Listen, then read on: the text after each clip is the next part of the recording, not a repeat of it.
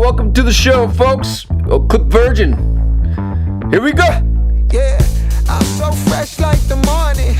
Mouth wide open like they yawning.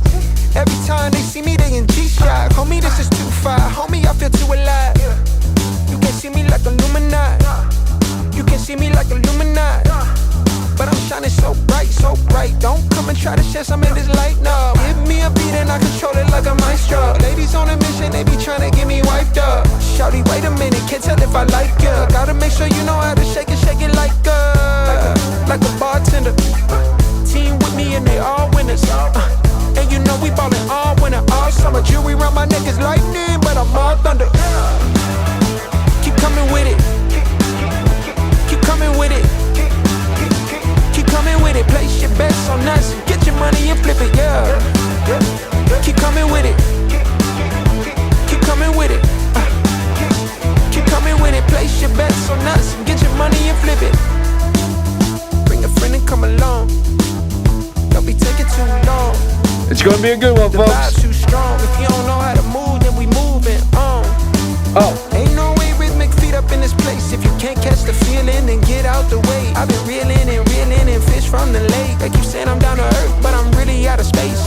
All these women aliens, super foreign, so exotic. Hop in the Mercedes Benz, and I got them crushing like ice pouring above. It's overflowing on us. You drop it, then pick it up. I think I'm falling in love, but shawty, this isn't what you probably thinking it was. It's a vibe out, cooling it for the weekend and such. You guys ready for a good one? Come on and bring me that up. Keep coming with it. Keep coming with it. Keep coming with it. Place your bets on us. Get your money and flip it, yeah. Keep coming with it. Keep coming with it. Keep coming with it. Place your bets on us. Get your money and flip it. Okay, well, what can I do now? Why should we go home? We're here, we're queer, we're drunk, we got all the weed, slow down. The chicks are here, they need to make a living, they need to make a living. Hell no. You know you'd want to stay. Fuck no. Everybody. We been gone. But the queer, what's that mean? Oh, welcome to the show, folks. That's right. We got old Clip Virgin here. And, oh boy, we got a doozy for you, folks. Thank you for joining us. We got a part 2 of David Cross. Let's bring you on over. Where are you? There you are. Oh, there you were right there too. Oh, don't start that again. David Cross. Now, we had a nice lengthy stream last night and barely got through 45 minutes of this 2-hour shenanigan. So I thought I was done with it. I'm just like, this is boring. Okay. And so about 45 minutes, 50 minutes into it, I'm just like, let's just call it a night. And woke up the next morning and the whole internet was ablaze. Apparently, there's some serious things that had gone down, and we're gonna continue where we left off and see what all the hubbub is all about. So I thank you for joining us. Hit the like button, follow us if you like these long form commentary, satirical analysis. And we'll get right to it. Good to see you, Lulu. We got a lot more to cover. Apparently, we weren't able to fit it all in one stream. Now, again, I woke up and people were talking. People were talking about the Bill Maher and David Cross interview. So I went ahead and I didn't watch any of the stuff. I wanted, because whenever we watch these things, I watch them for the first time along with you guys. Now you guys can watch them, and that's fine. But I like to get a fresh reaction for you guys, and that way it's a first-hand experience as we watch this source material. We stay away from the clips Okay. And here we are. So let's finish out the interview and see if we can see what they're talking about. And again, I try to stay away from the headlines and chasing the trends. So I know you guys are wanting me to hit play. So let's just hit play and see where we're at here. Ambitious. This. Let me. Okay. Yep. So we're about 43 minutes into it, and he's talking about going to Scandinavia. I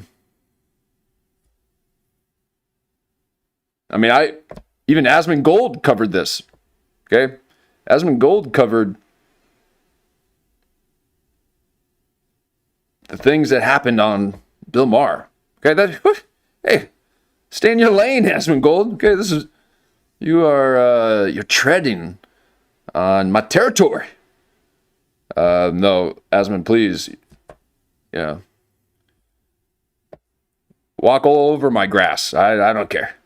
You're more than welcome to tread all over me.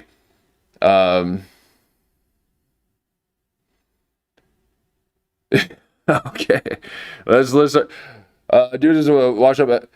I wonder, are you speaking of Asmund or David Cross? Because I don't think Asmund's washed up. But David Cross. Now let me go ahead and just give a quick recap of last night's stream. Now as much as I'm not a fan of David Cross's essence, okay, his politics, his overall. Okay, yes, thank you, Number, for clarifying. His overall essence and all that. I do find him funny. There is some humor there, but I can't stand his personality. And even Cross's comedy specials surprisingly are well executed. They're well packaged and they're tight, and they're decent for comedy specials. I don't really care for comedy specials. I think they're boring for the most part. But I would say that, and again, I thought he was hilarious in Arrested Development. I thought David Cross I thought that was great. Which, by the way, Asmund Gold said the same thing. Okay, Asmund Gold started talking about Arrested Development. Asmund, are you watching? Are you watching? I know you watch those little streamers occasionally too. Okay, he watched a streamer who had 0 streams, 0 people watching, and donated. I'm waiting for my Asmund Gold donation. No, I don't even have donations set up. Okay. But please, Asmund, give a little shout out, because he already covered the Joe Rogan when Joe Rogan was doing this. He's covering the same stuff. All right, here we go. Let's just see what all the hubbub is about, and we got quite a bit more to go through. But thank you for joining us, and welcome to the chat, Number. There's the good and the bad in the American character, but as a friend of mine who came here from Canada said, in my country we cut down the tall trees. Here you don't. And that's certainly also what I've heard from people I know who came from France. What does that mean? I don't understand. You can't get too high. You can't. You're not. Cross. Cross won't have never. He doesn't have a concept of that. He's tiny. Have trillionaires. Like me. Okay, I'm 4'3". I'm going to be 4'5" one day. I know that for sure. I was taking it literally, and I was like, yeah, obviously. Oh, I don't. That's my hang up. I take shit way too literally. It's like it's a metaphor. That makes sense. Hey, how about this for little metaphor? See if you take this literally. You suck. Huh? How about that?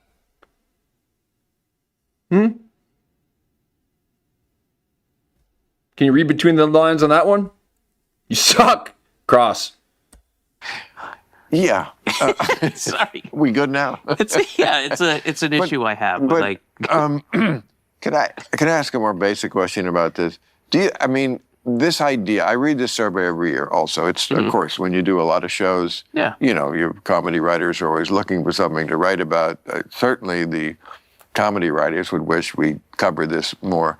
I tend to, ignore it because I feel like it's a bit of a bullshit thing. Maybe they are happier, but how can you really quantify who's happy and how happy they are? you just did, and you were right to do so. That is what it is. You answered your own question. Yeah, you're right. And I've been there. I every time. Oh, I bet David Cross will mention something about his hands being in the ice. Now he's drinking some beer, and apparently David Cross was roaming the set before Bill Maher showed up. Now, what I believe that David Cross does not know is that Bill Maher has his interns tucked away in the recesses of the studio. Now, Marshawn Lynch, last time he was there, he took a shit in the studio bathroom and stunk up the whole place before the interview and grossed out Bill Maher. So earlier in David Cross's interview here, he mentions how he thought he heard he's like, wait, hold on, Bill, what's that noise? Do you hear something? I feel like I hear a sleeping dog snoring or something. So he doesn't know that there's people there. So here's why I suspect that Bill Maher allows his guests to kind of roam around and he monitors them. He's like watching them in his monitor station and sees what they do and he'll put like little tchotchkes throughout the studio and see if anyone pockets them. So David Cross doesn't realize that there's people in the studio. Welcome to the chat, Shai. Here we are. I don't live there, but I'll be there for. It's right for those people, but that doesn't make everybody happy. Some people are riverboat gamblers and are willing to forego those things, and the "we're all in it together" thing, because they want it all. Glenn Beck once said, somebody's talking about how we divide the pie. And he said, it was like talking about talking the quiet part out loud. I want all my pie. Yeah. People want all the pie, David. I'm not disagreeing with anything. No, I'm just saying. saying. The whole thing. I agree with you, who's agreeing with me, that it probably is better. I think you're agreeing with me when we write down. With not sweating it is a great goal and a great good. But, it is somewhat at variance with the other thing, which is ultimate freedom. I mean, Americans, we love our freedom. American. Yeah, but we're not that free. I mean, we're not that free. Yeah, well, you're not free of your calorie count. Look at, you'll feel free once you, learn some moderation. You're not free of your gluttonous ways. Okay, I'm free. I'm free, and yet I'm still a freedom fighter. Okay, I fight for freedom.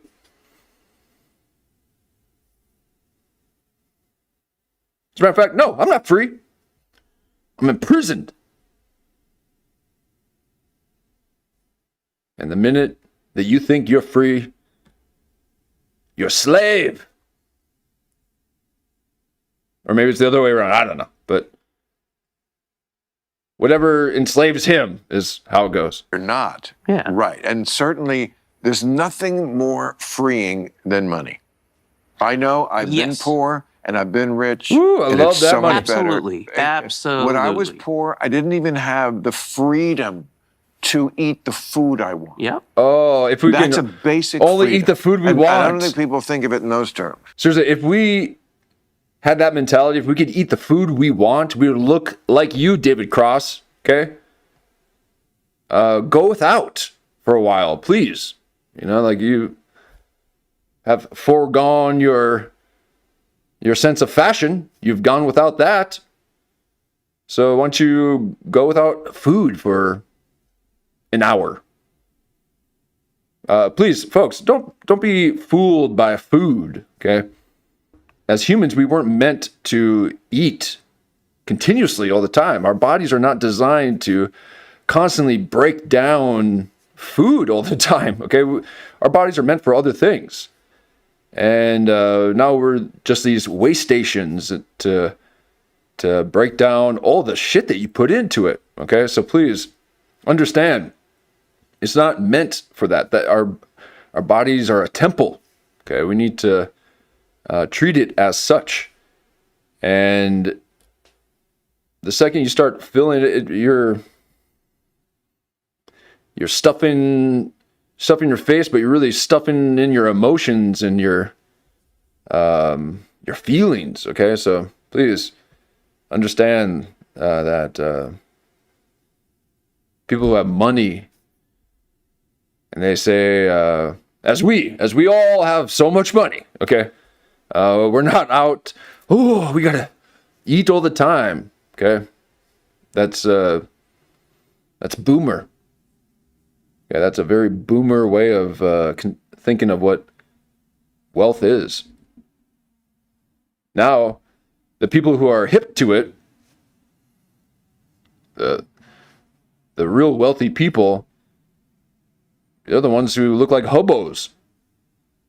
And that's a hobo, not homo, Bill Maher. Okay, so take it easy. Down boy. But, you know, you see all those people walking into car dealerships, torn jeans and, you know, all beard and like the early days of Clip Virgin. And, I mean, I was kicked out of places and I'm like, hey, what? No, come on. I'm one of you guys, right? No, they don't like when you go Wizard. Shout out to Wizard. Give Wizard a shout out. He's been gone for a minute. But again, David Cross looking like Limp Bizkit still don't make you hip. Okay, no matter how you wear your ridiculous ball cap, you're still a loser. Yeah, no, you're right. Is that tequila? No. Oh. That is tequila. Would you like okay. some? Yeah. I'm gonna have There a you little bit go. of Yeah, like a big boy. Would you? Oh. Would you like? Really? You like No. a big boy, Okay. Bill Maher? Well, it's great to see you. Let's check No, your you hard too. drive. It's It has really, been a while. I can't stand it that the years go by and Oh, I Bill. don't see the people I'd like to see more. And well, you got to come to New York. we all have such. Is that where you live now, New York? Yeah, I've been there for quite a while. But it was London Okay. because I remember Is he going to drink it out of the shot? trying so Shot hard. glass there, or he's started gonna this to pour get it? you, calling you all the time, and it was like he's in London, he can't do it. yeah, I did. So you were Okay. there because you were doing that show. Yeah. I remember that. I love that show. No, Oh, he's going. thanks. Yeah, I did 3 seasons of Yeah, Todd Margaret, and then I did one. Todd Margaret. Yeah, right. the increasingly poor decisions. Yeah. of Okay, Todd that's okay, Margaret. that's and, The increasingly poor decision. Yes. and it's yeah, that was a treat. And then I did a show for Sky after that called And Bliss. where did you live? You were right in London. Yeah, I mean, I started. I was That must hitting be every single awesome. place. It was No, great. but you living. I mean, yeah, for yeah, living. I loved it, and I'm. And Amber liked it. Yeah, yeah. And we go back. We took our daughter there last year. When I was on tour, when I was doing the European leg, I carved out a week around London. Take your during hat her, off. You seriously, these hats. Okay, I already went into the whole ball cap thing. If you're wearing a hat with a brim around just the front part of your head, you're looking like a boy. Okay, so what are you doing trying to look like boys? Are you trying to attract them? Okay, look like a man. Okay, if you're bald, be bald. Who cares? Everyone trying to change themselves, and all the old men trying to look young, and all the young men trying to look old. I'm tired of it.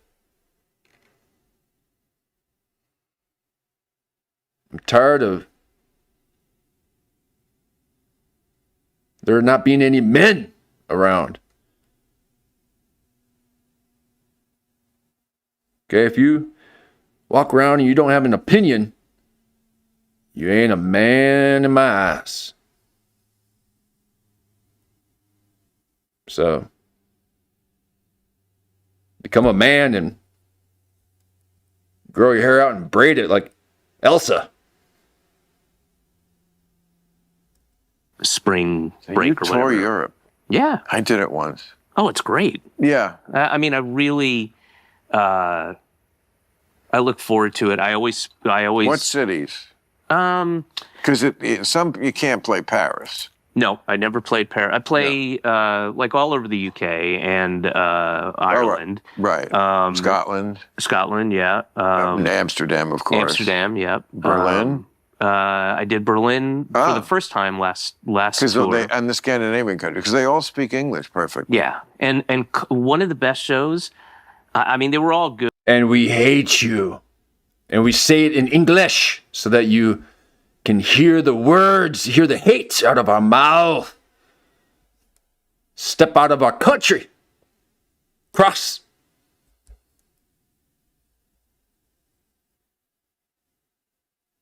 Nah, I'm just kidding. You're just a good little guy. Hey, come here. No. You know, just want to pop that little bulbous nose you got there. Can't wait to see you drink a little bit and see it turn red. Like old Rudolph. Good, but I'd say the three best shows were Cologne, Germany. Fucking great. I like crazy good. And what, Copenhagen. You expected to be a bunch of Nazis? Well, You no. say it like Germany. Who'd have thought they'd laugh? No. Hey, watch your mouth, Bill Maher. Scheiße. Watch yourself.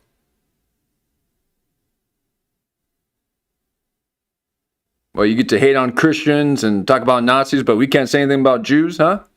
Not saying that I'm part of that group. I'm just saying that people can't, huh? Huh? It's the only group that no one can talk about?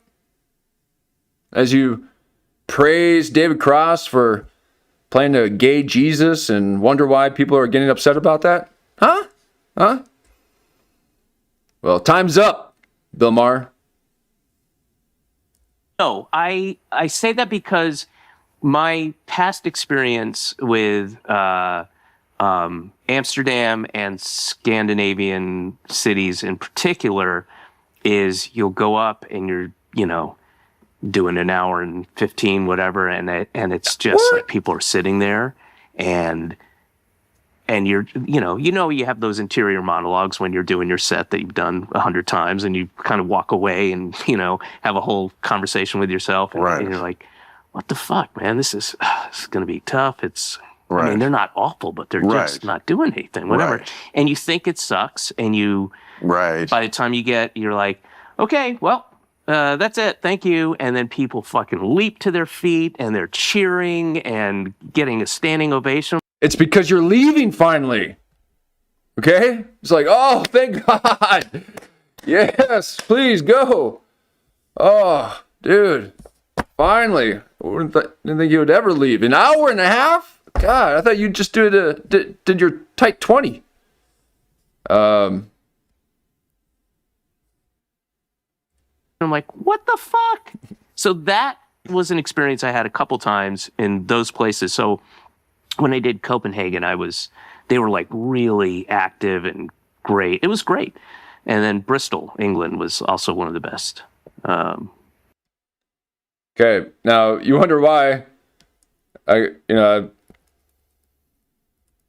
Old Southern racist guy on his porch in Georgia or wherever, and it was basically he would take their lyrics and he's like, This is for number. Niggas ain't shit, but da da da.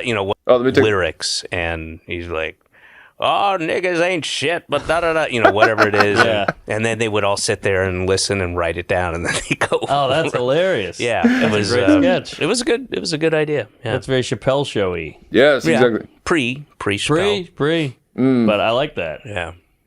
You gonna bleep that N-word or what? Yeah. Huh? You okay with that? No, because it's the A. It's the AH. Okay. So it's the AH, so it's fine. It's fine. Josh Danny, it's fine. You gonna take us there? Yeah, That's a great sketch. I'll say. And it was basically he would take their lyrics and he's like, oh, niggas ain't shit, but So that's why David Cross always has this little. He's very. I hope no one brings this up. Okay. Yeah, Norm is disgusting. As a matter of fact, speaking of disgusting, there's Andy Dick. But here we are. Let me see if I can pull up one more here. So speaking of Mark Norman being disgusting, the hotel rates were insane, But man, what a fucking nightmare that. Sorry. Yeah, it's a nightmare. I'm with you on that one. Oh, we lost Cross. All right. So there you are. Yes, Mark Norman is disgusting. As you can see here at Clip Virgin, I interact maybe a little too much with my chat. Okay. If I'm not careful, the chat will just take over the whole show. But please, if you enjoy long-form commentary and satirical analysis where we take a deep dive and look into the micro facial expressions and body language to get a sense of their psyche, follow us, subscribe, and give us a like. We love going in hard. Okay, just really like to. No, it's all in fun. We very much appreciate what they're doing so that we can keep doing what we're doing. So please don't stop. But thank you for joining us. Shows I did, but it was, I tour Europe every time I go out. It's fun, and I they're happy to see me. How many dates do you do a year? How many stand-up dates? I Anywhere in the world. When I tour, it'll be 2 years in between tours, right? So you don't do it continually. You just do a tour. What do you mean? Look, I was never I never had a tour. I just always did it. Every other weekend, I'd go out and do Saturday and Sunday in 2 different cities. And Yes, Lulu, I agree. It's going to be a good chat tonight. Yeah, what I do is... For how many months? It depends. I would Wizard say in the I do house. between Welcome 80 to the chat, Wizard. and 110 shows. Whoa! And it now not all back to back. I mean, Right. But what I do is But you're away from home for a month, like a rock band. Yeah. Oh wow. Yeah. Oh, you're much more of a warrior than I am. I'm it's Bill Maher is so taken back by rock stars. He wants the rock star life, and look at his beady demon eyes. Oh my God. Vacant, absent of any testosterone, unable to see any forethought, because if you had any, you know that this is a horrible, horrible outfit. Bill Maher has already mentioned earlier, and we covered this last night. Take a look at our last stream. He talked about how he's like, why the hell are you wearing shorts to my show? I can't believe you're wearing shorts. And commented on his outfit. Bill Maher. Oh, yeah. So here, again, wearing horizontal lines, and his like it's all the way up there. Wow.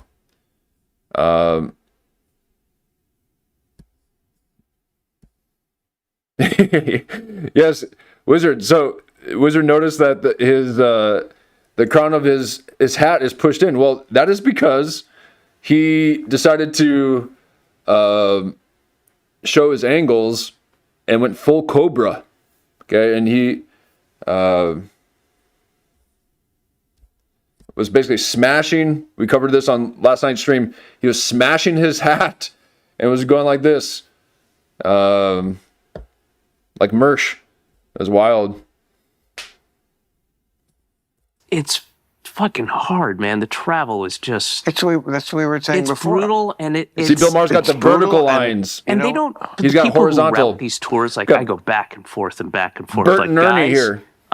how am I going to get from Sioux Falls to Bozeman, Montana? I looked. You know how I get there? I got to take a 6 a.m. flight to, you get these regional airports, and like, I'm not going to do that. You can't take a plane? Well, you take a plane. Your own plane. Bill, I don't have that kind of money. I don't know. I can't doesn't take the a tour tour. pay for it? No. I mean, the shows that the money that's making from the tour? Because no, I do. Really? Yeah. How big are these venues? You're David Cross. No. I mean, summer theaters and... No. He is David Cross. Okay, you have to end that on a down note. Okay, it's not. He is David Cross. No. He is David Cross. That is why. Okay. No one's paying for. And look, he's like, wait a second. You mean I could have included that into the price? Oh my God! Look at that. Oh my God, I've never seen such vacant eyes in my life. You're right. This is basically like Billy Page. I mean, holy mackerel. Wake up, David. Jesus Christ, you're on Bill Maher.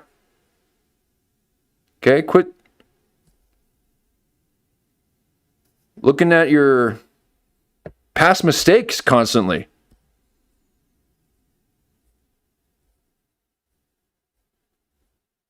Oh my God. And seriously, dude, how big are you? A fatty? Some are like music venues, clubs where I have like standing room, and I cannot take I can't even take a tour bus anymore. Wow, they're just too fat. That's But also part of it is that I don't. If I went out, I'm fat shaming them. 4 months, which I used to, then I could take a tour bus because it all amortizes. But Jan in the house. I go back because I got a kid. Who's else? Who do you need on a bus? Well, it's you have a driver who's driving you and you can sleep. I know, but why do you need a whole bus? You're right. I only need half a bus, but they don't make those. So just you alone on a bus? Oh, your family. You bring the family on the bus? Yeah, before my daughter went to school, but she's in school and I don't want to be away for that. So I go back and forth and I'll do 10, 12 days and then I come back for a week, and I can't take a bus on it because it's just too expensive. What do your kids think of what you do for a living? I've one daughter who's 9, and she hates you. She hasn't really seen stand up and probably won't for a while. it's kind of saucy. And That but What the- she, when she was what? That's not a term. Saucy? up and probably won't for a while, it's kind of saucy. Oh. And Sorry, let me get that pause button out of the way here. What are you?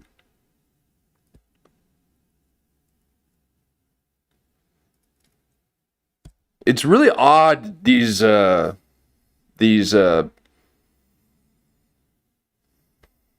parents who basically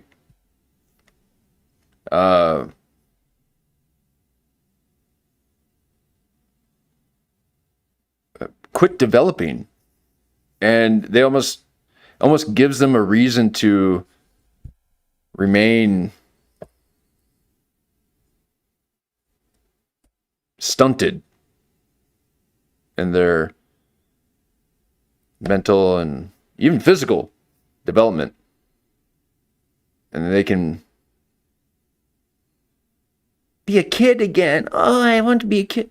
Do you know how sick it is for a child to see their parents being children? They want you to be an example of what they are to be when they get older. They need examples, okay? They don't need a friend.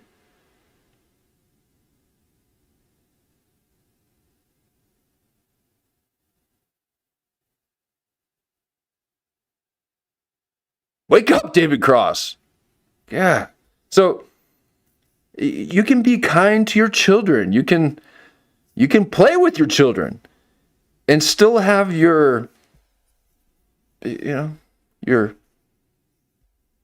stature intact. Okay, I'm 4'3", and I got stature. With all my hundreds of children.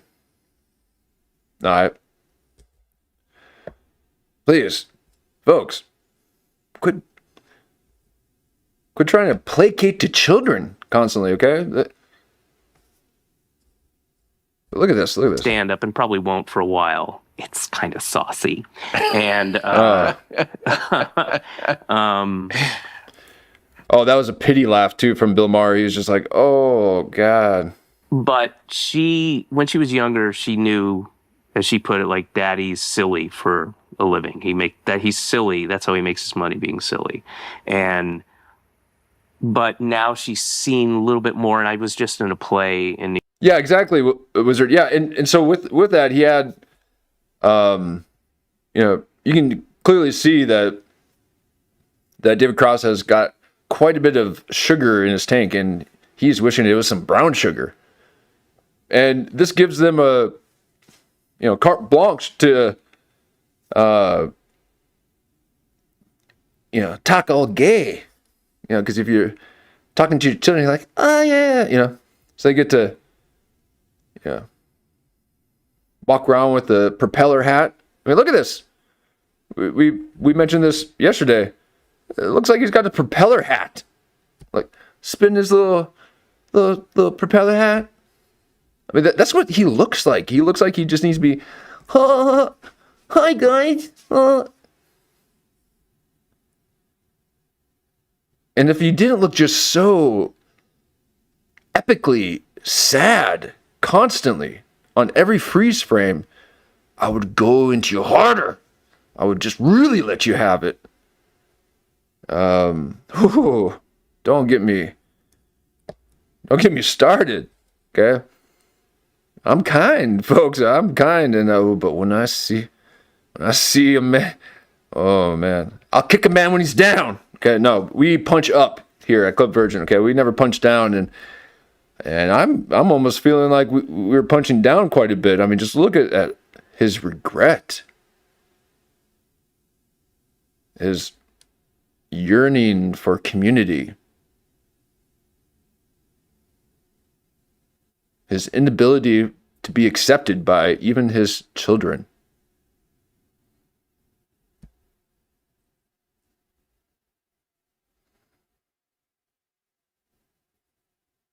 A man that looks like that is a dangerous, dangerous man. New York, I did Tartuffe with Matthew Broderick. Oh yeah, I and read about that in the paper. It was great, and she came and saw that, and it just she jumped up, and she's at that. Well, I put her to bed that night. She goes, "Dad, is it okay to be proud of you?" Oh, I know, my heart. Because Costume. I would say. oh, sorry, I skipped it.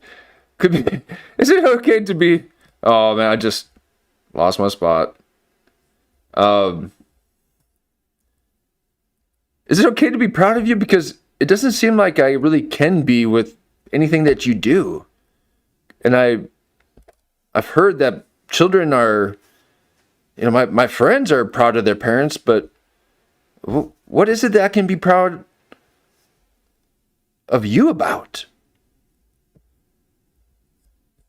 I put her to bed that night. She goes, "Dad, is it okay to be proud of you?" Oh, I know, my heart. really? Yeah.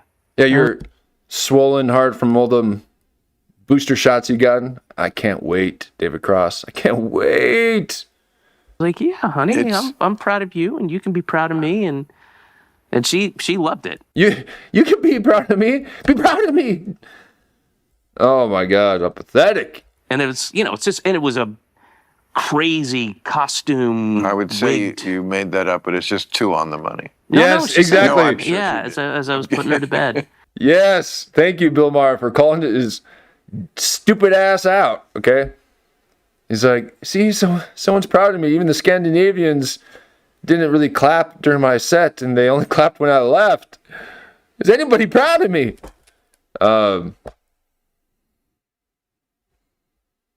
It's all about the he says, she says. She didn't say it.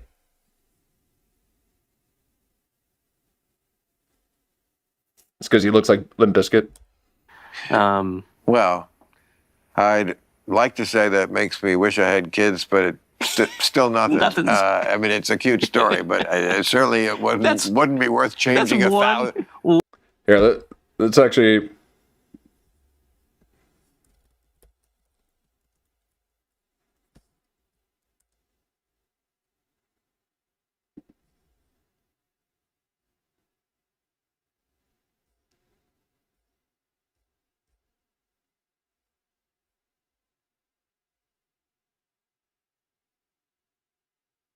Look at that gay ass hat too. Oh my God. Looking like what's his face on Jamie Kennedy.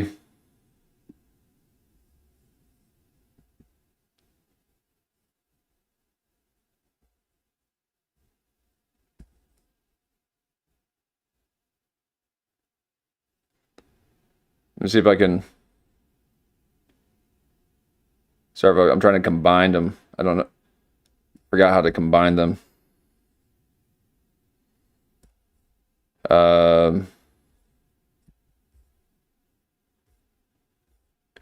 Is there another current one?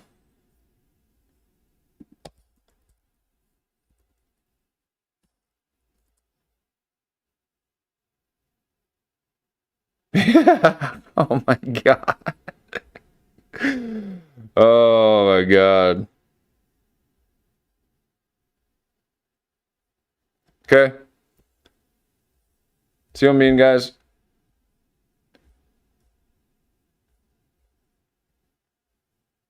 He's trying to look like Limp Bizkit. It ain't happening.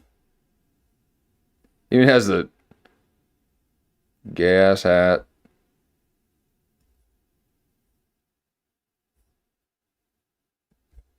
Oh my God, he colored it.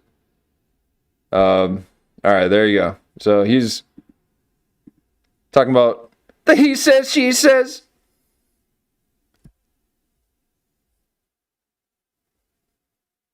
You gotta have pants. You gotta have pants. David Cross.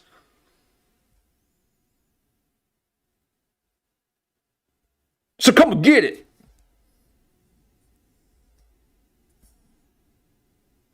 Give this man some pants. Give this man some pants. Okay. He's Limp Bizkit. All right, here we go. One cute story. I got 99. Wouldn't be worth shitty changing stories. 1,000 diapers for it, trust me. But okay, so I did read about this in the respect New York ain't one. Times. But you'll forgive me, I don't live in New York, and I'm not much of a culture vulture. So Tartuffe, okay, doing a play with Matthew Broderick, that's as high up as you can get in the theater world. Matthew Broderick is... well, probably Nathan Lane, but don't tell Matthew that. Oh, well, they did the producers together. I mean, but Matthew Broderick is show business royalty on Broadway. So that's a very feathery cap thing for you. It was great. It was and a what really... is Tartuffe? Obviously a French play. Moliere. Moliere. Do you know Moliere? I know what he said. He said, to honor all Moliere. Okay, real quick, guys. Look at... Oh, my God. Look at it. I mean, he has no muscle tendons in his feet. This is what I'm saying. Okay, stay away from these really thick-soled tennis shoes. The thicker the sole, the thicker the thighs. Okay, he's a thick boy. And look at this. Dude. Weak-ass legs. Pudgy-ass beer belly. What? We think that you got something funny for us? Your mind is all clogged up.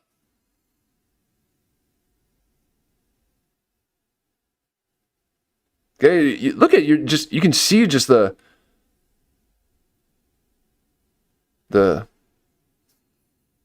yearning, the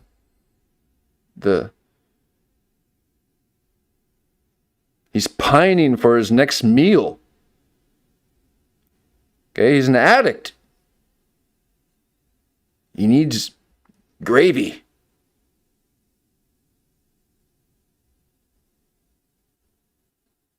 And I mean, look at that.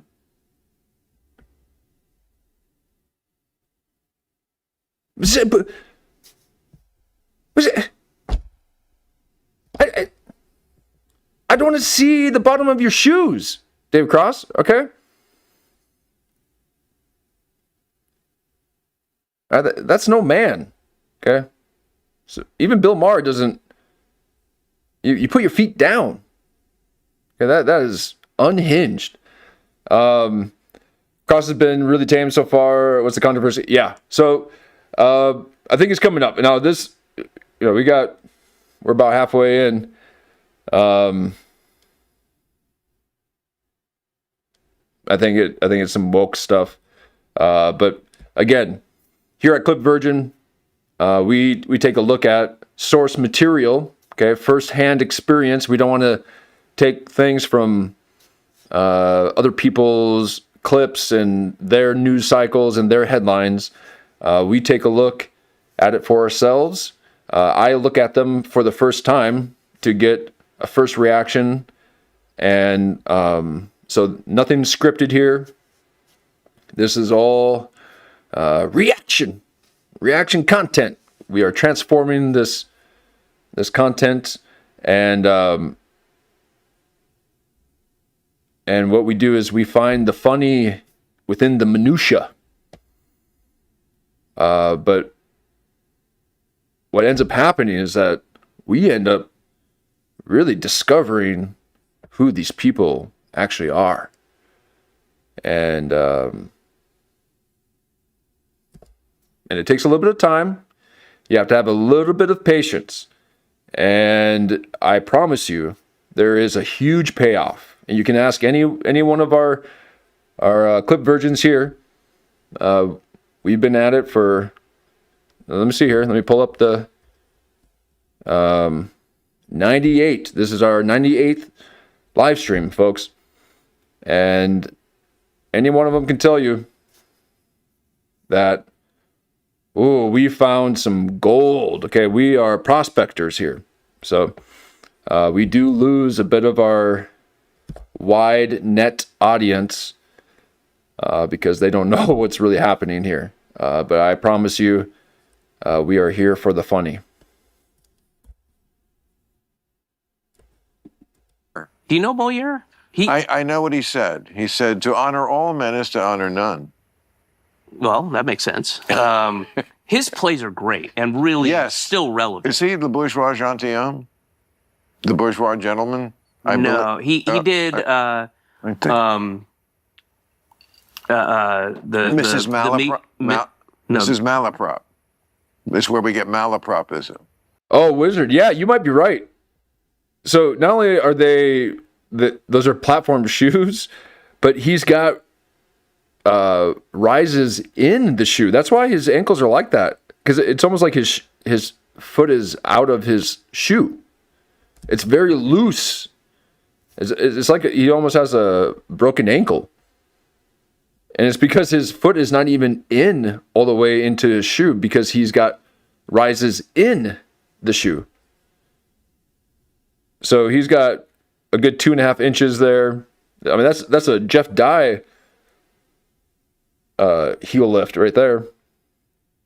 And he probably has the other 1/2 inch to 1 inch in the shoe. So he's pushing an extra 3 inches. Look at that. Oh my God.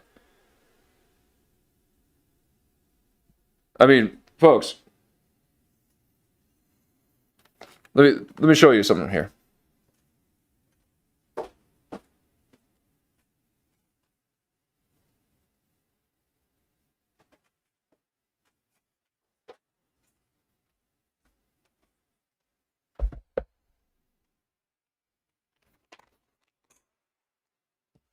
Yeah, I gotta be real quick with this, okay? I don't need you to be looking at my shoes here. And I don't need you to know my essence. Let's see if I can, well, anyways.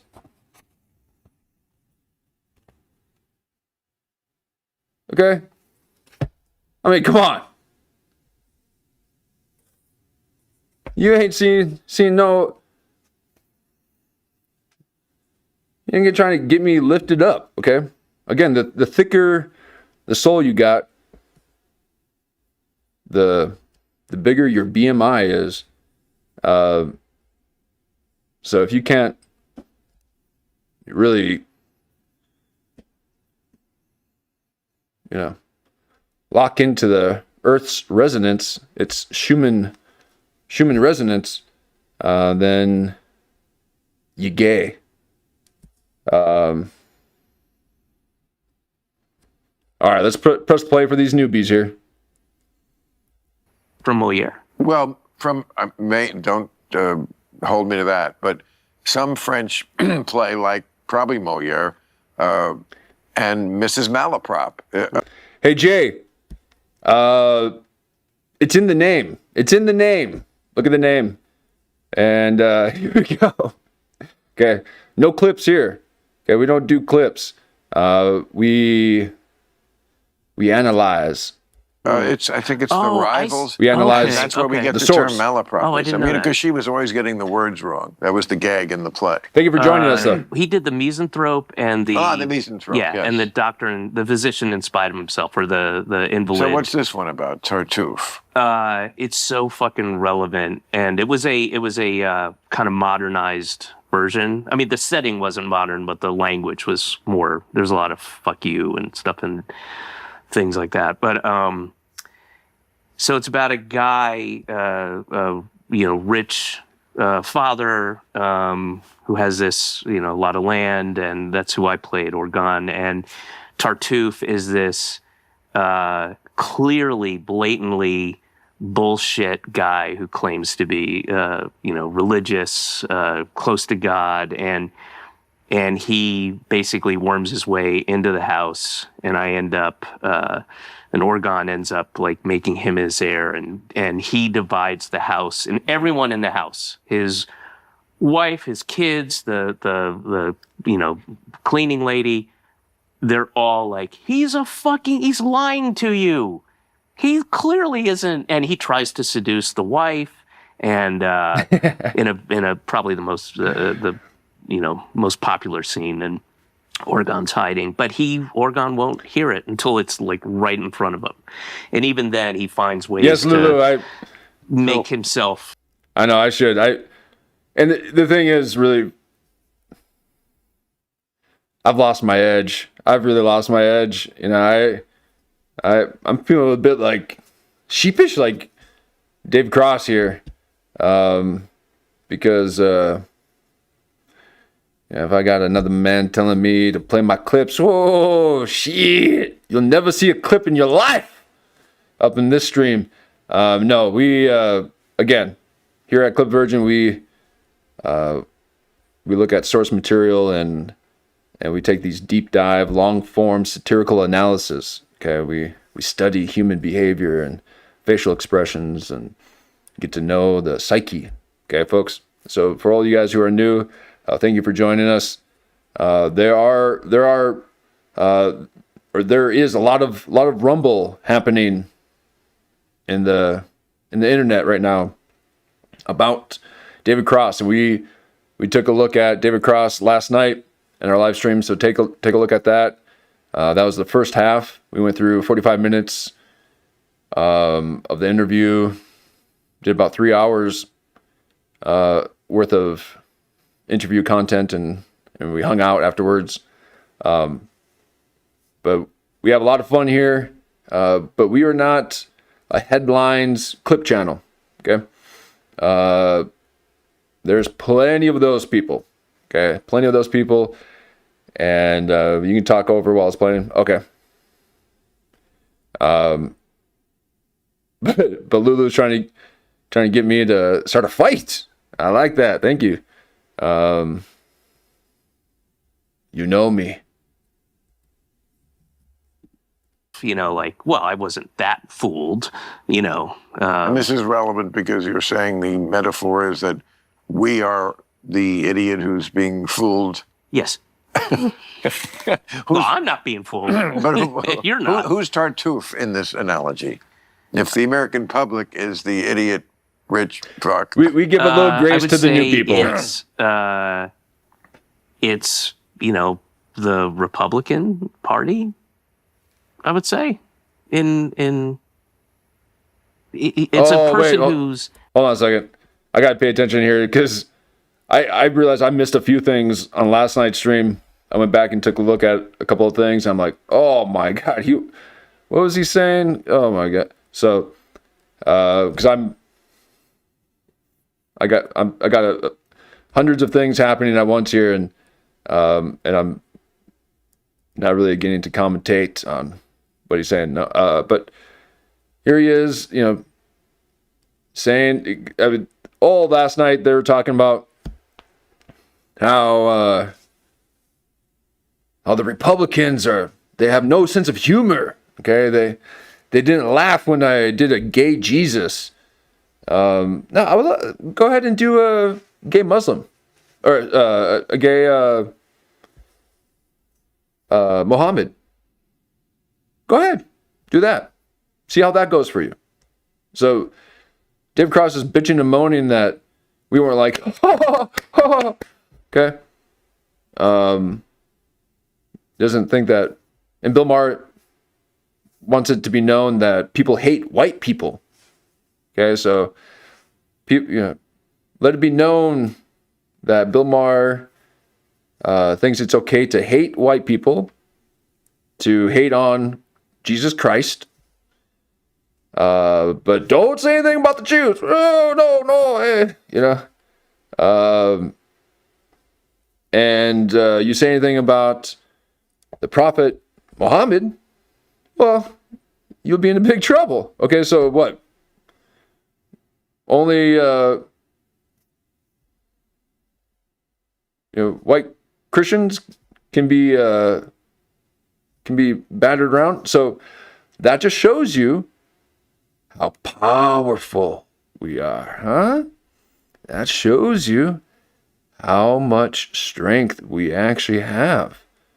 So better watch it, Bill Maher. Okay, you better watch it, David Cross. We'll start the Crusades in a Jedi second. I don't even know. I'm not even apologizing for that lame ass analogy, but okay.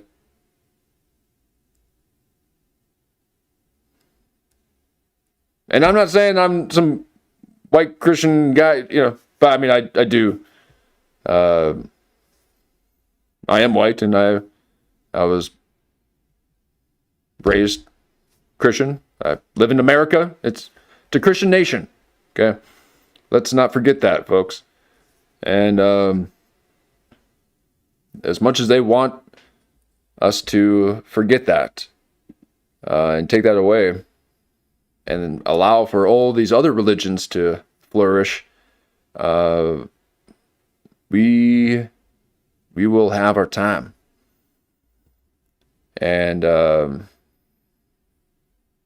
time is now. And that reminds me, let's open up our Bibles to Ezekiel. What's that scripture?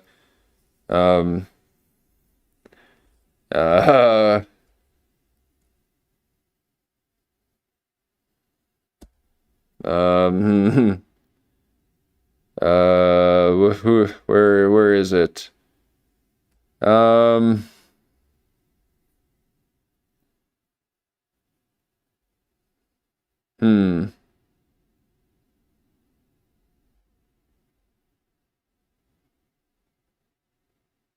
Can't seem to find it.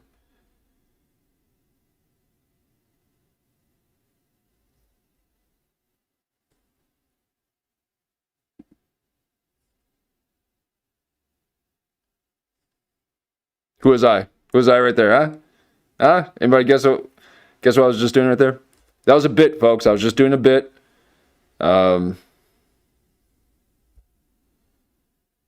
What's his face?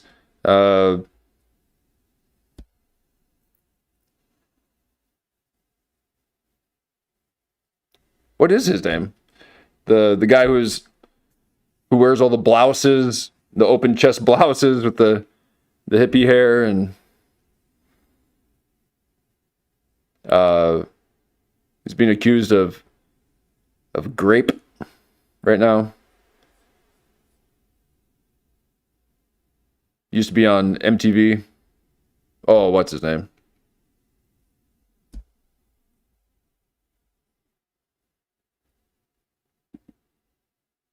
Anyway, I was just doing it.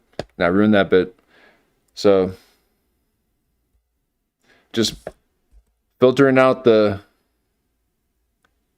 Carson. No, he was in Get Him to the Greek.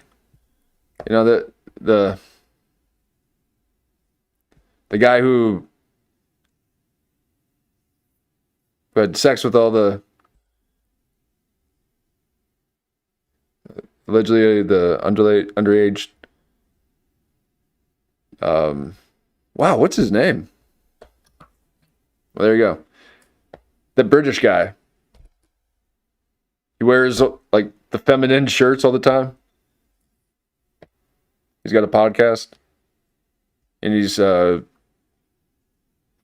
grifting, doing. He's Christ grifting right now. He's got a book out, How to Be a Christian in 7 Days. Oh my God, what's his name? Jeez.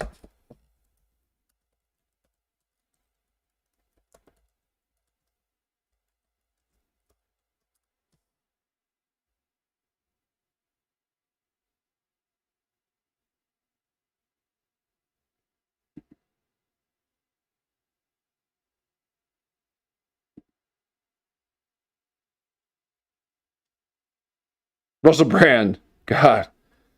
Oh, man. Oh, yes. Thank you, Lou. Jeez. He was on doing an interview, and Pierce Morgan was like, Well, I saw that you brought a Bible into court. And you were looking through the Bible. What scripture were you looking for? And he's like, thank you for asking me that. I appreciate you asking me that. Let me look. He's like, let me see if we can pull it up. That was a good one. Oh, jeez.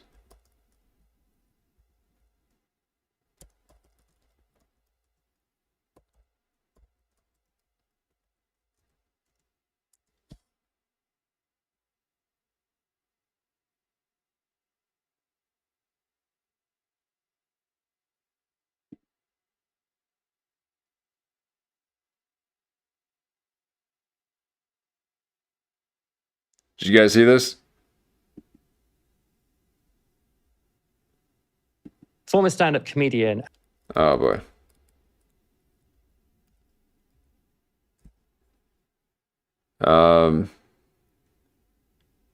Thank you, Novora Media, for posting this. We're going to take a look at it. What was your thinking of taking it into court? And what you were talking about his Bible. Looking at some passages. What were the relevant passages for you? All right.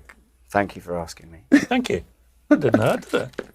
It did kind of. A little bit. Look at that blouse. Oh my God, that's just so crazy. It was this from Isaiah. Oh, Isaiah. And you're right. Blair did say, be chilled. Sometimes I lose the chill, man. It's pretty. You say his producer said, chill, man? Lose it. This is so painful.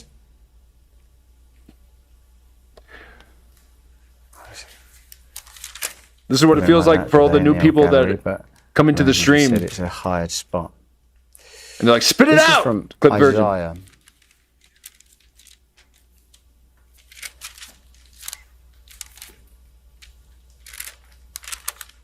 Excuse me.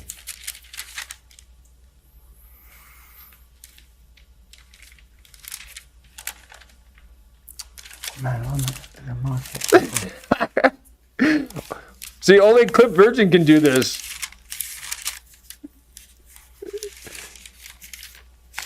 Play the clip. It says here.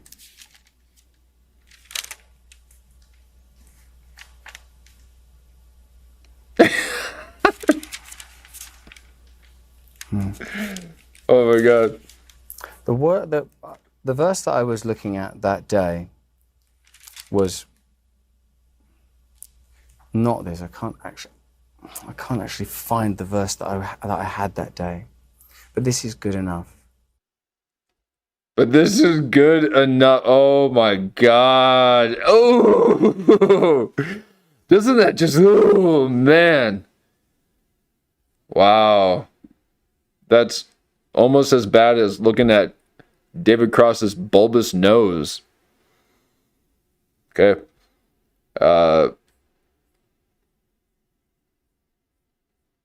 Allow a man to take some time to sift through the scriptures. Okay, as we watch this, to all the new people that are joining us for the first time here at Clip Virgin, okay, I'm mentally sifting through the scriptures like Russell Brand, finding that perfect verse. Shit.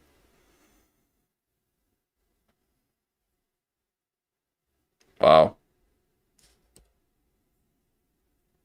Rich, fuck. I would say it's the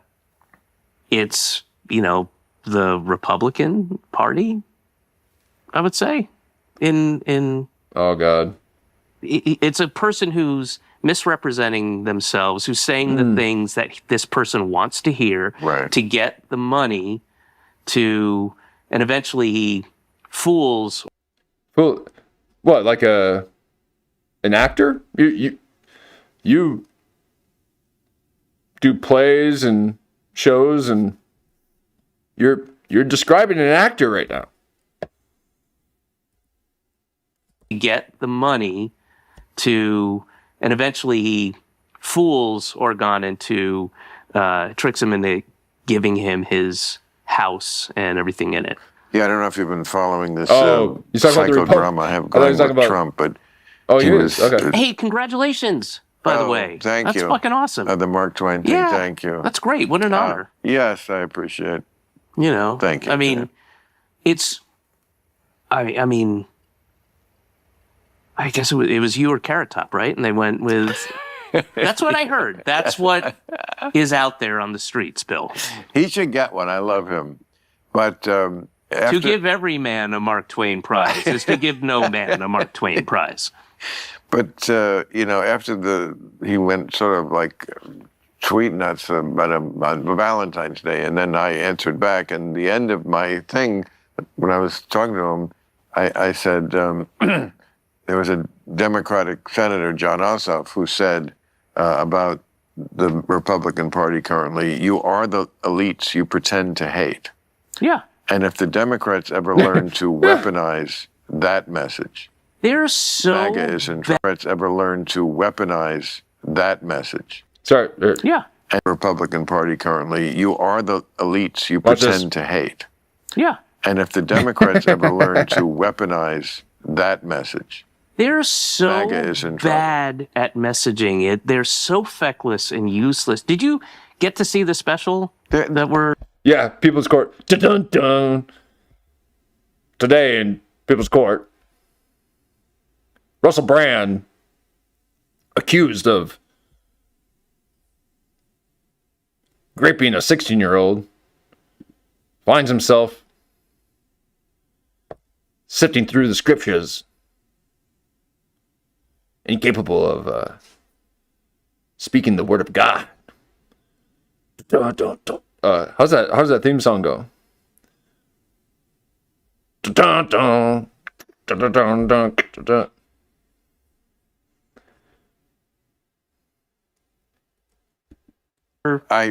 yet, because they just told me about it yesterday. Oh, okay. So, work week, I couldn't anyway. But I've seen all your specials.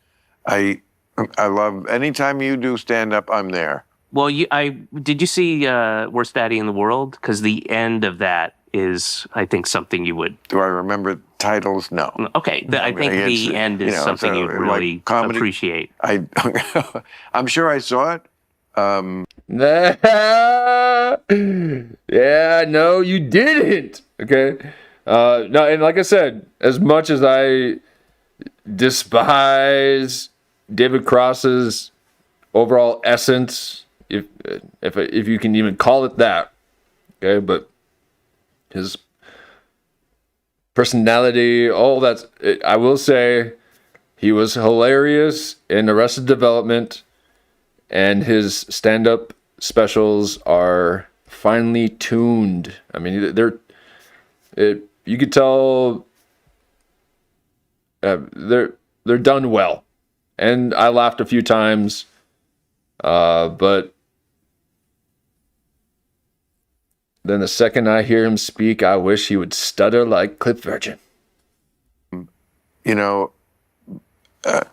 Comedy specials is not like, you remember the title or. Oh, no, I know.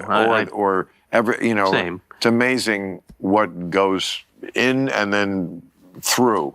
I mean. Why did I bring this up? It was relevant. No, we're about elites and the Republicans, and you're right. Oh, yeah, because I talk about how useless the Democrats are. But I feel like they're much more than just useless. I think they have a bunch of really stupid, bad ideas also. Yes, I agree. Okay, that's great. I'm glad we agree on that. But I never stopped hammering the Republicans, and it's just. I think they're more blatantly hypocritical to me, more openly hypocritical in the sense that of what you just said, where Stop looking at the camera. Oh my God, what are you doing, a YouTube tutorial? But yes, thank you for joining us, folks. If this is your first time, please hit the like button. It helps us out a lot. And if you like long form commentaries and satirical analysis, give us a follow. Okay, we are trying to hit some goals. We are looking at the Godfather goals of 500 by end of spring, 1,000 by end of summer.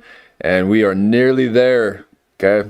Those are some Hail Mary Godfather goals. And we will not be able to do it without you. And wow, thank you so much for the welcome reception to the new videos that eventually putting out there and chopping up. I'll chop these live streams because we go for 3 plus 5 hours, and I'll chop them so that we got little segments here, 30 to 50 minute segments, and then smaller ones, and I'll keep them funny. So if you like that kind of poking fun of the comedians and podcasters, this is your one-stop shop, and we've got a great community and very welcoming community. That we had a new converter last night who said, "Wow, thank you for such a warm, welcome reception from the chat." So that warms my heart, folks. And people in the chat showing that people coming in for the first time, they feel welcomed, and wow. So thank you so much, you guys, and thank you for weeding out those looky-loos, not Lulu, but the ones who don't quite get it. So, but let's give them some time, okay? We are a little bit nouveau niche, okay, and so it does take a minute. We gotta allow for a little bit of a rewiring of their neural passageways, and not always be talking like this and, hey, you guys, they're not used to that when they're watching commentaries. So we like to keep it chill, like to hang out, and we tend to go a little bit late at night, so I'm not going to be shouting. Well, I do shout a lot, but I speak within my lower register, okay? I'm not in the nasal passages. Just to keep your guys' attention. So, and the pauses between things I say is so that it gives you time to fill in the gaps mentally. Okay, I want you to be able to come up with the ideas and come up with the little quibs and little funny things, and you'll see how it goes, and as you listen to it, as you do your dishes and feed your cats and do some gardening, you'll see that you'll start to paint that landscape yourself. So it's a lot of fun. And what's wild is that a lot of times we'll end up saying the same thing. Okay? That happens a lot. So it just shows you we're on the same page, and we're not even in the same book as David Cross. Okay, so let's turn this page here. They're the elites they pretend to hate. And you look at video of what's his name, John Kennedy, the Louisiana. I had him on the show 3 weeks ago. Like, you look at old video when he's in Harvard, he's kind of talking normally, and then all of a sudden he gets and he's out. Geez, that's hotter than a biscuit and all that. No, he definitely plays up Louisiana. No, I love him. We had a great time because you could just see I got to say, those kind of guys, the Republicans, they just have this little, like, I can wink at them, like, and it's like, yeah, we know we're full of shit about certain things, Now, the best of them do draw the line. It's not like the Republicans never draw the line. When Trump insisted in 2020 that he had won that election, which I was way out ahead on, predicting that he would never leave office, and then he tried to do exactly what I said he was going to do. There were Republicans, like his own Attorney General, who is, William Barr, who we all didn't have very good things to say about him, and Mitch McConnell, and Mitt Romney, and several others, Liz Cheney. There were ones ones who also, some who were like closer to Trump, who said, no, you lost. you lost, and you have to say you lost. So, you know. Boy, the bar is set so low. So low. Did he? But yes, Romney was decent about all of it. Yeah. So was Liz Cheney. And Mitch. No, we don't get political here. Okay, I don't find politics funny. Okay, I like to go for the funny. We are not a political channel. There are thousands that are and do it way better than me. Okay, not me. Okay, I'm not part of the political left right. I'm right dead in the center of a circle. Okay, there are no sides to a circle. And I also can pick up on gaslighting. Okay, so anytime they're like, oh, these Republicans are just, okay, and the same thing with the Republicans. They're like, oh, these lefty lunatics are, okay, it's just, oh, shut up. Seriously. Okay. It's worse than hearing about sports stats. Okay. I don't want to hear about how this kid was recruited from college or he skipped college and went from high school to pros. Okay. You got a child in your mind constantly. Okay. He's a child. Okay. So you're always thinking about kids playing sports. It's weird. So now they just went full kayfabe, and now they're watching adults, play politics all the time. So, if we don't give them our attention, they lose their power. And through social media and the internet, they have gained a lot of power. That's why everything's about them. It's because we're giving them all of our attention.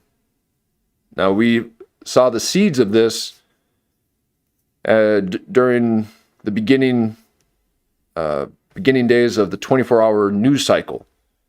And we were realizing, wait, they are, fabricating the truth. It's no longer about the facts and the news. They're not just talking about what's happening. They're putting their opinion on it. That's only meant for, that was only for like Dateline or, investigative journalism. When you went to go see the news, you just heard the news and that was that. And then the 24-hour news cycle needed to constantly keep people on the channel. So then people woke up to that and they went to BBC and other different means of news. And then they got hijacked or co-opted by this vampire louche drawing mechanism. So all I say is stay away from the politics. Then we can finally get back to comedy. And but they insist to keep things political.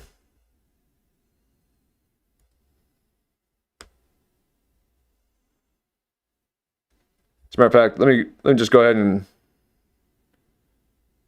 for all those newbies out there, I'm going full screen. Hey guys, welcome to the show. I might even just look straight at you. No, I don't look down the barrel of a lens or a gun.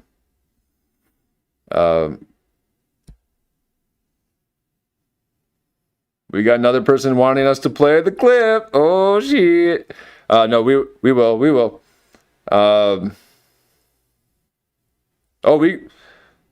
got people that like that, huh? It's too digital. Yeah, I don't have an HD camera.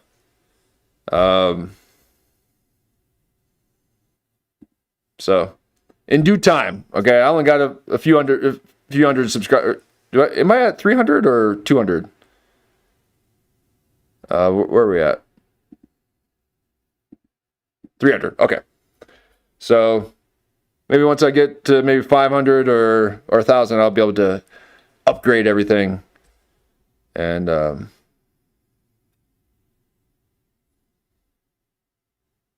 or not. I might just keep it all low tech.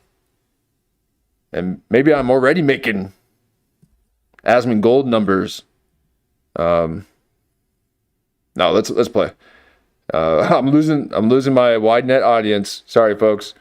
Have a little fun. I don't apologize for nothing. This is my show. And the chat's show, actually. It's really the chat show.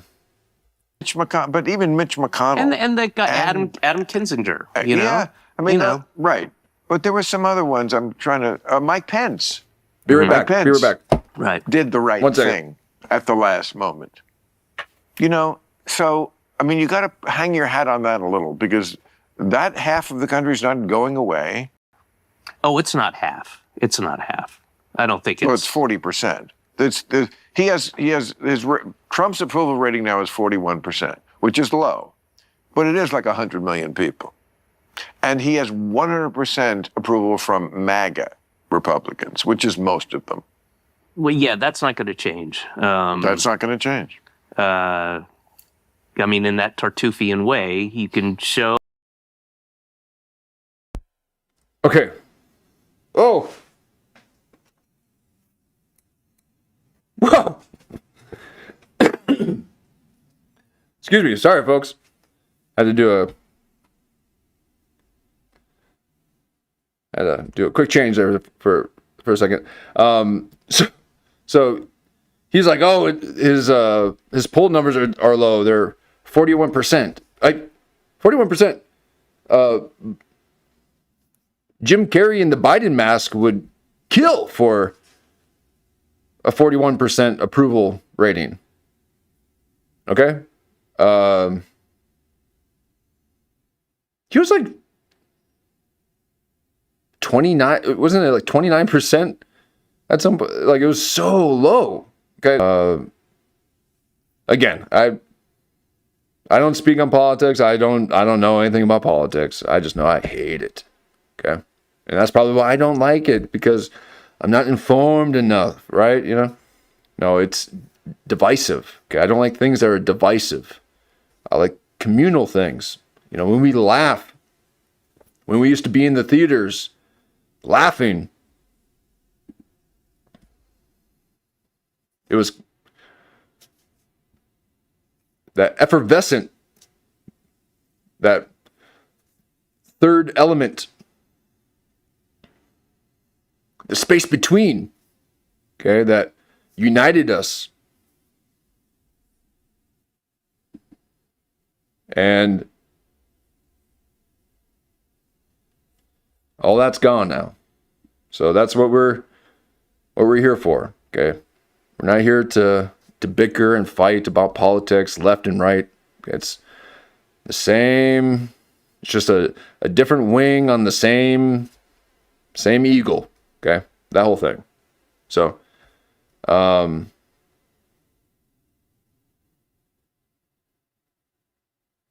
let's just, we got to be able to recognize when these people are just lying to us. Oh, you can say, look, here's I mean, it's. So how was Matthew Broderick to work with? No, he's a total Trumper.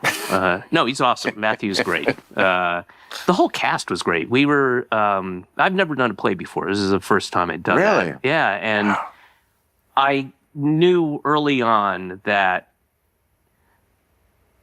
I was lucky in that everyone was super cool and liked each other and got along. And you can imagine, you've been on sets before where it just takes one fucking asshole to sour everything, you know, to put a weird mood, you know. Boy, do I. Yeah. We all have, you know, you've been around somebody who's just shitty or sour, whatever. Right.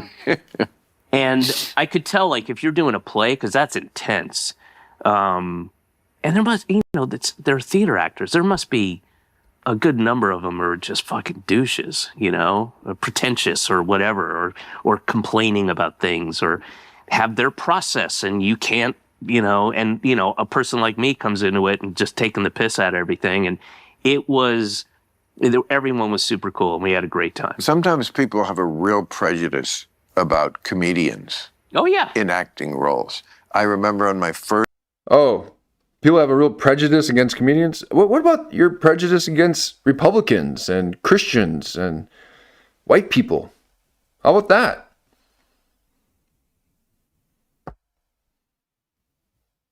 Like, oh, don't tread on the comedians. You guys suck. You're not funny. Except for occasionally. David Cross, how do you do it? How can you just be such a blech, but yet be kind of funny? Okay. But only when you're getting shitted on in the scene. Okay.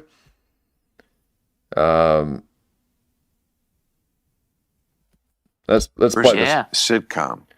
What was it? Sarah on NBC, starring Gina Davis. I didn't know. What was it? We were 4 lawyers in San Francisco.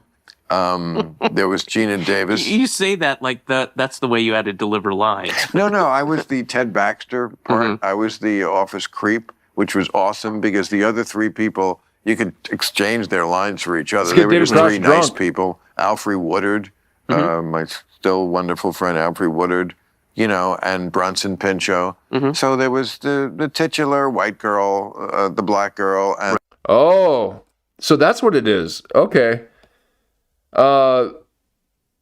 He finally has a little bit of life in his eyes. Okay, this is very similar to how Mark Norman is. So this is the alcoholic stare, just like pining for his next drink. And now you don't see that anymore because he has a drink in him. So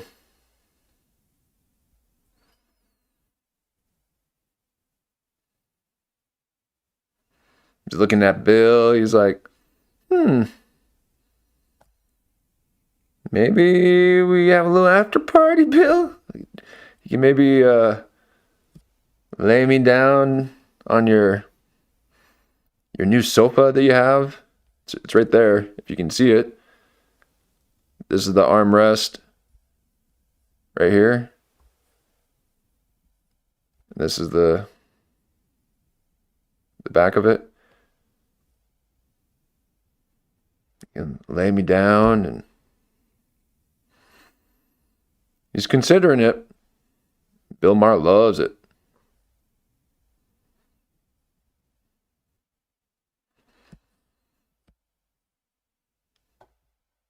These Democrats, huh? These Democrats. Man. And the gay guy, and then the office creep. Yeah. I was in big heaven. I was 28. I was on a sitcom. Suddenly my salary in life went... And multi-camera? Sitcom. You've done sitcom. Yeah. Okay. So not like Arrested Development. Right. That's what I meant. Like no. Easiest job in the world. Right. Single camera or multicam. So the sitcoms, the multicam, it's basically like a play that's being filmed. And then you had Arrested Development, which was a single cam, which was more episodic. And a lot of people they didn't like Arrested Development. I was really surprised. I loved it. I love Jason Bateman. I even Michael Cera at the time was good for that time. Michael Cera really went weird on us. He was trying to do he was trying to blur the lines between fiction and reality, where he would get really mad on set, and they were like, he would have these outbursts and they'll film it, and people didn't know if he was kidding or not, and I guess he was doing a bunch of blow and allegedly, or I don't know, but it seemed like he was getting kind of aggressive with people, and it was really odd. And he did look really weird. You know, when they cast these younger people, they end up growing up to be really, really strange people. Have you seen the kid who was on Sixth Sense? He's like, I see dead people. He's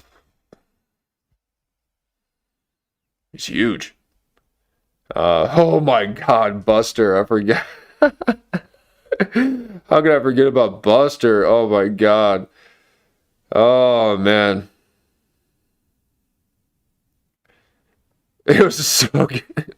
And my favorite type of scene that they did, and they perfected it, was when they do a tight shot of them like in the office, or like in the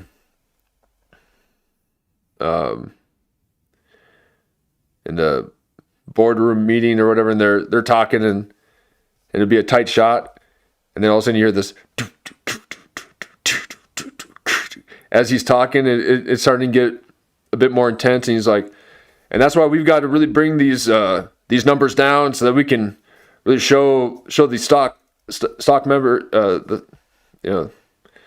bring these stock prices up, and would you please just give me a second, Buster? And then he'll do a wide shot and show that Buster's right in there playing the drums or something.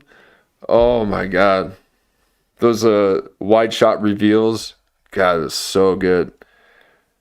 I'm not doing it justice explaining it. Let me go ahead and re-explain it. Really agitate the new people.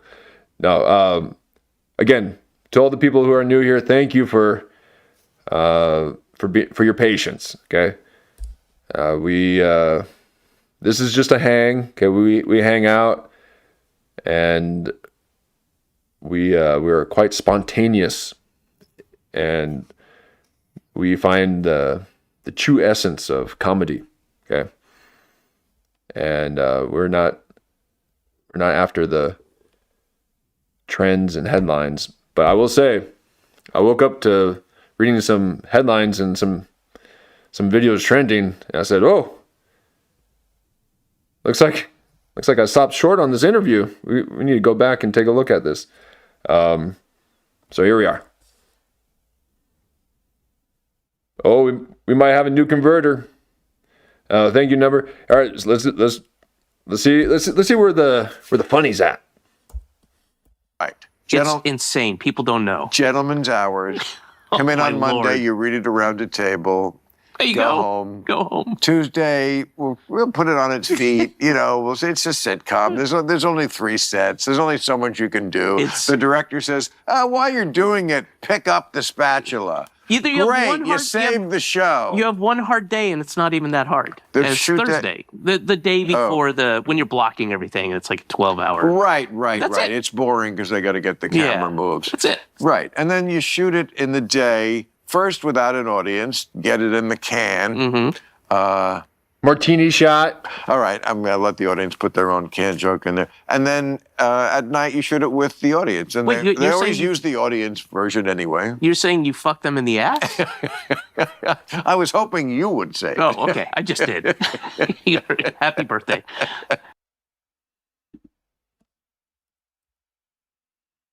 We're drunk. Do now. Why should we go home? We're here. We're queer. We're drunk. We got all the weed. Slow down. The chicks are here. They need to make a living. They need to make a living. Hell no. You know you'd want to stay. Fuck no. Everybody. We been gone. But the queer, what's that mean? Thank you, Marshawn Lynch. Oh, great. Your 9-year-old will see this, and now I'm the bad guy. No. But yes, wonderful. Why would you bring up your gentleman's Oh, it's the best. hours? So you were. I was the office creep. But was the set? Was there somebody on the set who was like, "Oh God, here we go"? Yes. Oh, that was the story. I literally. Beautiful casting. Okay. They really knew how to cast back then. That was perfect casting. You were. I was the office creep. Okay. So, didn't have to do much acting. He just talked about someone's 9-year-old daughter just 2 seconds ago. 2 seconds before this. But was the set? Was there somebody on the set who was like, "Oh God, here we go"? Yes. Oh, that was the story. I literally overheard one of the professional actors, the one who was playing the secretary out front, say, "Can you believe it? They've hired a comedian." Fuck them. It's infuriating. That and it's attendant with the idea when people are like, "Oh, thanks, Lulu. Yeah, first interview remixer. Now, hold on. Just wait, okay? Now, I don't go in having seen these already, okay? I wanted to get a fresh reaction.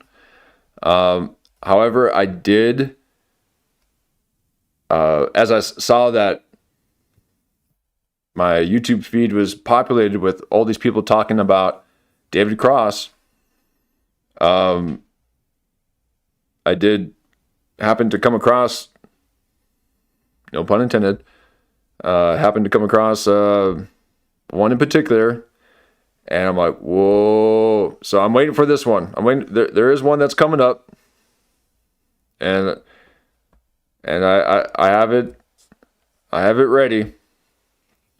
So there's one thing that's coming up, folks, and the people who have been here, and Jan can let you know.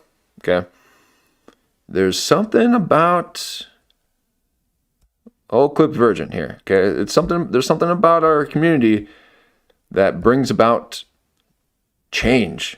Okay, we start manifesting things. It has happened time and time again where we talk about somebody and all of a sudden they are being interviewed the following week. Or we're talking about a subject and all of a sudden they the next week they talk about it. So it seems like, well, so a little bit along those lines. Okay, so there's a bit of a treat coming up, and I like to see okay, because I know some of you guys were here for this one, so I want you guys to see for yourself. Okay, so now one of those things. Okay, we'll just do a little side note here, since we're on the topic. One of those things was talking about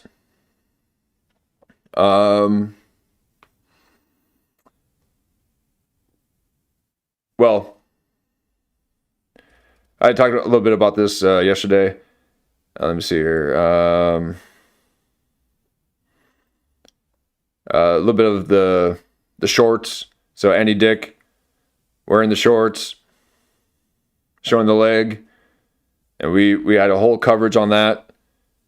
To the point where, see if we can bring it up here, because I don't know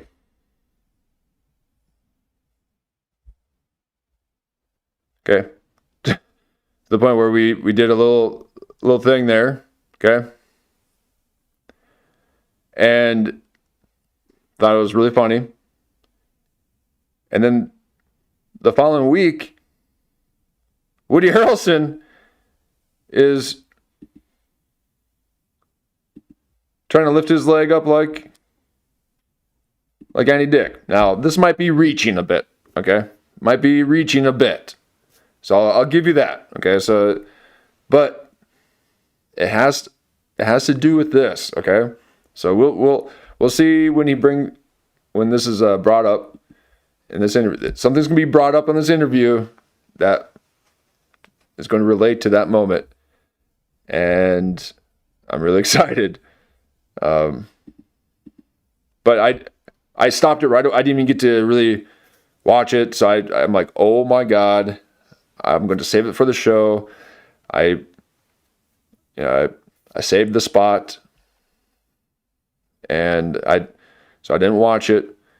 So I'm hoping the payoff is good, especially since I just spent all this time talking about it. But we might have another Clip Virgin manifesting moment. So they might be watching us, folks. Wow, Robin Williams was really good in that thing. Or Jim Carrey was really... I mean, I believed him. It was really set. Like, yeah, why wouldn't a comedian, of all people... Especially since the big line is always, dying is hard. Yeah. Or comedy is whatever. Dying is easy, comedy is hard. Yeah. Like, they always say comedy's harder to do than drama, right? Yeah. Like, anyone who can pull off, he's just a little kid.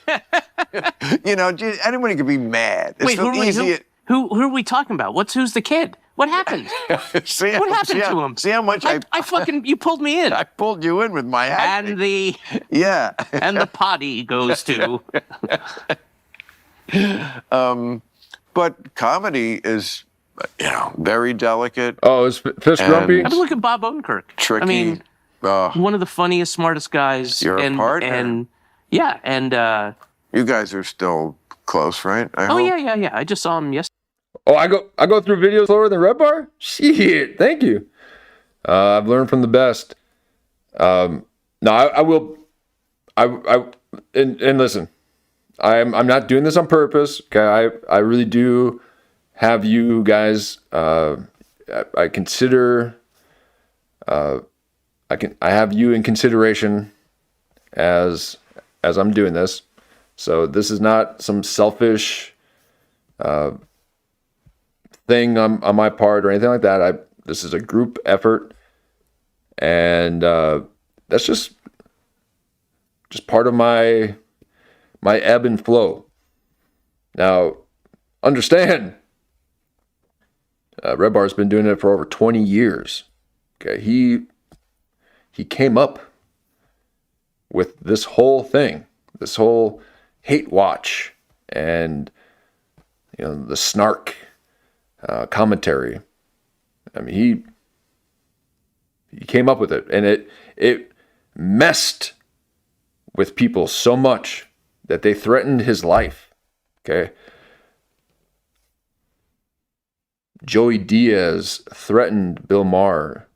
Threatened Redbar.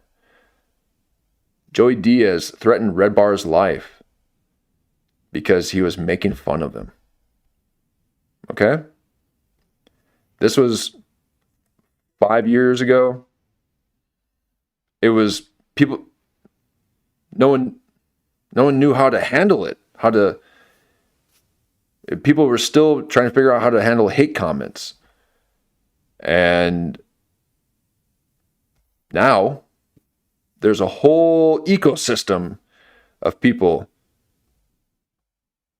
that dig into the Rogan sphere and have all those commentary videos and all that. So he literally started the whole thing, and Joey Diaz threatened his life, and it got to the point where Redbar had to go in hiding, and it got a little scary for a moment. And then Too Lazy to Try covered it and diffused a lot of it because it was still very fresh. And Too Lazy to Try said, you see what's happening here? Joey Diaz threatens this guy Redbar because he made fun of him, and because Redbar has his own server. He's not even on the internet. He has his own thing so that he can basically say whatever he wants and not be penalized. I wish I was like that. Ben Avery, took a.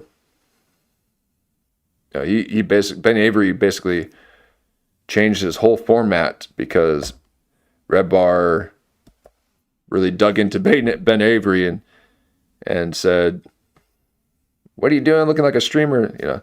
So, I'm not even at the caliber of Ben Avery for Redbar to poke fun of me. Okay, but again, as I mentioned way too often, but I'll say it again. He did mention Old Cliff Virgin. Okay.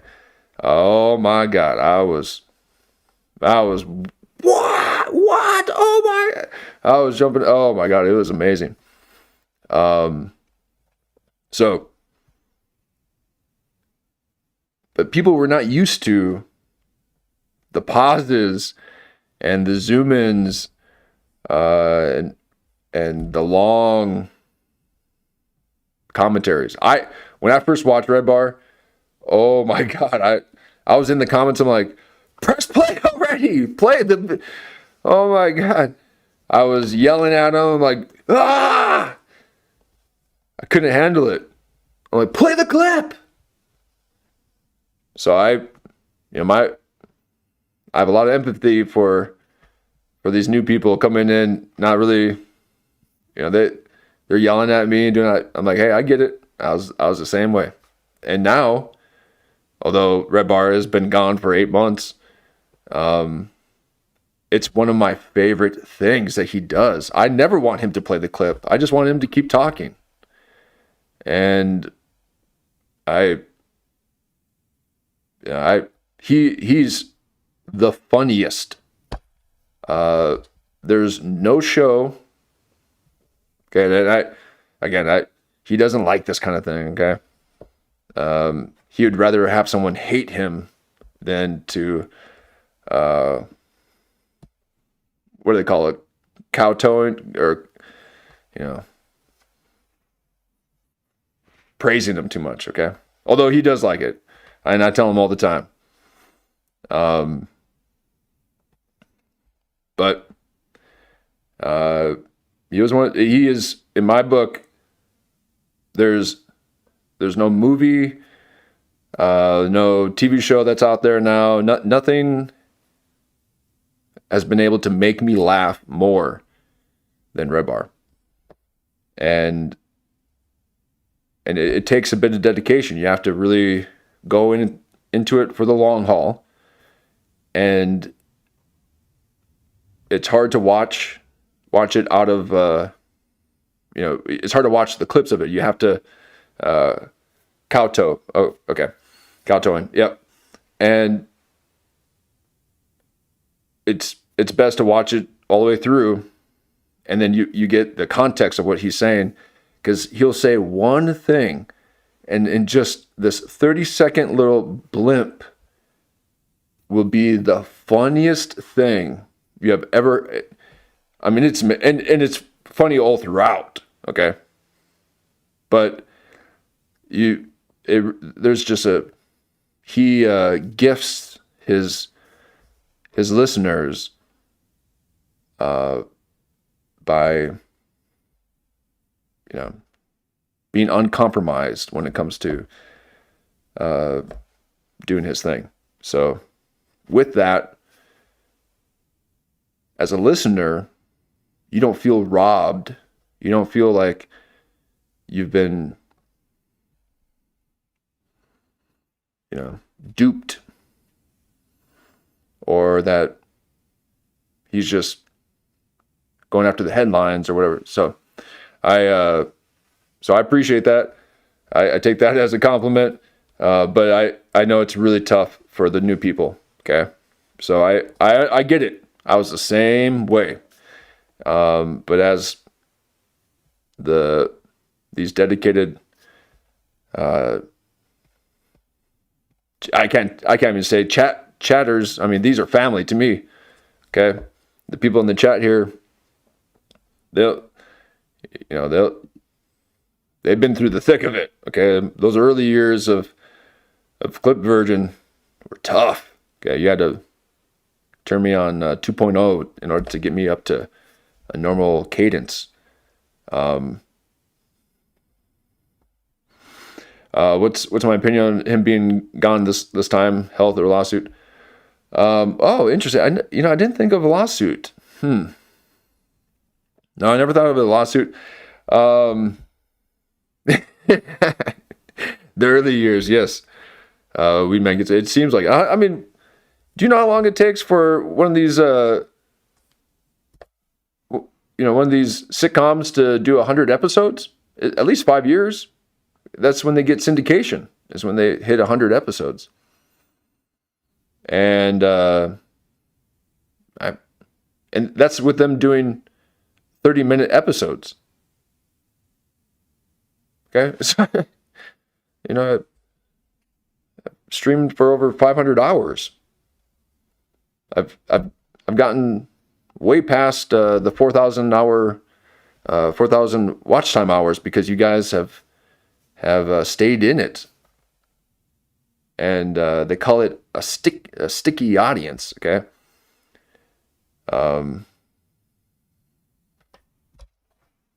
Thank you, Number. Yes, and I appreciate that, and I've had other people say that too. Okay, that they're here to hear me.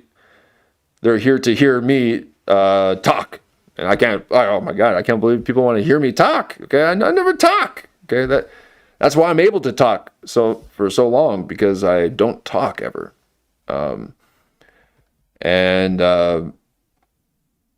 So thank you. I do need to remind myself that it's okay to be able to talk occasionally.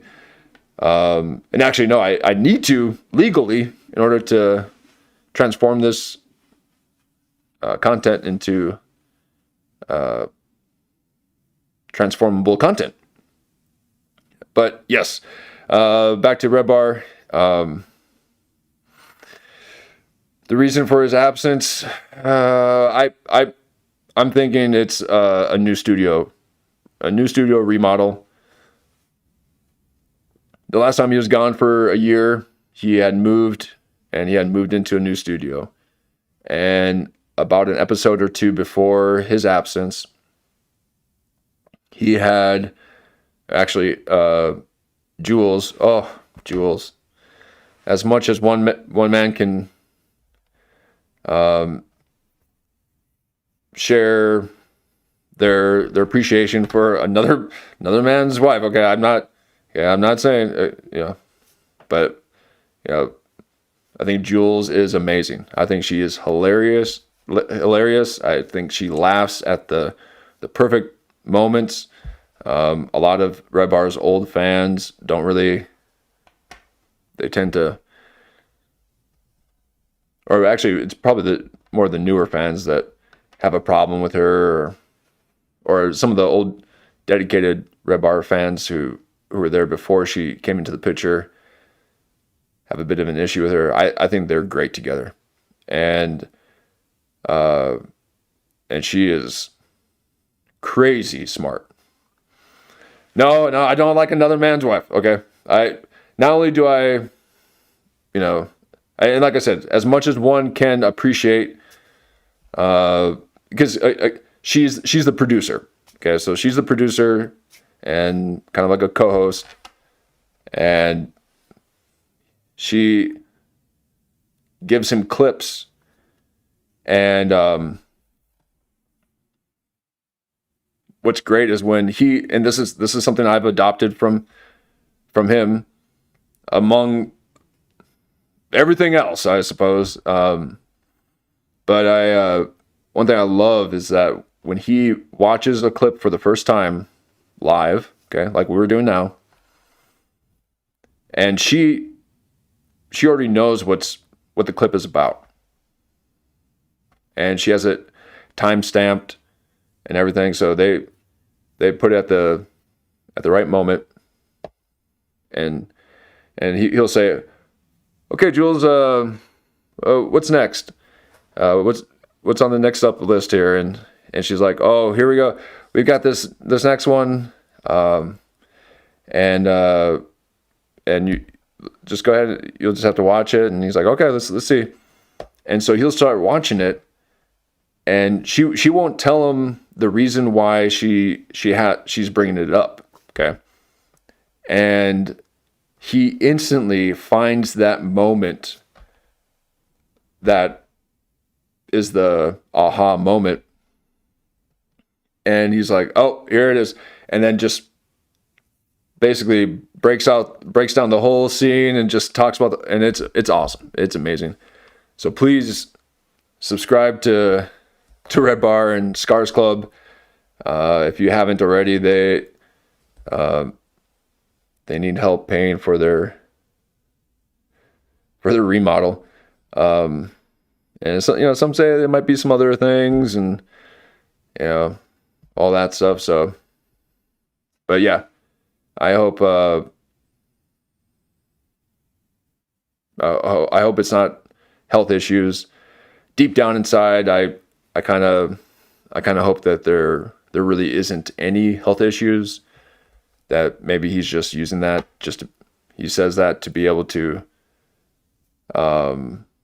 just to take some time off. Deep down inside, I really hope that he's not sick, but he might have some kind of immune deficiency, and which is very, very unfortunate because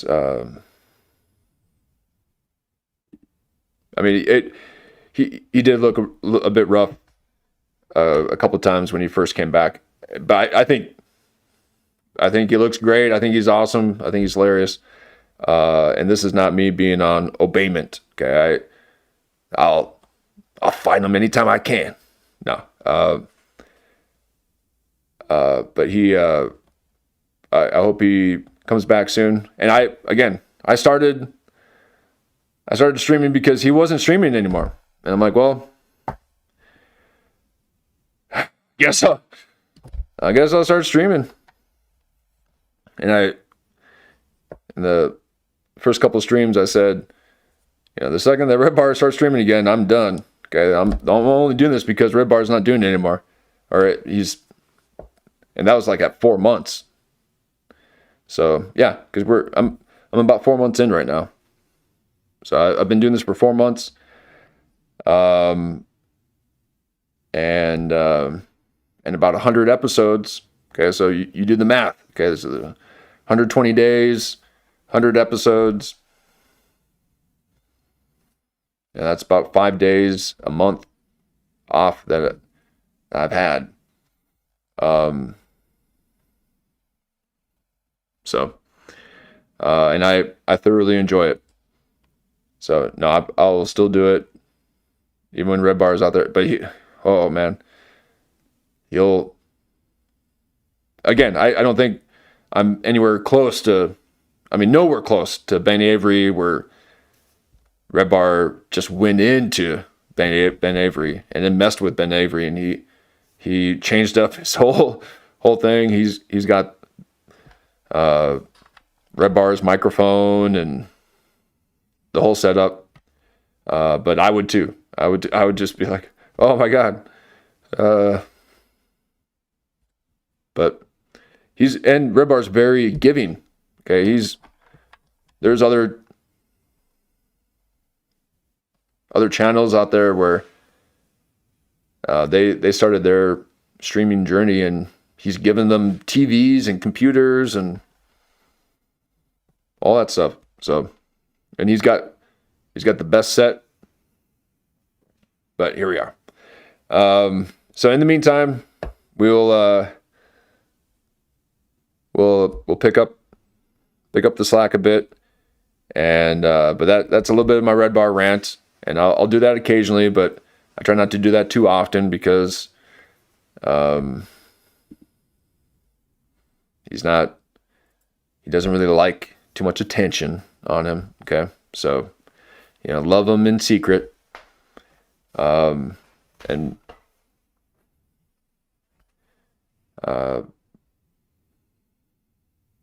he was very kind to me in the DMs.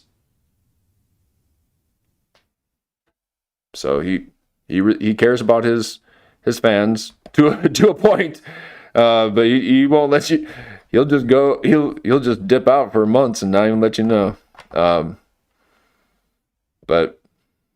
all right, here we are.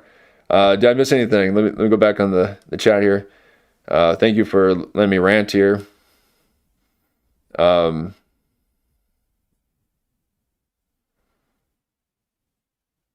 yes, murder is illegal. So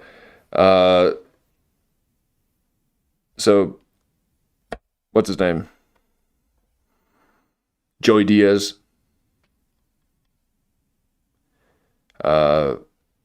Threatening Bill Maher. So I did it again. Sorry. Threatening Redbar. Joey Diaz has got to go. Okay. And yeah, Joey Diaz had his moment of being funny, and he was, but he didn't put out nearly as much content as Redbar. And I say content very carefully because I don't think what he does is content. I think it's pure art. Okay. And he even did he does music covers. Ooh, my voice cracked. Got me a little nervous on the covers, I guess. I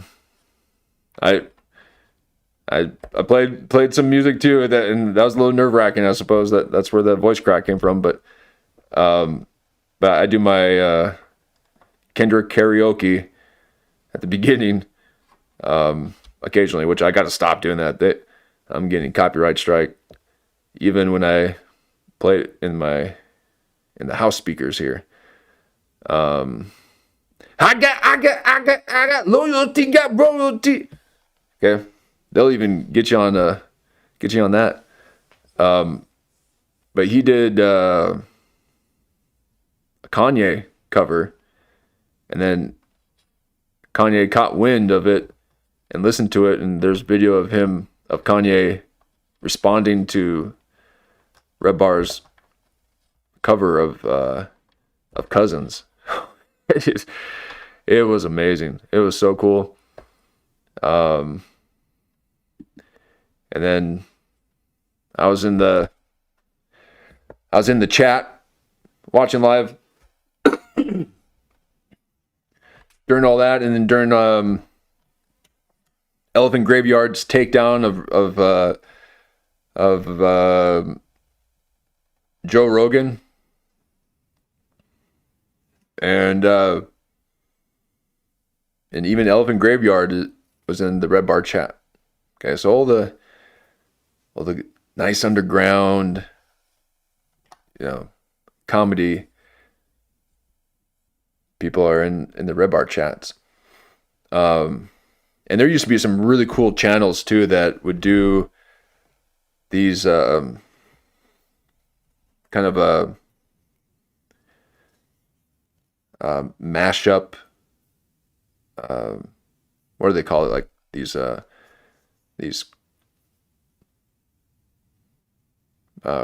quick edits of Redbar lore, so they would, what was the one, flying mushroom, or a couple of good ones out there. And shout out to numero uno Josh Denny. A lot of good pranksters out there that came out of the Redbar community. So yeah, no saying. I won't put you through. Here I will sing. Let's hear. I gotta think of a.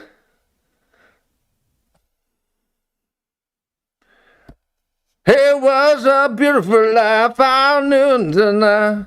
Somebody, would it be?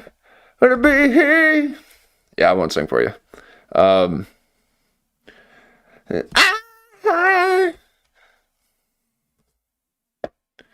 Try to sing a little Eddie Vedder.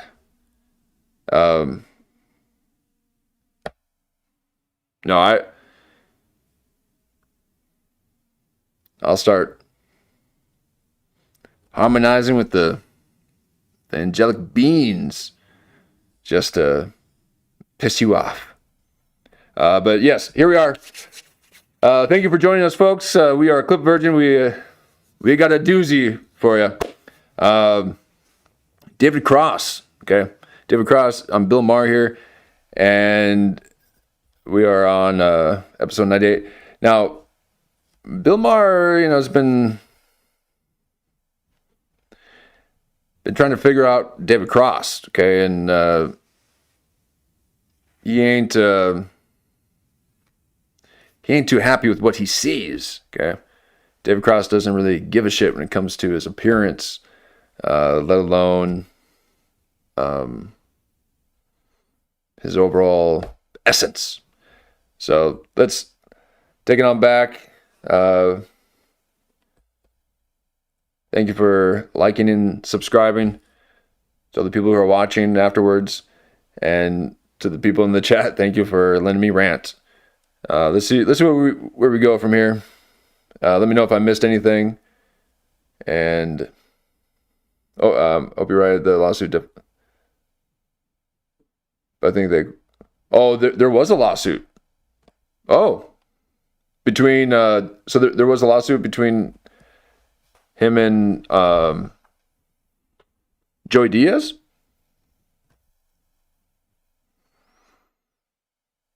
I think they quietly settled. I was thinking it was his gaining popularity. Yeah. Wow.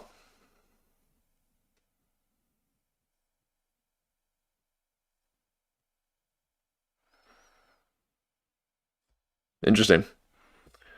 Yeah, but maybe there. I mean,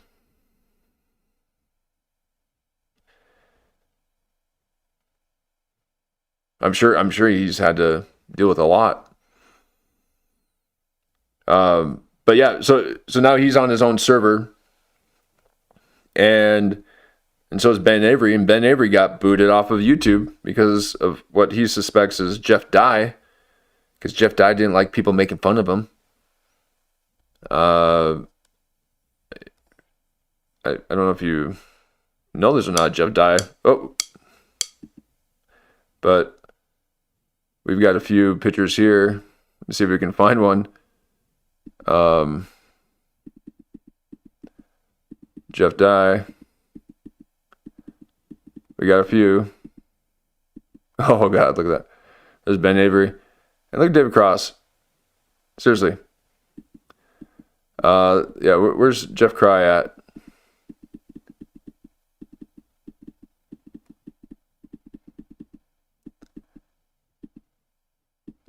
Oh yeah, nice one, Jen. Jeff DUI. Exactly. That's a good one.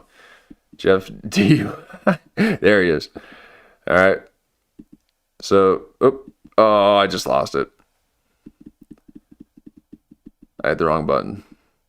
There's another one. He loves them eyelids. He just looking up there.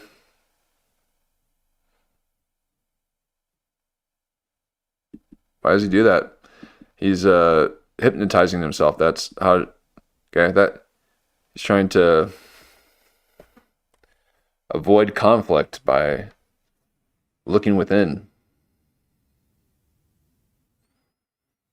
Now, people who lift their eyes up like that, and then their eyelids start to flutter, they are. Oh, sorry, I got this countdown going. Sorry about that. They are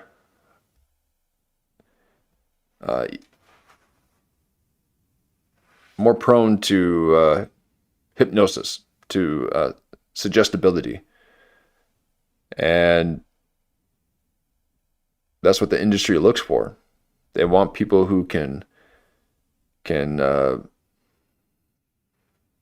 fool themselves and basically hypnotize themselves into believing anything. So he believes that he's funny when all he does is just say middle of the road political commentary.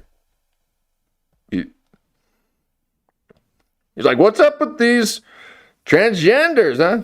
What's up with these women trying to drive, huh? There's not one funny bit that's come out of Jeff DUI. Jeff DUI. Now take a look at our Jeff DUI coverage. It's a couple months of a crime. And that's illegal. So he probably fled the scene because he was drunk, and he was probably throwing his whiskey bottles out of there. And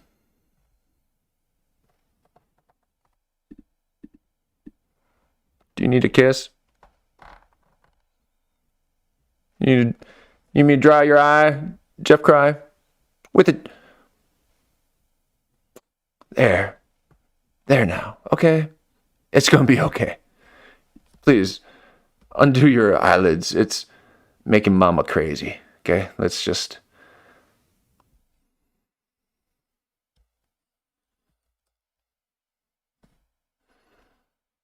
All right, let's get back to it. We're making Jan jealous.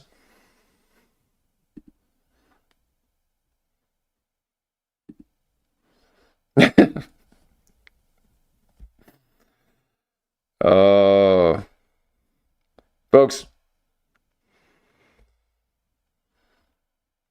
you haven't experienced life unless you've been able to have a Jan in your stream. Okay, so you guys start a YouTube channel. Just pray you find a Jan. Okay, and okay, she was there from the beginning, folks. She's OG. So you pay respect, and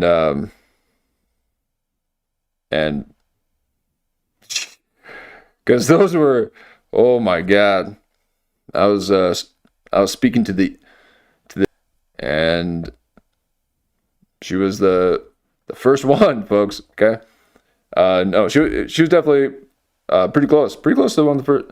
I mean, definitely one of the first. So thank you so much, Jan, and on top of which, she's very knowledgeable. Okay, that's what I'm saying. Like, as you can see, I try to think of people's names, and I'm like, who's that guy with the blouse? Okay. Well, Lulu got that one, but Jan was able to just oh, it's this guy's name. It's this. So she knows the whole scene, the comedy scene. She's been to Metzger's shows. Okay, so we've got comedians here too. Wizard's he's done stand up in Austin. Oh, sorry, I'm not trying to dox you. That's something that you said publicly. And please say more. And so we've got people that are part of the comedy scene, and so I appreciate you allowing me to be a bit of a sounding board for you guys. Okay. Now a little bit my comedy background is really I I went to the mothership on opening weekend. I mean, does it that could be something, right? During the cold open of opening weekend. I've made eyes with Mark Maron. That's something, right?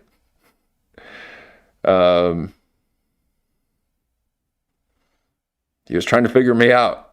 Like, what you looking at, Maron? Quit watching me.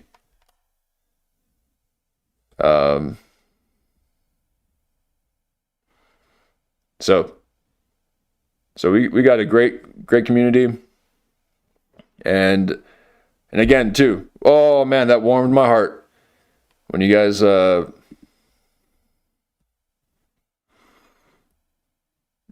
last stream, and I'll say it again, last stream, one of the best comments that you can hear as a host, hearing someone new coming in, and after they kind of understood the show, and they subscribed, and they're like, "Wow, I'm going to like and subscribe this. Thank you for doing this." And then he said, "Thank you so much, chat, for welcoming me." He felt welcomed, and wow, that's just that just takes a lot of pressure off. So thank you so much. That warms the soul. So that means a lot to me, guys. Thank you so much. And let's see if we can find a little bit of the funny here. Yeah, and smoke them if you got them. Okay, this is the time.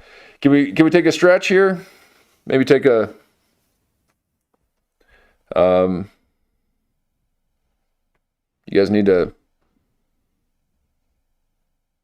refill your drinks. Oh,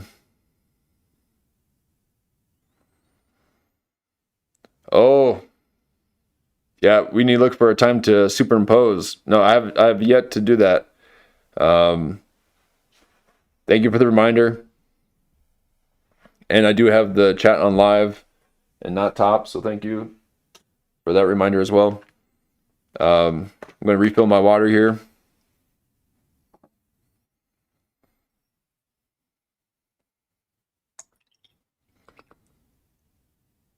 Anything else that I need to cover before we get back?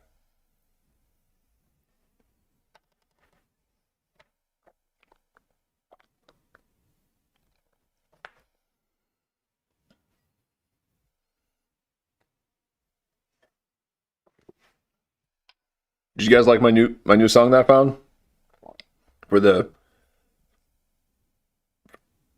intro?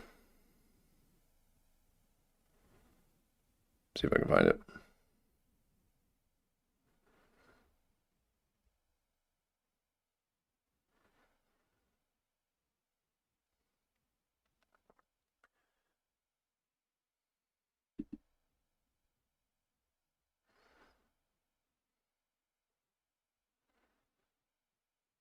Maybe take a 2-minute break.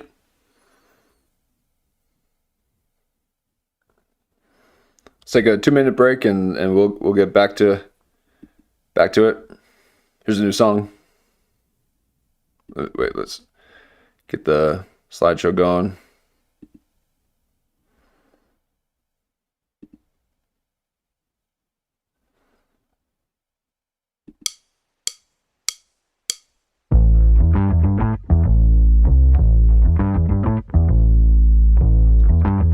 Going to refill my water and we'll get back to the show. Yeah, 2 minutes. I'm so fresh like the morning, mouth wide open like they yawning. Every time they see me, they in G-Shock. Homie, this is too far. Homie, I feel too alive. You can see me like Illuminati. You can see me like Illuminati. But I'm shining so bright, so bright. Don't come and try to share some of this light, no. Give me a beat and I control it like a maestro. Ladies on a mission, they be trying to get me wiped up. Shawty, wait a minute, can't tell if I like ya. Gotta make sure you know how to shake it like a bartender.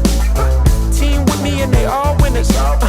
And you know we ballin' all winter, all summer. Jewelry around my neck is lightning, but I'm all thunder. Keep coming with it. Keep coming with it. Keep coming with it. Place your bets on us. Get your money and flip it, yeah. Keep coming with it. Keep coming with it. Keep coming with it. Place your bets on us. Get your money and flip it. Bring a friend and come along. Don't be taking too long. The vibe's too strong. If you don't know how to move, then we moving on. Ain't no way rhythmic feet up in this place. If you can't catch the feeling, then get out the way. I've been reeling and fish from the lake. Like you saying I'm down to earth, but I'm really out of space. All these women aliens, super foreign, so exotic. Hop in the Mercedes Benz, and I got them crushing like ice pouring above. It's overflowing on us. You drop it, then pick it up. I think I'm falling in love, but shawty, this isn't what you probably thinking it was. It's a vibe out, cooling it for the weekend and such. You gon' find out once you come on and bring me that up. Keep coming with it. Keep coming with it. Keep coming with it. Place your bets on us. Get your money and flip it, yeah. Keep coming with it. Keep coming with it. Keep coming with it. Place your bets on us. Get your money and flip it.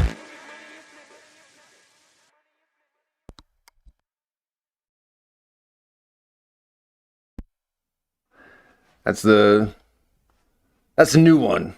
Trying that one out. I like it. I like it.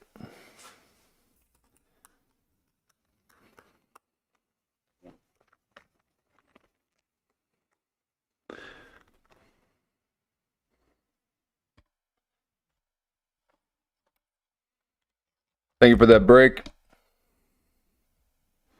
Refilled my water. Thank you for subscribing and hitting that like button. We got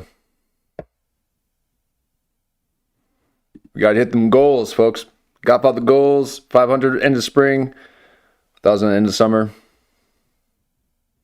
It'd be great if we can get a few tonight,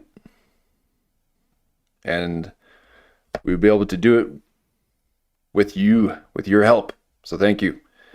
Old CV needs a new pair of shoes. I need some big old thick-soled shoes like David Cross.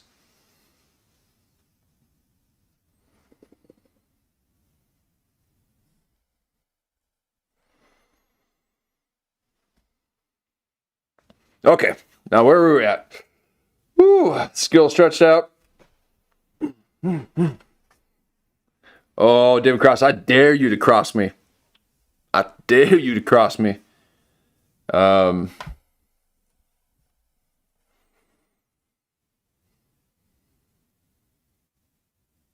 we got some artists up in here too.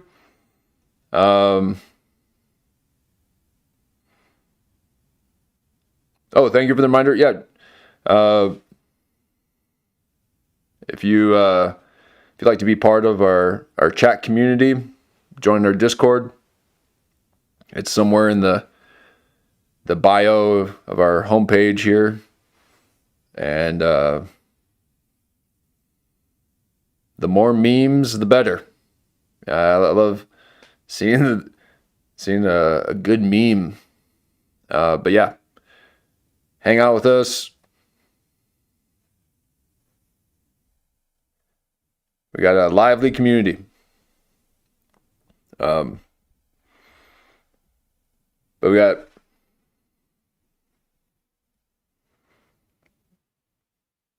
people on Etsy.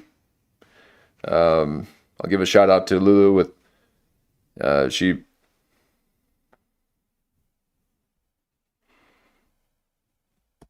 an artist selling things on Etsy. Help out our community, support our community, and yeah, and I'm not into this Discord thing. I don't know. I only just started this because people are saying that that's a way to kind of chat with your community, and it's fun. So if you haven't tried it, give it a shot. Give it a try. It's basically just Reddit for nerds. No, I still don't know what it is. We're just hanging out. But yeah, join our Discord, have some fun, and we'll keep you posted when we go live, because apparently YouTube won't send it out to my subscribers. So this is happening across the board to a lot of people, and they're not being able to reach their own subscribers, and it's because YouTube wants to keep us following trends. So they're just pushing trends right now instead of the followers, which is sad. But it does allow for a bit of discovery, which is nice, but it's sad that they're making it difficult to communicate with the people who want to be part of the community. So join us in Discord, and that way you'll keep up to date on all the things that go on. And I also post on X when we go live. But I'm not an X guy. I never Twittered. So this is just a way to send out a flare and let you guys know when we go. So let's take it back here for a little bit and see where we are.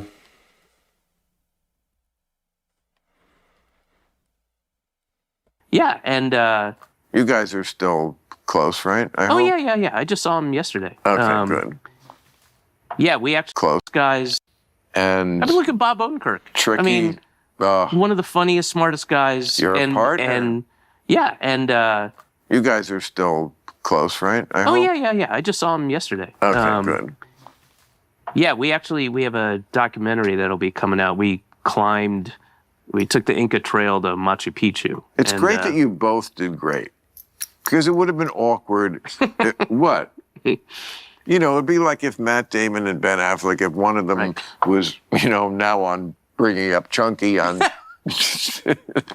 and the other one was a huge star, just made a big AI deal. Could you tell me the log line for Bringing Up Chunky? I'm curious, because it's going to be stolen.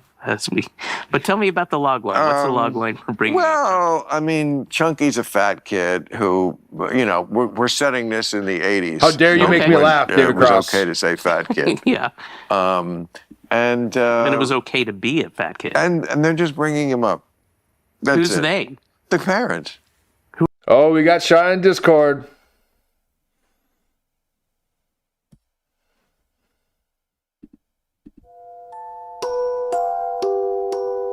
Oh boy. Shy's on Discord. So let's give a round of applause. It's tough getting into a new social platform. Okay, I'm hesitant too. Okay, but it's worth it. It's worth it. Be part of the community. And to all the new people here too, join. New people are welcome. And I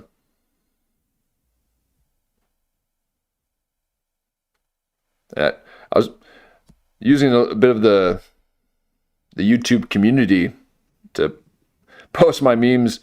I'll start doing that a little bit too, but I also didn't want to flood your guys' YouTube feed either. So,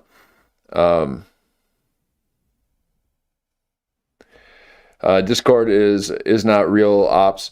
Yeah, and again, just know, like don't be.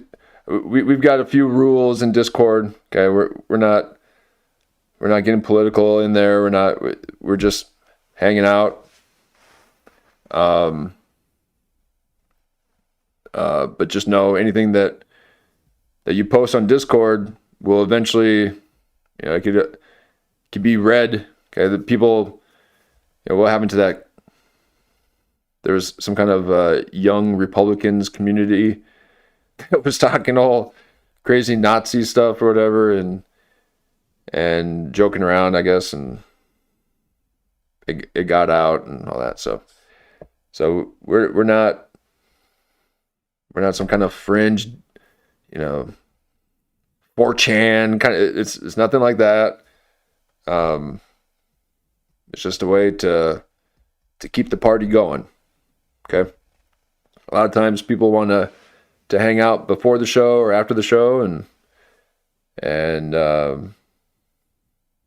that's what that's for. So, but please keep the politics out of it. But if you got shows that you would like to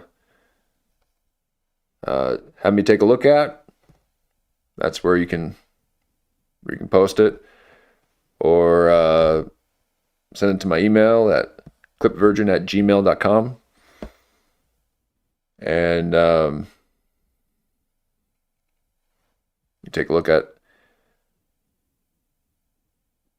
your suggestions. We've had some good ones too. Was it? I think maybe Shy gave us one or two, and Jen gave us a couple. Loving the Mind Unveiled, and that's a good one. And we also have Conspiracy Night. We'll do some deep dives into some conspiracy theories and take a look at some of that stuff too. So,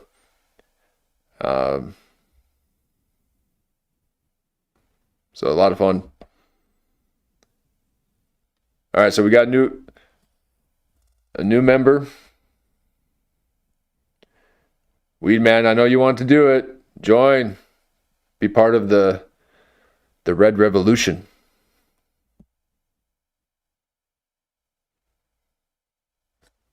Fisk.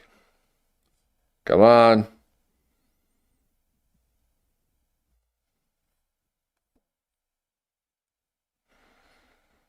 I think it isn't like Discord for like gamers or something. It seemed like it had like a gamer vibe, but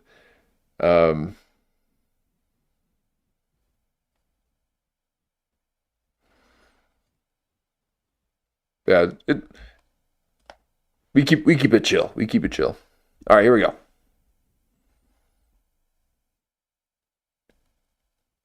Thank you for taking a chance on us, Shy, with the Discord. Who are the parents? Who do you see? Cast this for me. Let me. Here, can I step in? Yeah, please. So the parents are in their 80s, and Chunky is 50. No, the 1980s. So wait, it's Doris Roberts. Oh yeah, yeah. The logo is a controller. Yeah, yep. Yeah, so it is kind of a gamer thing.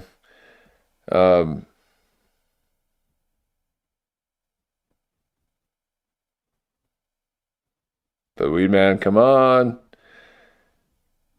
Wizard's in there. He's taught us how to do the voice message. You can do voice messages. What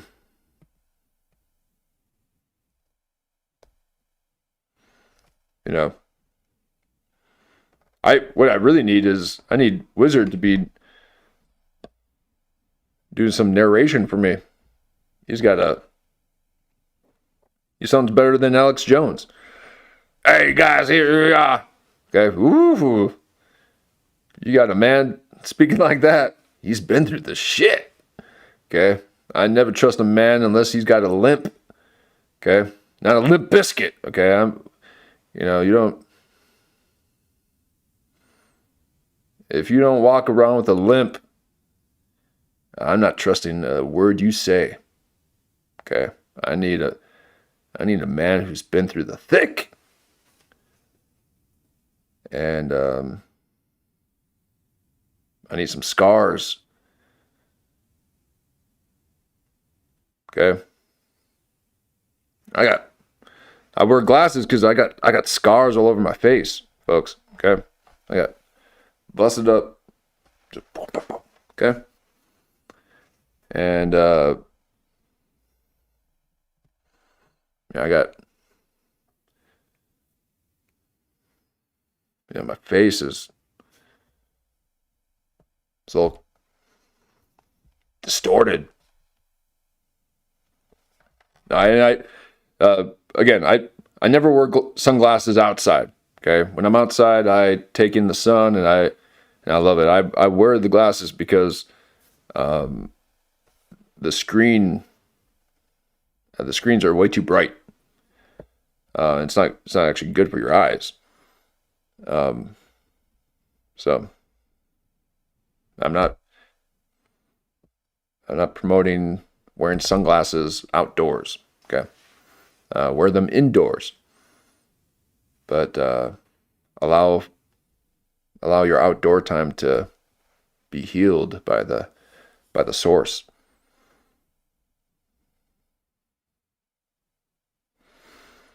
Oh, chicks dig scars. Well, in that case, I might as well show a couple, huh? See if you see there. See that one right there? Big old scar on my eye right there. Big old one right there.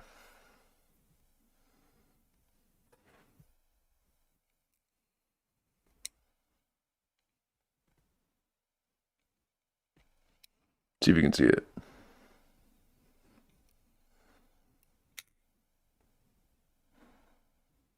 Oh wait, wrong side. I think it's this side. Is it this side?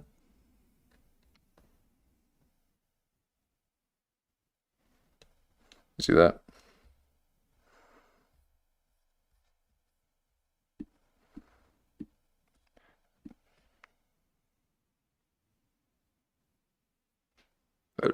My skin was hanging off there. Oof. That was a...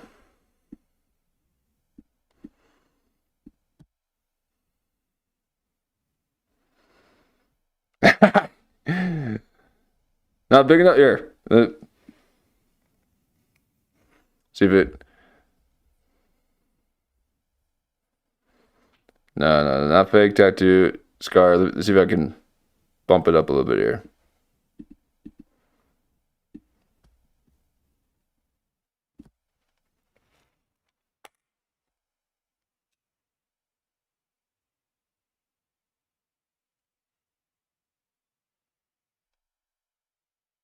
Oh, I can't get this.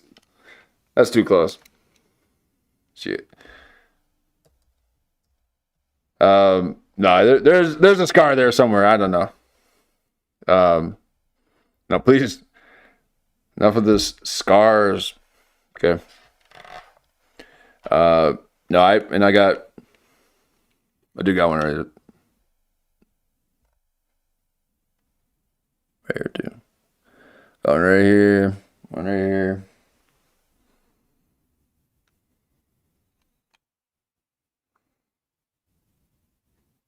Where's the other one?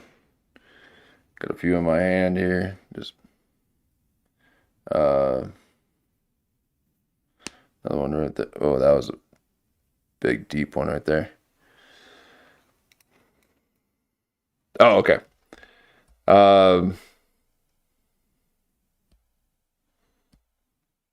Yeah. People faking scars? Shit. Oh man. No, please. Yeah, on my tombstone, I want to say clip virgin. A life that was lived. Okay. I'm not gonna be sitting in the sidelines. Sitting at all. Okay. I don't know if you guys, well, the new people, okay, I don't sit. Okay, we stand. You guys can sit, that's fine. but I must present. So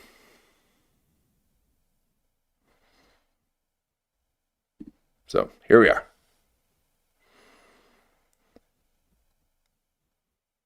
We got any more scar stories? I like some scar. No, this one was all right. This one here. Snowboarding accident. Did this. I did a failed attempt of a 360 and went into a snowmaker, a snow machine. And it was blowing snow, and I was all disoriented. I went right into the whole shot of snow being blown, and it kicked my board up, and I went spun around, and the first thing that hit was my head, and it was right on that hard fake snow. Oh man! So I had, I just went, just like skid the whole way on my face, and I had this like big old piece of skin hanging down, and my whole face right here was just all marred, and had to go to the hospital, and they're talking about skin grafts and everything. I'm like, give me that. I just went, I have no skin grafts. And as it would start to heal up over the weeks, I would just, oh, sorry, a little too aggressive there. I just take it and just like, I'm not going to heal. I want to scar. So, and then it did scar. So I wish I would have let it healed, and then maybe I would have been able to sing on Broadway. But they saw my face and they said, "Get out."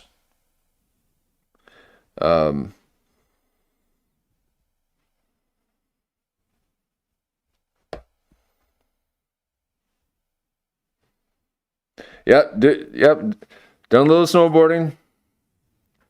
Yeah, I still got one. It's been a few years. But yeah, I grew up doing all that, and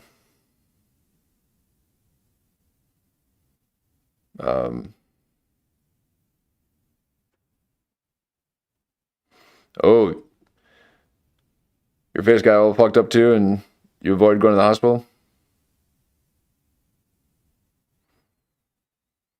Oh, and you're saying the doctors would even make it worse. Well, that's for sure. In a lot of cases, it's like, I mean, unless it's like an emergency impact, like you got a broken arm or whatever. But if you're not feeling good or you're sick or something, just find other remedies. I don't listen to me. I'm not giving any medical advice.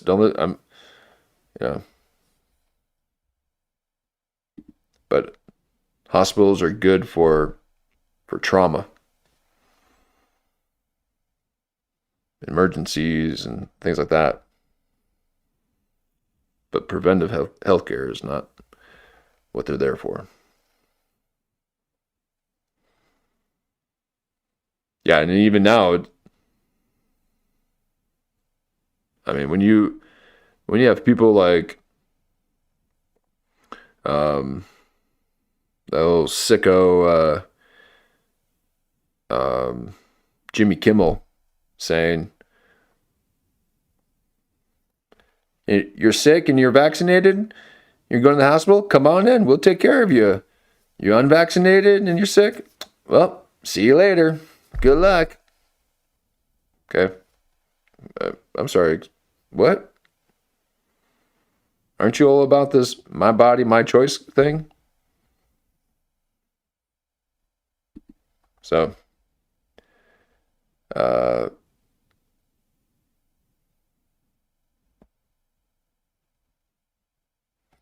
they say AI can replace them for the first. Yep. Oh yeah, AI is going to replace the doctors, the lawyers. I mean, it's not just the coders. I mean, it's going to go for all the white collar jobs. The accountants. It's going to be wild.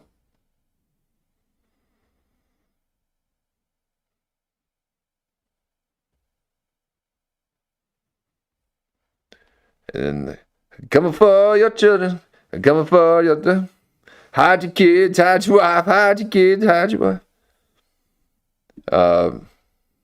Cause AI's coming for your jobs too. You don't have to come and confess. AI's looking for you. AI's gonna find you. They're gonna find you.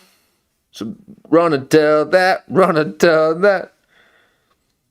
Homeboy, learn to trade, learn to trade.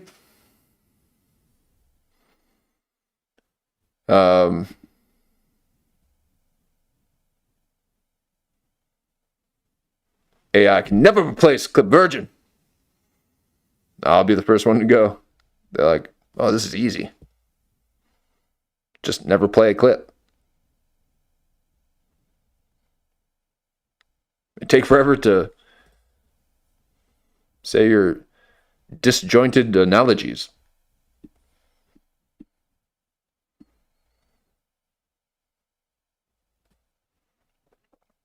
Fuel cost to replace everything with technology. My OA, human labor.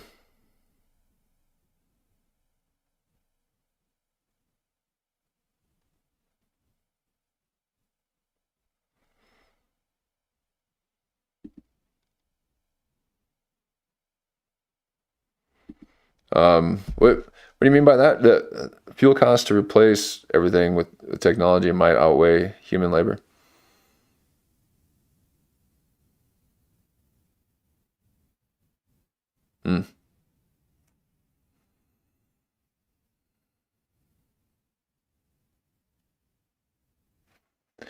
Yeah. It's going to be an interesting next 5 years here. And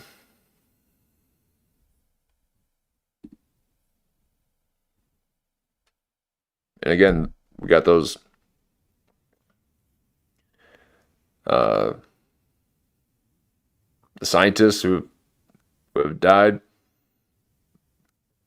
Lulu, you were talking about that yesterday. Was it David Wilcox?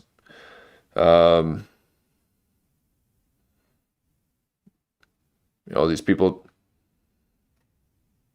jet propulsion.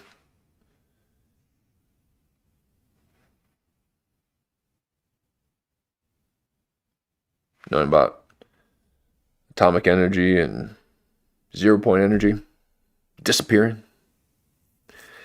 Some wild stuff.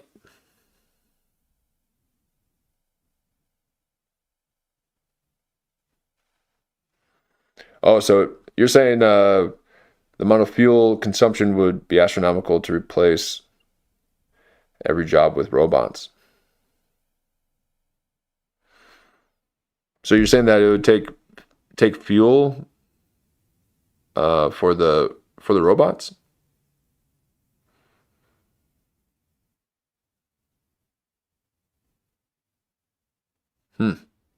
Is it? I never thought about that.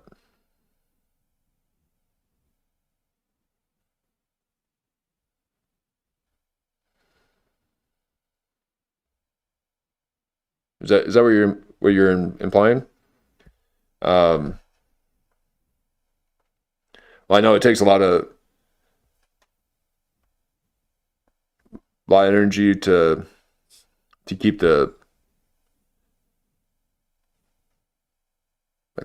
warehouses with all the servers cool. And let alone.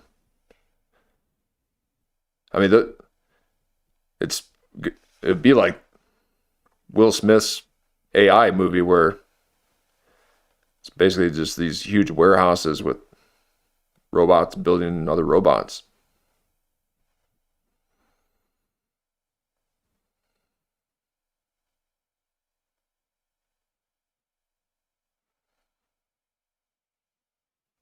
Oh yeah, we have to be on nuclear power to manage this society with tons of data centers. Oh man.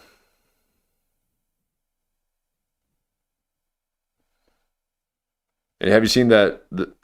I mentioned this on the last stream too. I forgot what the company is called. Like, it's like Neutron or Neutron 7. It's that jet propulsion company that used AI to design a more advanced jet propulsion that looks alien, and it was like 3D printed, 3D printed, and it's got some crazy new tech coming out.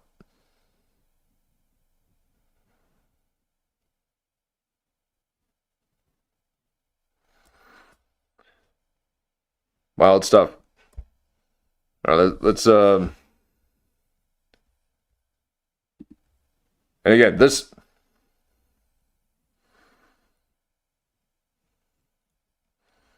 stuff's right around the corner too.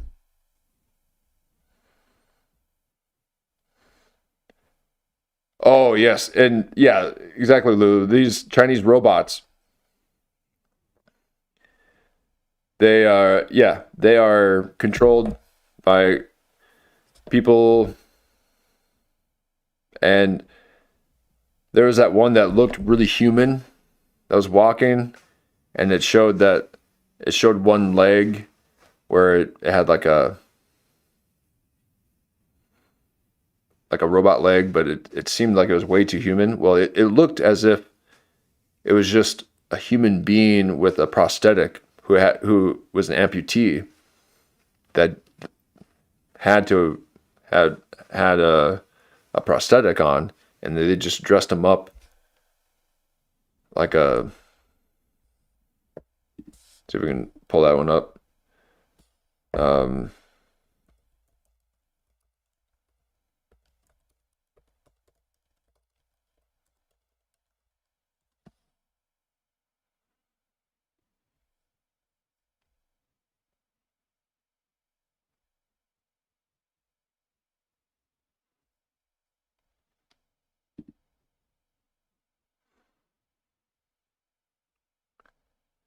Was this it? Oh, this was it right here. Now check this out. This looks fake as fuck. Okay.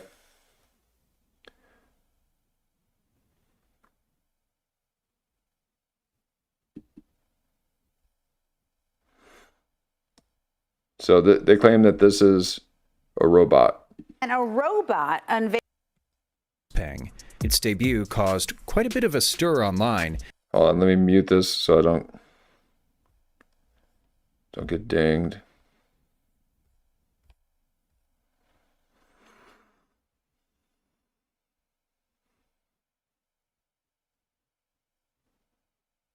Oh, there it is.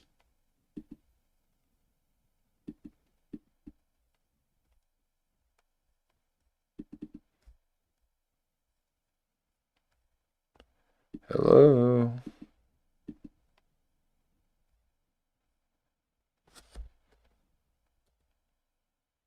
Because okay. So they're saying that this is a robot here. Now, I want to show you how. Oh. Well, maybe that part was. Let's just take a look at how it walks here. Okay, yeah, that actually does look.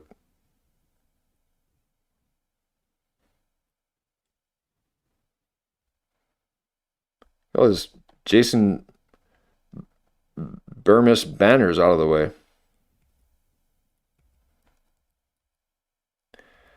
Well, there was one where they lifted the leg up on it, and I was like, no, that's a human with a prosthetic to make it look like it was a robot, because it walked a little too human. That's how I walk up to my soundboard here.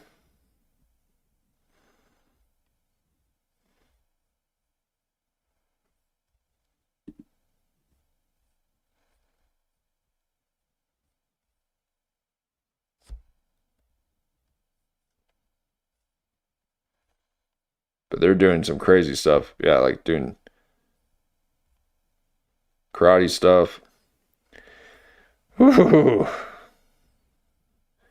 And why? Okay? Get a girlfriend.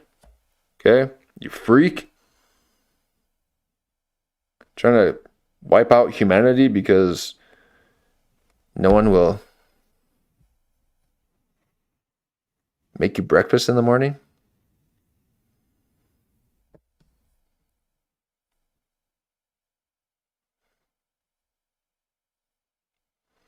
I'm not into any of this.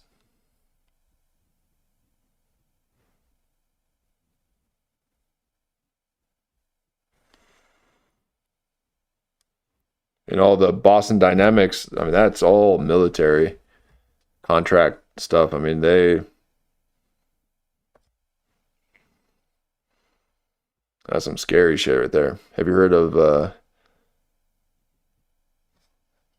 Albania has an AI minister of the state for artificial intelligence? Wow. Albania. Wow.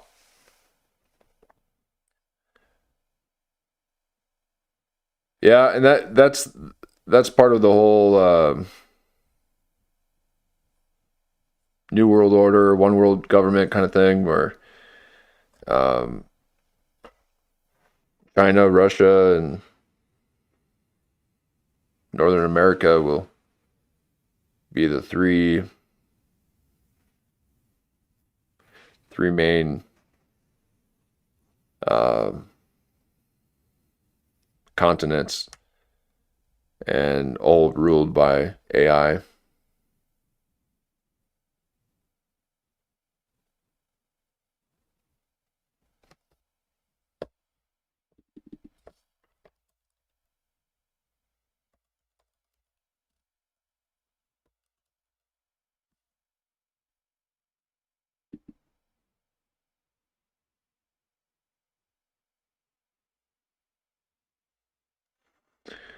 Oh boy. Oh, it's all Oracle looking too. Jesus Christ. Delia.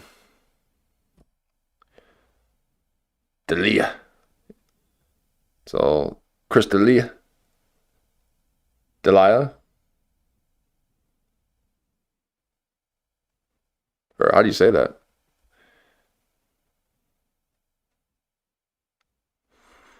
Is an artificial intelligence system developed by the National Agency for Information Society of Albania, introduced January 2025. Wow. As a virtual assistant integrated into the e-Albania platform to assist citizens with online public services. Well, California needs that. And ensuing digital documents, 2000 decreed. Okay. A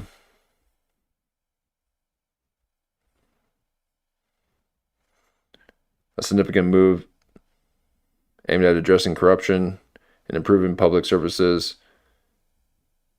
Wow. So basically they got their own little Nick Shirley going around and finding all the learning centers. Yeah, it's happening, folks. It's happening. Just, I'm staying away from the chip. Okay, don't get the chip.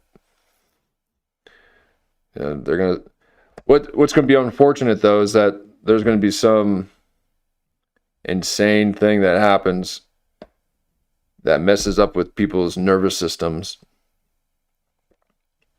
and you're basically going to have to be forced to get a microchip planted in your brain so that you can start speaking and walking again, because of whatever kind of technology that we had just previously adopted gave us some kind of weird neurological disease that yeah, it's one of those things where they create the problem and the solution.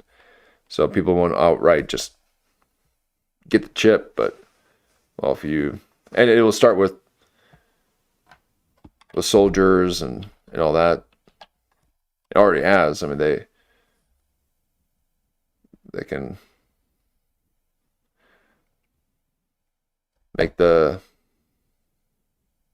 lame walk and the blind to see. Sounds like Jesus. Antichrist. So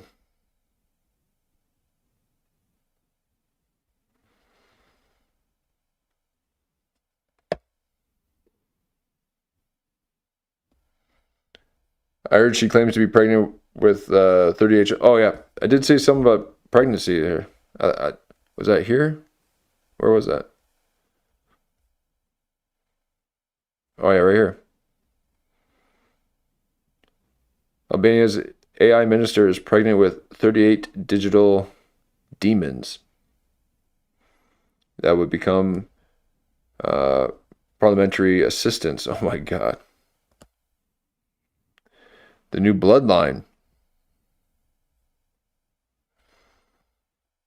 Oh, Jan's got a wild theory. Nice. Oh, welcome in, Lemonhead. It's too late for you. You'll never be a virgin. Okay. Lemons is a never virgin. No. You are. And so be it.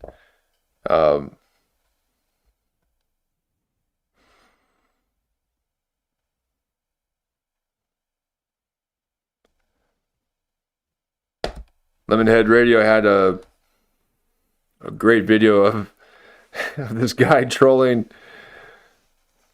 people on the street saying, I want to be a virgin. I want to be a virgin. Oh my God. That's amazing. I'll have to incorporate that into some of my outros.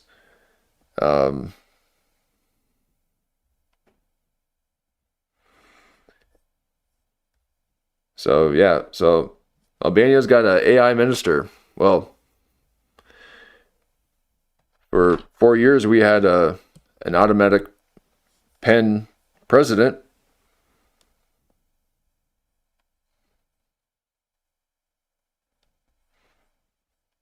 Better than one sniffing little girl's hair. So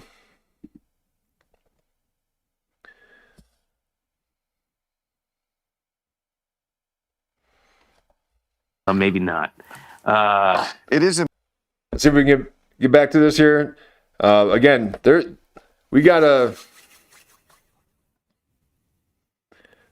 still got this Easter egg. Okay, there's still an Easter egg here, and I want to see if maybe Clip Virgin. It seems as though maybe Bill Maher might have seen our episode. Okay, let's just see. Okay, and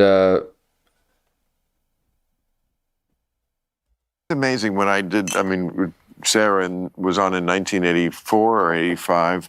It was supposed to be a big show because it was on NBC when they ruled the roost. It was on. Oh, sorry, I jumped ahead a little too much or too quick for the 83. So you think that there's something significant about the 83 number? Okay.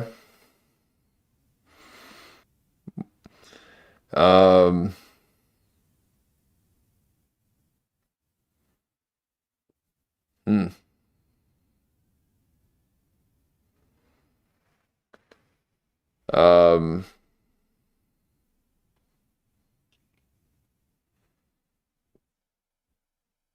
Yeah. I don't know what the significance of 83 would be, but why is it having divine demons? Okay, it's going through a virgin birth. It's AI virgin. On between after Family Ties. That was huge show. Yeah. And it was the same producer, Gary Goldberg. Was it just 1 year, or? It just lasted 13 episodes because the head of the network... Well, they hired a comedian to be one of the lawyers. That wasn't the problem. The producer, who was very powerful, Gary Goldberg, and the head of the network, Brandon Tartuffe, remember that name? Yeah. Had a shouting, shoving match during one of the tapings. So I think we knew, Wow. Yeah, it got to that level. You know, it was like that. It's just amazing how quaint we think of life in that era, because we did have this change in the show about 6 or 7 episodes in. They decided we needed an authority figure. And then suddenly we had this boss, the head of the home office, who came there to San Francisco where the 4 lawyers were in there. You would think that would have made itself apparent during when they were developing the idea.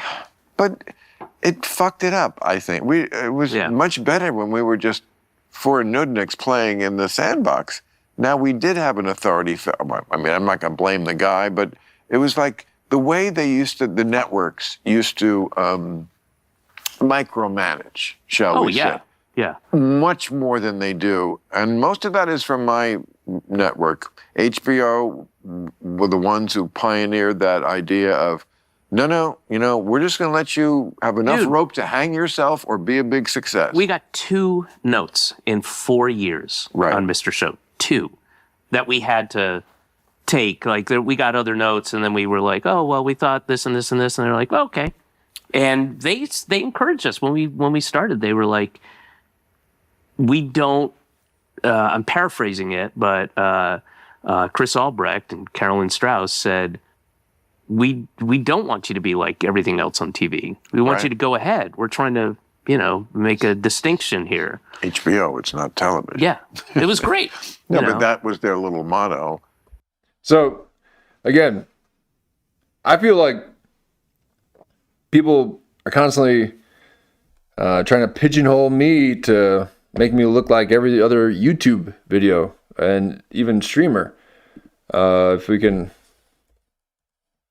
take a look at, let me see, 1 second here. Because, this is what people are doing.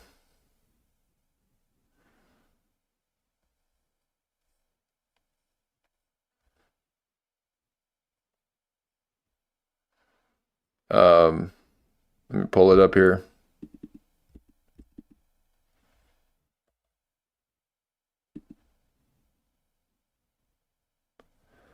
Sorry, folks, 1 second here. Because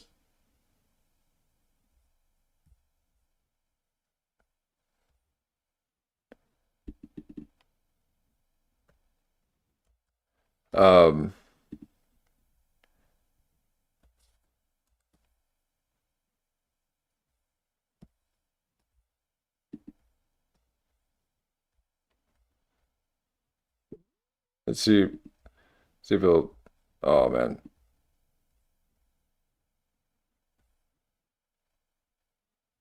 Is that showing? There we go. Okay? Look how close he is. This is what people back away from the camera. Okay? But I do a side profile, or I'm talking about other videos and poking fun. Oh, I can't handle that. Okay, but this is what people want. Got 468 people watching. Duncan Trussell. Look at him.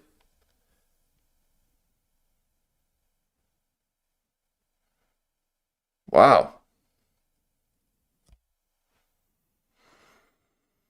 Not me. I don't want to watch Duncan. I have him on mute because I don't want to hear him. But again, what's he doing? A night stream. Okay. And we already discussed how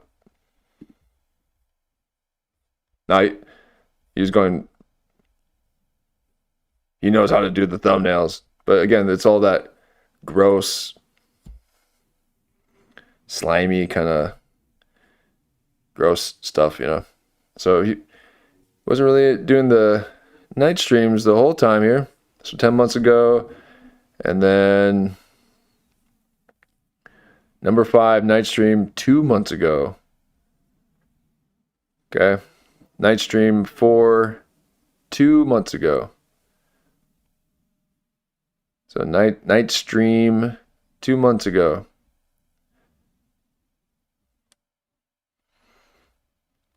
So 2 months ago, right around the time that we started covering him,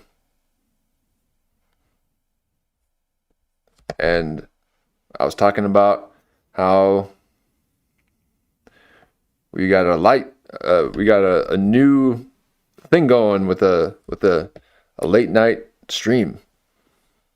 And look at what Duncan Trussell's doing now. So I'm just saying. So now I won't even cover him because he just grifts off of ideas. No, he does his own little weird wizard thing. But folks, I don't know if I could take it to that level.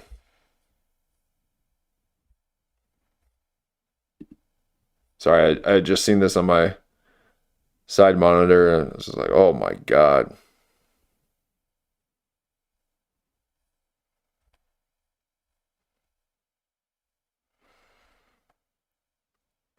Oh, but he's doing some experimental stuff. So yeah, that'll be fun to watch. That's cool. I'm not daring enough, folks. I can't do things on the fly. I'm just a. Oh, did he even copy my Shiba? Where? Oh, did I miss it? Oh my God, this gross, disgusting little. Oh, look at him touch his beard too. Oh my God, look at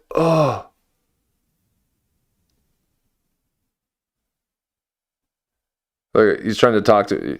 We're not listening to you, dude. You're gross. Your fingers are way too pointy. And your nose is way too pointy. You're a witch. Look at that. Look at that. Oh my God. Look at that nasty finger. Oh my God. That thing has never had any resistance. He's never done anything with his hands.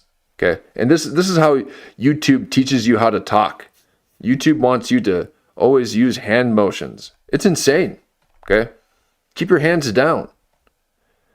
Look at him just touching his self. Oh my God. That is gross.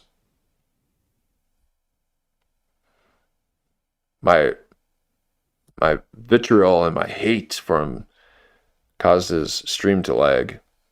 Urgh! See? Look at that.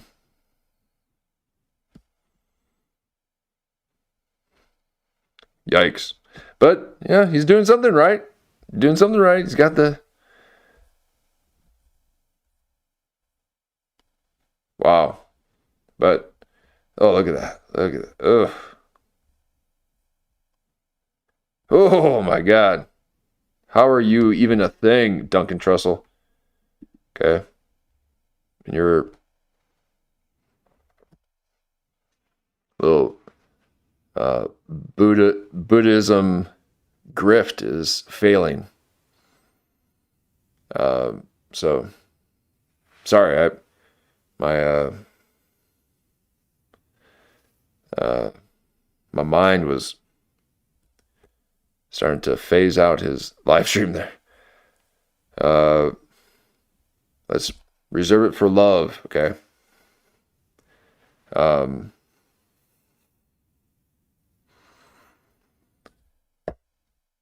But yikes. I can't believe people watch Duncan Trussell. Ugh. Just ugh.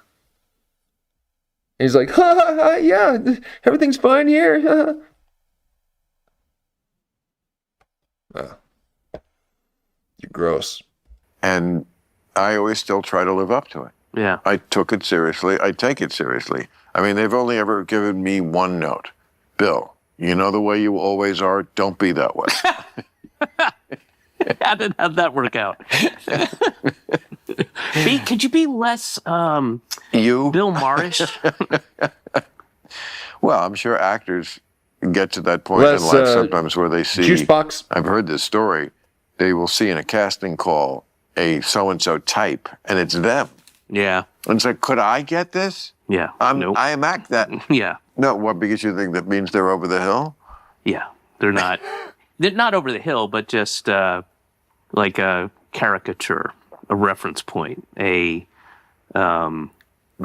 I don't even know what... I mean, if they said like a Bill Maher type, I can kind of get it.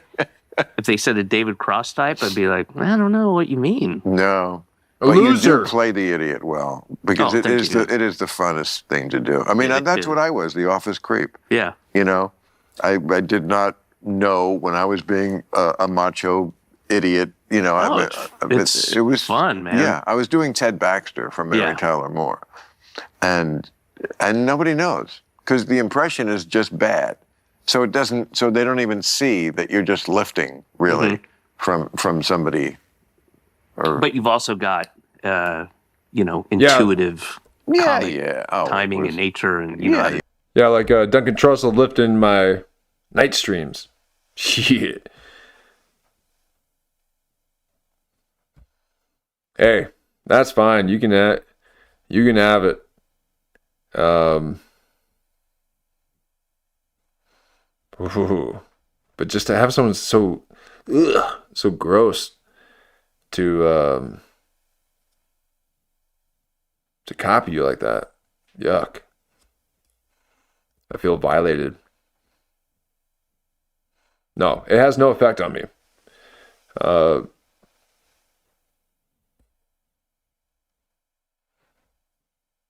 Except for hate. Deliver a line and. But acting is a rough game. I'm glad I got out of that one too, because, I mean, first of all, comedy acting, okay, that can last a longer time. But if you're in the leading man, leading lady area, it's a pretty short window. Yeah. Where and that's assuming you hit it in your like 20s. Mm-hmm. What if you sometimes it takes you to your late 30s. Sure. Okay, now 40s. Yeah, but I mean, like, I think Sharon Stone wasn't like... Oh my God, I'm so sorry that YouTube put Duncan in your algorithm after my show. Oh my God. Oh, great. See, that's what I'm saying. Oh boy.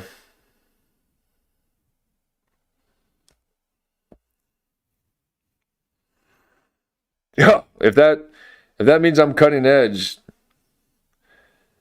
dull my blade. I want no part of that.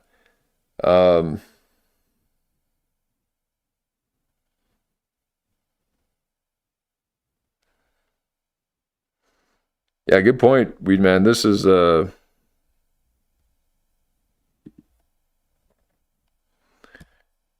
that's a big old fatty. He's got a swish of sweet. He's filling it with a little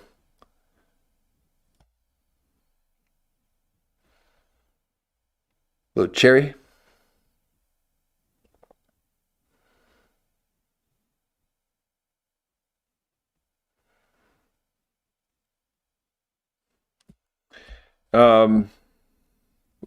Yeah, and that's the thing. When you try new things and I'm not saying late night streams are a new thing, okay? But I just started doing it, and then I'm like, oh wait, maybe. And I was thinking that people doing it during the day were the ones that were. I only saw people doing it during the day. Well, I guess except for Redbar, you'd stream all night. It was fun, and you'd fall asleep to it, and it would be in your subconscious, and you have little dreams about scenarios and stuff, and then you'd wake up and then finish watching it. It's fun. So I hope that at times when you guys fall asleep to this, that I can provide that as well. And but yeah, when you try new things, people, first of all, as you can see, we've had people coming through our stream, not knowing what's happening. They're like, play the clip. Okay. What is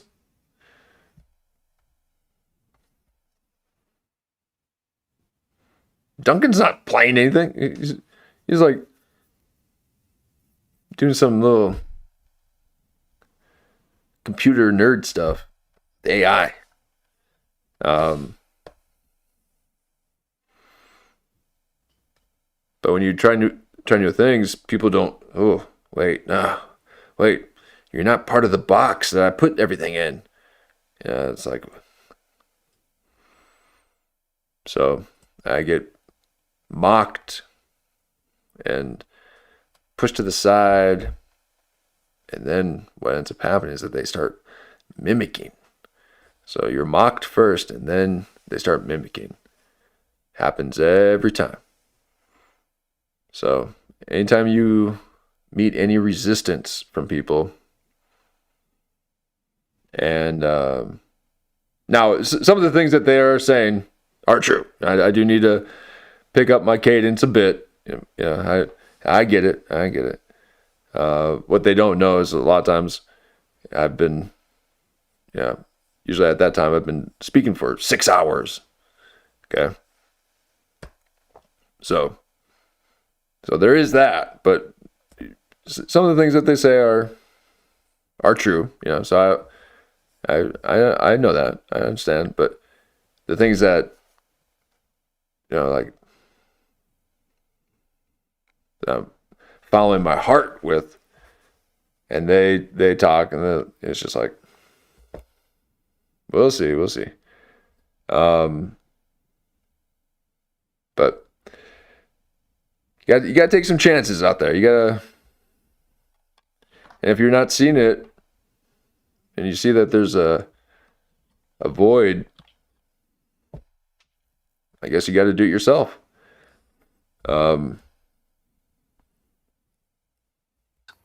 Yeah, but I mean, like.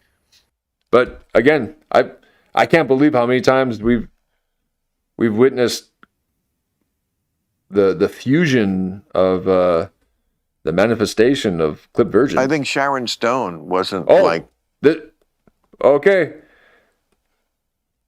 Folks, get ready. This is actually it right here.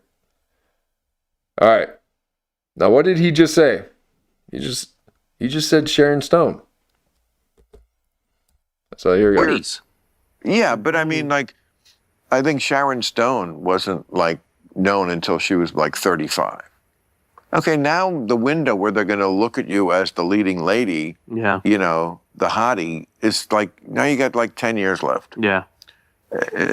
Well, unless you show your bush, then you get an extra 3 years. Well, that was That was in the contract. That was the first one. That's what made her a star. You're welcome. Remember that movie? Never saw it. But you never saw Basic Instinct? I did not see it. What a dick. Now, come on. What a fucking snob. There are What a fucking... Basic Instinct. Huh? Okay, now, if you guys know,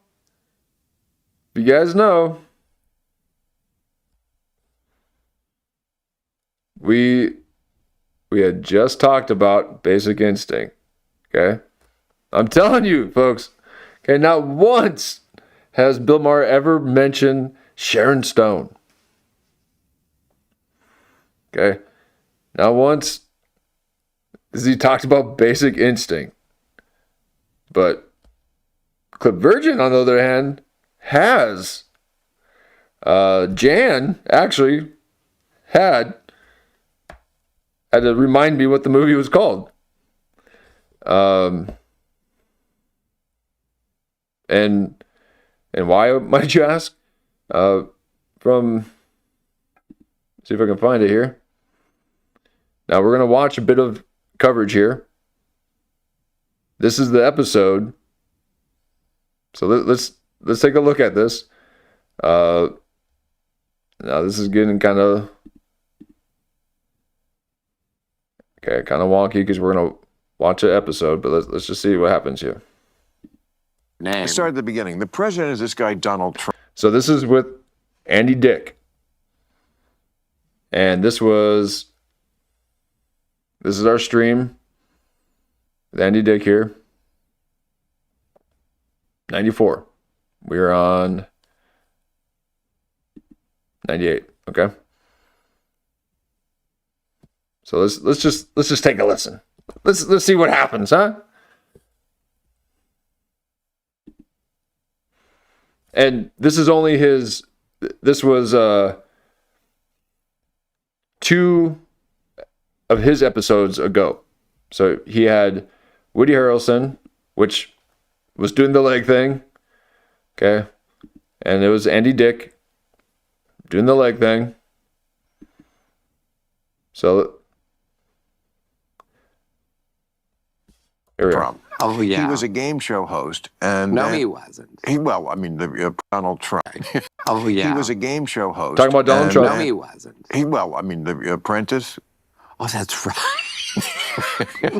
Now you're really crap. It was a game show. Yeah. But, that's where America is. And Bill got distracted with the leg cross. He did the... Andy Dick did the indecent proposal. What's it called? The with Sharon Stone, the leg cross. Was it indecent proposal or no? What was it? When Sharon Stone's in the interrogation room. She crosses her legs, and I was like, Basic Instinct, yes. It's like,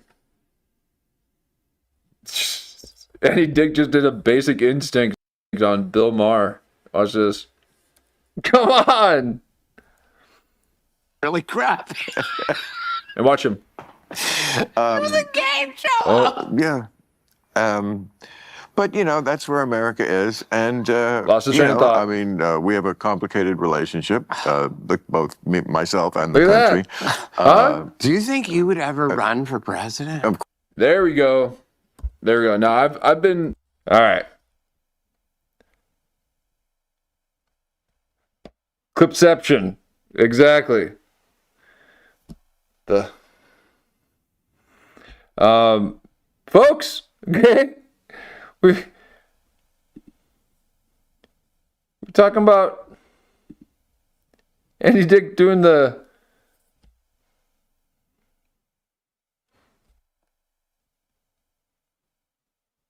basic instinct. I mean, come on.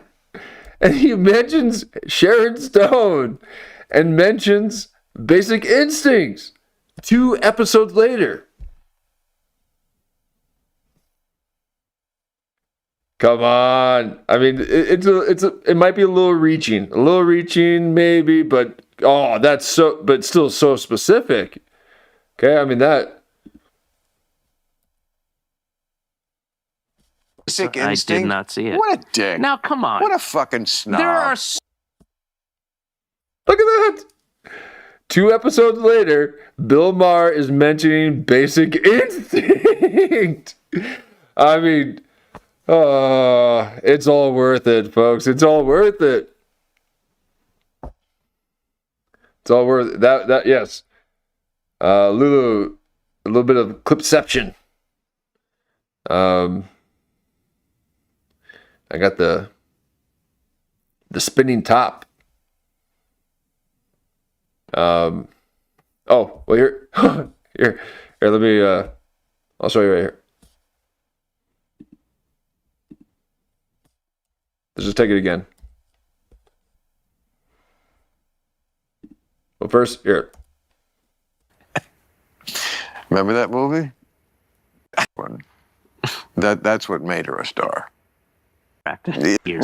So he brings up Sharon Stone. Okay, he brings her up.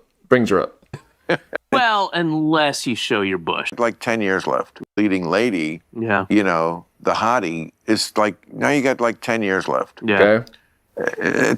Well, unless you show your bush, then you get an extra 3 years. Well, that was yeah. That was in the contract. That was the first one. That's what made her a star. You're welcome. Oh wait, yeah, because no, let's take it back because it was Bill who mentioned Sharon Stone, right? I think Sharon Stone wasn't like known until she was like 35. Okay, now the window where they're going to look at you as the leading lady, Yeah. the hottie, is like, now you got like 10 years left. Yeah. Okay. That was the first one. That's what made her a star. Sorry, I accidentally skipped it. I want to get a full thing here real quick. Okay. Bear with me here. Okay, folks. I believe Bill Maher has seen our episode. Okay. I know it sounds crazy. Bill Maher, hey. I'll go on your show. Okay. I'll go on a show. I'll show a little leg. I'll show a little leg. I'll give you a little leg. I'll give you a little forearm. Put old Clip Virgin on the show, huh? 35. I think Sharon Stone wasn't like known until she was like 35. Okay, now the window where they're going to look at you as the leading lady, Yeah. The hottie, is like, now you got like 10 years left. Yeah. Well, unless you show your bush, then you get an extra 3 years. Well, that was yeah. That was in the contract. That was the first one. That's what made her a star. You're welcome. Remember that movie? Never saw it. You never saw I Basic Instinct? I did not see it. What a dick. Now, come on. Okay. Now this. Yes. Hold on here.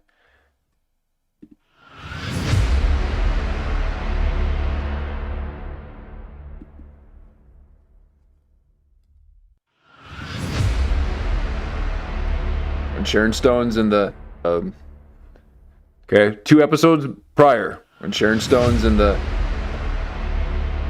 was it Indecent Proposal or? And Bill got distracted with the leg cross. He did the, and he did the. We got a Clipception. The Indecent Proposal. What's it called? The with Sharon Stone. The leg cross. Was it Indecent Proposal or no? What was it? When Sharon Stone's in the interrogation room, spit it out. And she crosses her legs. You know, it's like Basic Instinct. Yes, there it is. Like, Andy Dick just did a Basic Instinct on Bill Maher. Watch this. Really crap. And watch him. It was a game show. Oh, yeah. But, you know, that's where America is. And, lost his train of thought. I mean, we have a complicated relationship, both myself and the country. Okay, folks, that was Clipception. It happens a lot. Okay? It happens a lot here at old Clipception Virgin. Okay? So thank you. Have a good night, Weed Man. Thanks for sticking through the thick, through the Sharon Stone bush. Sorry, I did that. The thick bush of Sharon Stone. Yikes. Sorry. That's a little too blue, man. So that was a bit of Clipception. And thank you, Lulu, for the... Or was that shot? Who came up with that?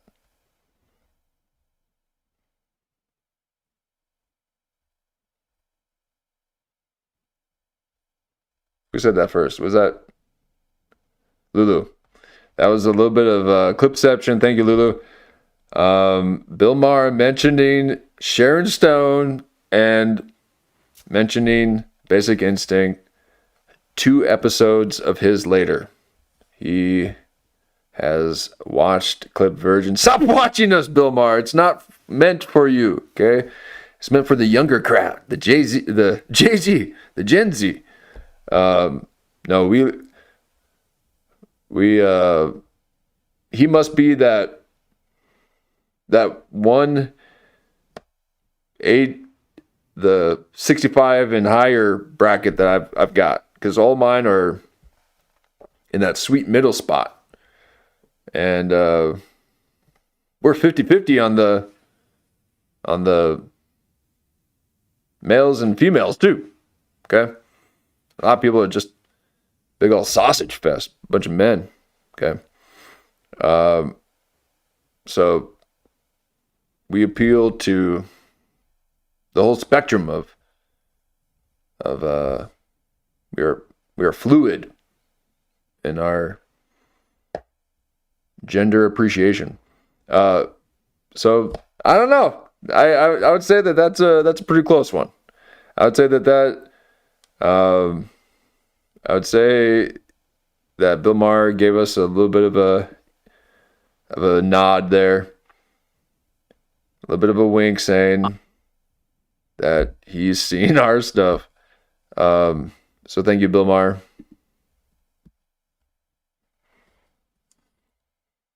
What a fucking snob. There are so... What a Basic Instinct. I did not see it. What a dick. Now, come on. What a fucking snob. There are so... What a fucking dick. A snob? I didn't not see it for a reason. I just didn't see it. I'm personally offended that you didn't see it. But it's not... I never... You snob. I'm not a snob. You're too good to see Basic Instinct. Yeah, you snob. I mean, yes, but that has nothing to do with the reason I didn't see it. I'm sorry it's not Tartuffe. Oh, God. Okay. Oh, my Lord. There's a lot of stuff I haven't seen. Never saw Game of Thrones. Never saw... I watched 3 seasons of Sopranos and didn't pick it back up. I never saw... Yeah. I mean, there's so much stuff I haven't seen yet. You know, Breaking Bad. Oh, every episode I saw. So, with that bit of Clipception, we will now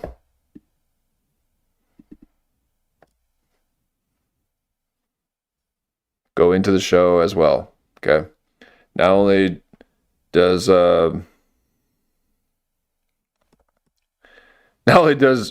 Bill Maher watch the show, but I watch Bill Maher. Okay. Not only does Bill Maher watch our show, he watches me. Stop watching me. I turn my head to you.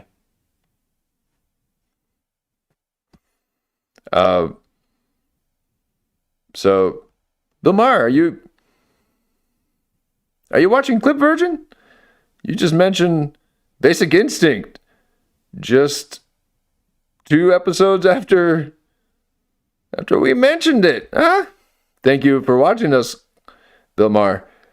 And you dress very well. I really do appreciate you putting some effort into your apparel. Do you like my legs? I'll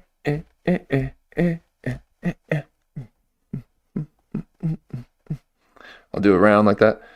So that's what we do here at All Clip Virgin. We not only commentate on the show, we control the show. We got Duncan Trussell doing night streams because we made fun of him a couple streams, and now he wants to try to take away our night stream population. You can have them.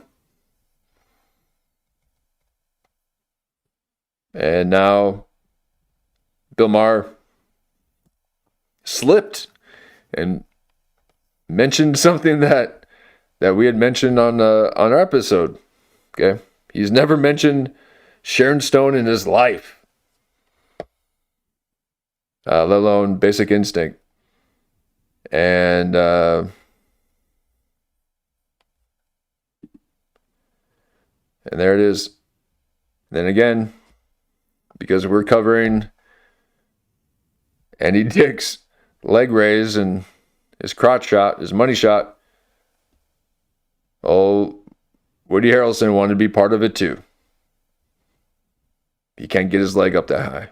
He's a big guy. So people be watching. I'm just having a little fun, folks. I hope to God they're not watching.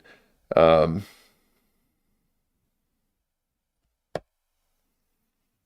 you better watch me, Bill Maher, because I'm coming for you.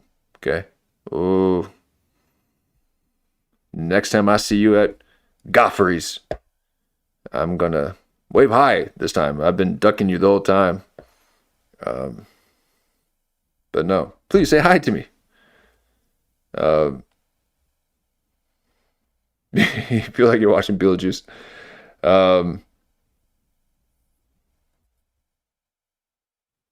Bill Maher never says hi to me when I walk past him on the PCH.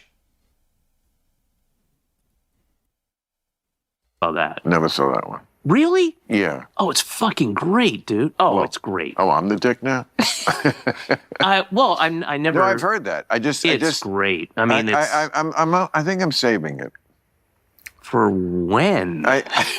Didn't you just celebrate your 70th birthday? Oh, so what? I'm going to die tomorrow? Well, I can't save anything.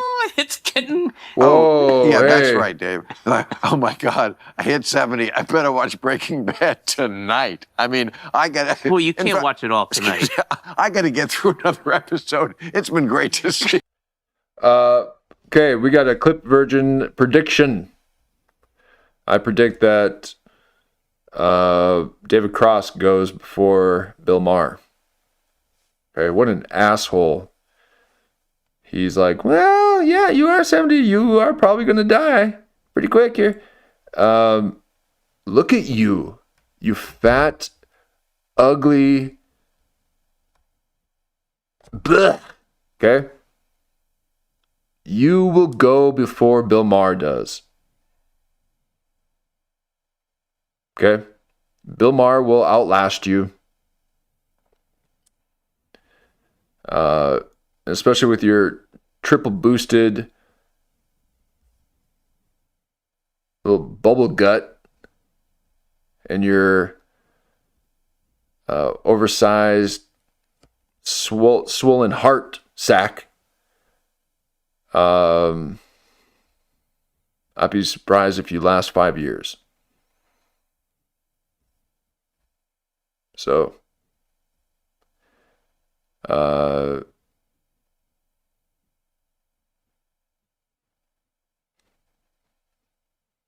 dare you talk to Bill Maher like that? I mean, look, and it's always, it's like fat chicks saying that attractive girls are bitches. Okay? Yeah, of course you don't like them. Okay? So he is far, far beneath Bill Maher in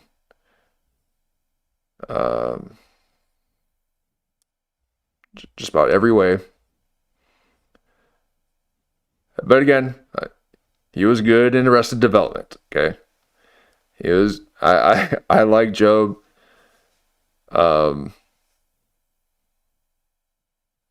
Wait, was that his name?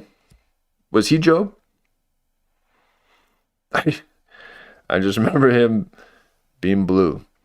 But wow, how rude! How rude of you to suggest that Bill Maher's going to die soon. That just shows you just how nasty these comedians are when they're political. They want people to die. They don't agree with them. Yeah, but I'm saying the window is closing. Oh, it was on for what? Look at you. 6 years. Look at you. The window slammed on your fat gut years ago.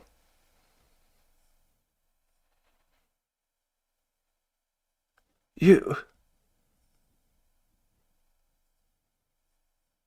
got worse ears than Jamie Kennedy.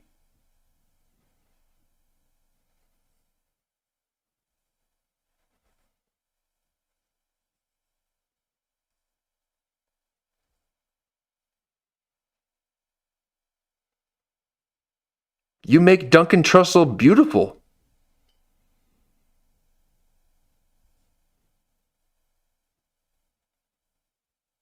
And look at the worry that's constantly in his eyes. The need for approval in every glance.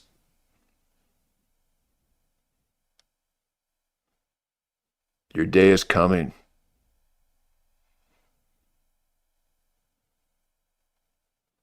Nigh, it's here.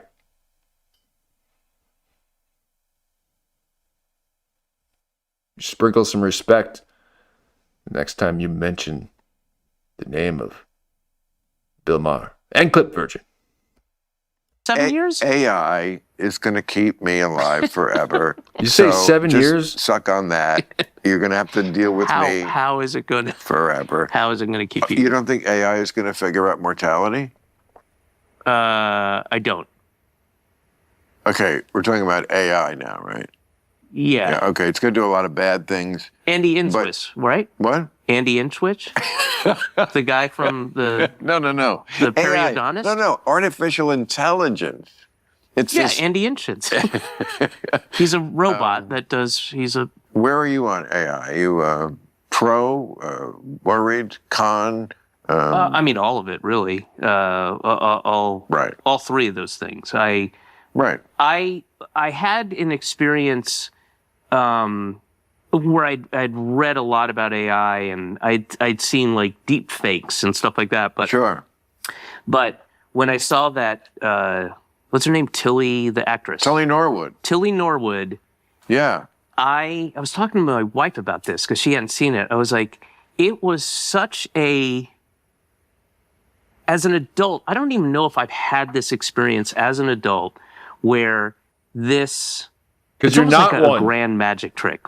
But I know it's a magic trick. But I'm watching Tilly Norwood, that video they made. I'm like, it's not computing. How is this fake? I mean, I'd never seen anything remotely like that, where this is as real as anything. I would, if you showed me that, and I didn't know what AI was, I'd be like, no, what are you talking about? It's computer generated. And then, I mean, it's crazy to me. And I met her at the Vanity Fair Oscar party. I think we had chemistry. I do. That's the future of AI. a bunch of old guys going, I met her and I think she likes me. How long is it? Did you ever see the original Westworld, the movie Westworld? I didn't, but I know I'm familiar with it. Yul Brynner and right. Yeah. My boy James Brolin. No, you know what? I know it because I have so many of these movies. I know it because of Mad Magazine's. I have some Mad Magazine covers in this room. Yeah, I saw that. Yeah. But that's how I knew Westworld and kind of the plot and all that. Right. I mean, HBO redid it in a whole different way. But the original movie in the 70s, James Brolin, awesome, and Yul Brynner, awesome.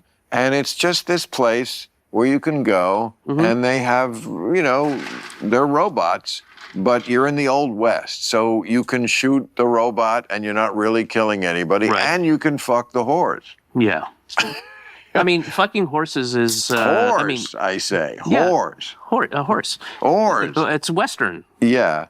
And there's a lot of horse fucking back then. If you really have this, I mean, in the movie, the plot is that one of the robots, played by Yul Brynner, of course, goes, there's something wrong with the wiring, and then he actually violates what they're told at the beginning, is that the robots could never hurt you. And of course, Yul Brynner's shooting up the town. It's Asimov's thing. Exactly.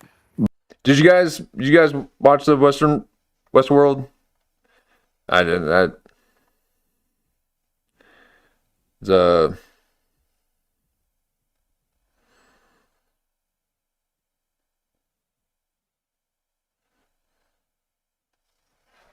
think at the time too, it was during a time where there was a couple big TV series that were out, and I was just so over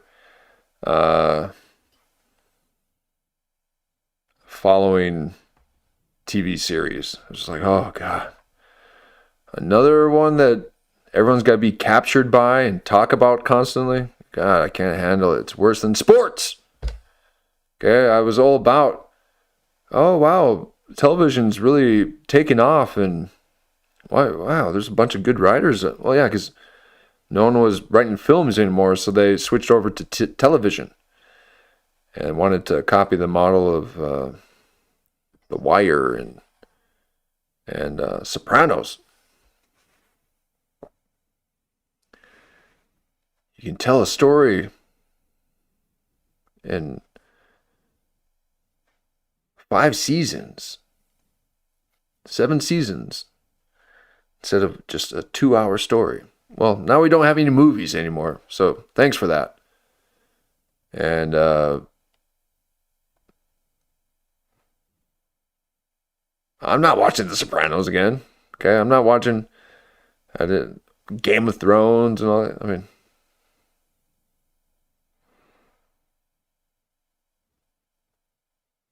so then Westworld was another one.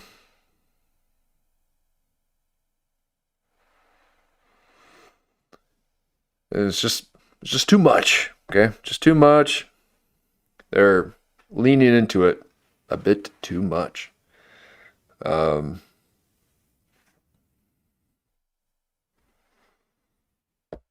I need things simplified and buttoned up, and I don't need to have a whole saga every time I sit down on my sofa. Okay? I miss the sitcoms.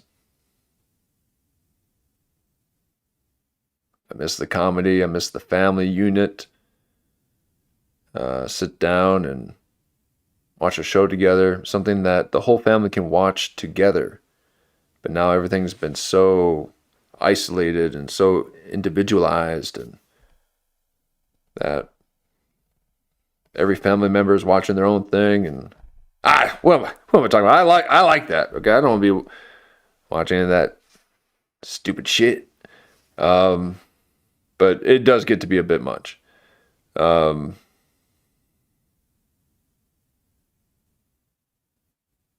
But remember those days of TGIF?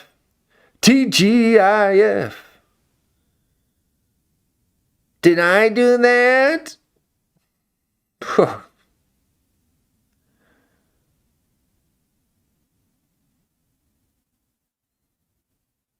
Oh my God. Yikes. I'm glad those days are over.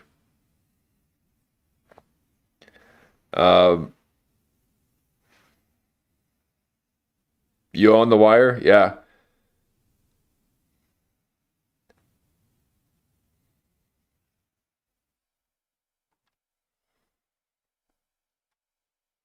And then, what was the... Yeah. Step by step, day by day, fresh start over, different everywhere. People you are, struggles you stare.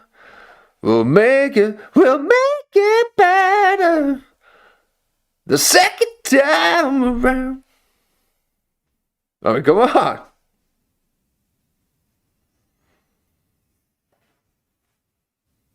What was it? The second time around.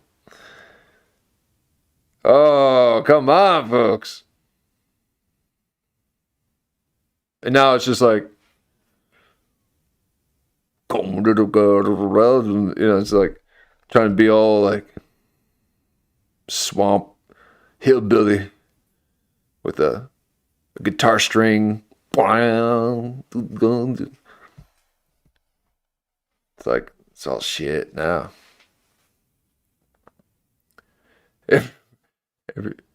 Everywhere you are.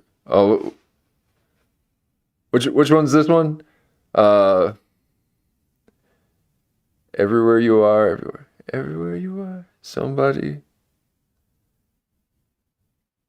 who needs you. How's that one go? I'm not quite picking up on the melody. Perfect Strangers? Oh, wait, yeah. Yeah. Oh, man. I can't think of that one.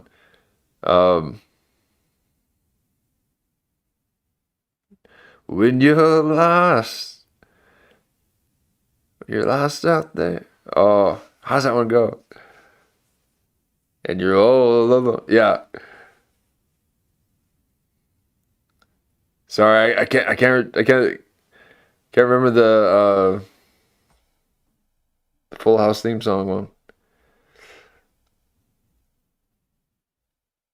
When you're lost out there, you're all alone. Somebody who's waiting to carry you home everywhere. Oh, I can't think of it. Sing it for us, Fisk. That's why you gotta get on Discord. You can do the audio messages. But I mean, come on, see? That's what I'm saying.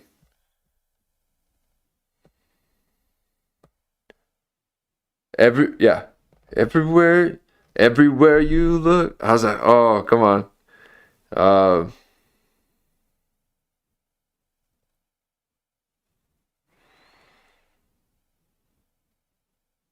Know your theme songs, Fisk. Yeah, I don't care if it's been 20 years. 45. 45. Oh, 45. I know one day I'm going to be 45.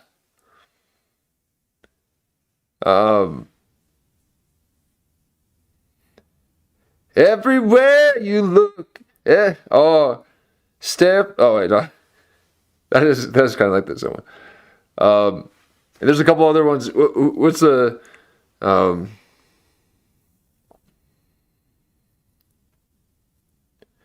every step you take?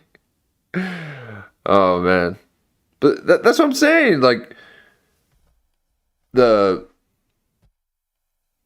longevity that those shows had on people. Now, granted, it was mainly because there was only a few channels, and so everyone was watching them. And then we're all singing the same tune. 60 million people watching the same thing.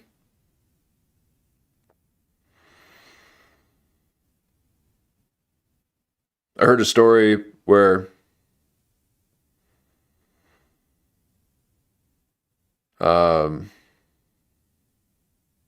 Family Ties, yep.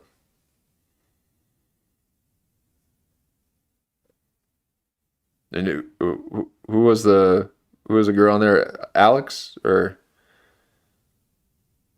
the sister?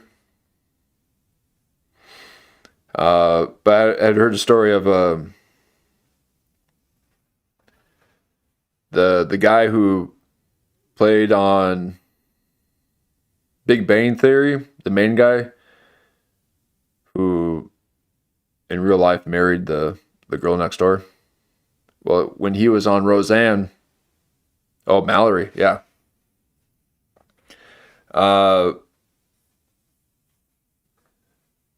When that guy, who kind of looks like Joaquin Phoenix, was on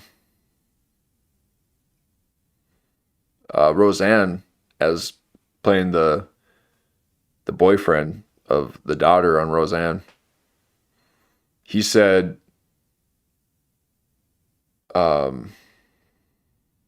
that it was instant recognition. Like he was on the show, and then the next day, everywhere he went, he was recognized, and he reminded us that he's like, it was granted it was a one of the top shows at the time, but there was only a few channels, so they had, those sitcoms and those shows had 40 million, 60 million people watching them. And man,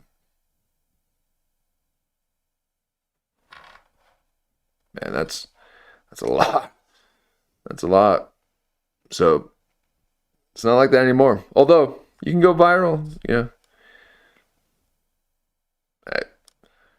Bill Maher must have seen my Black Hands video. And but the Pink Panther theme song, oh wait. Yeah, how does that one go? The do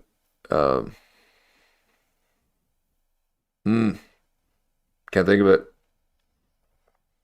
But who was the guy that was the actor of the sitcoms, and then he also wrote a lot of the theme songs for them? Was that the Step by Step guy? Because there's what's the other one? But he had he got Alan Thicke, yeah, yes, exactly. So he not only got paid for being the lead in was it Step by Step? What was he in? But he also then got paid for the jingle. So every time that aired, he would get paid, plus getting paid for being on the show itself. That's the way to do it. Yeah, get them royalties. Growing Pains. Was that it? Growing Pains?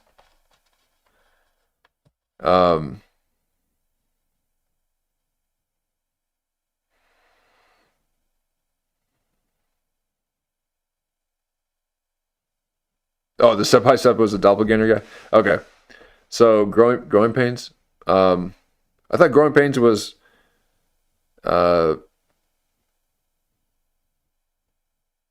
Michael J. Fox. No, that's Family Ties.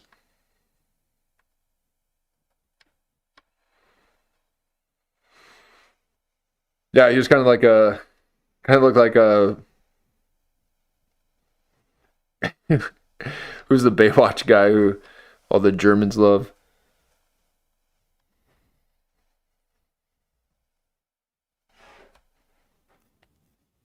They kind of looked alike. But all those songs. Oh, the Hasselhoff. Yeah, exactly. They it seemed like he looked like Alan Thicke a bit.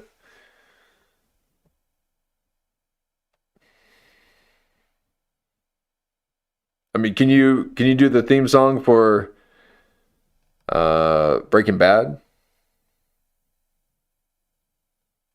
Ooh, Knight Rider. Oh my God.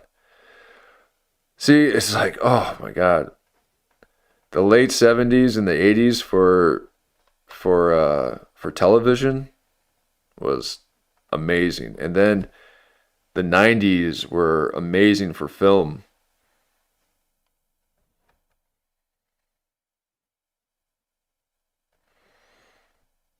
So good.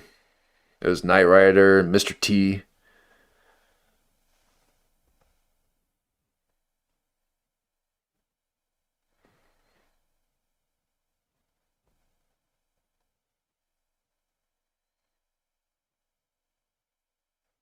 YA50. Yep. Oh. Yeah, and the Chips. I used to watch that all the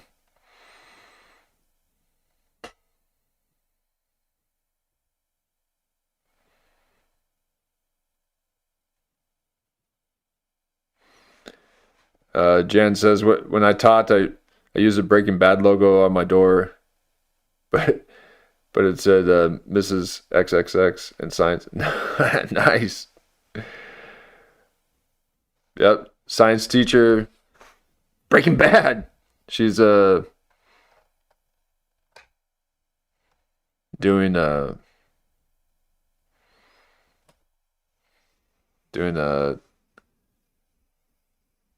what do they call it, the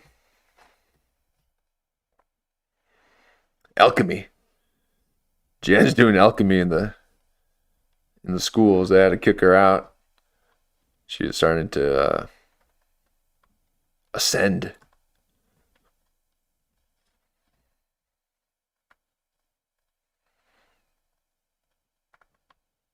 And Jan's got some stories too. Like she had a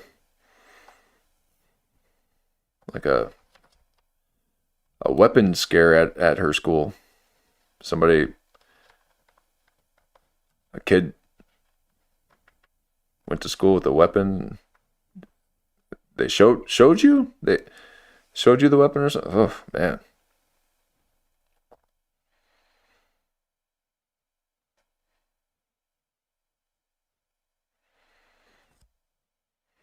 These schools now are insane. And they got all the kids telling each other to unalive themselves all the time. Like that's their way of saying goodbye. Or like, oh, stop. And they just say, go unalive yourself. It's like, what? Like, what?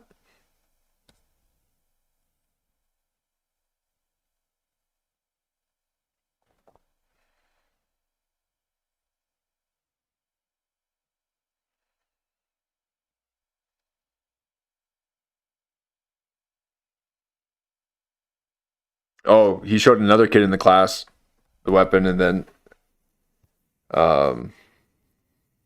you found out the next day. Man.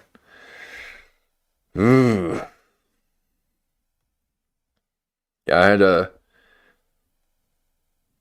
relative that was one of the first. He was I guess one of the lead or the commanding officers of the SWAT team or something. I don't know what his position was, but he was the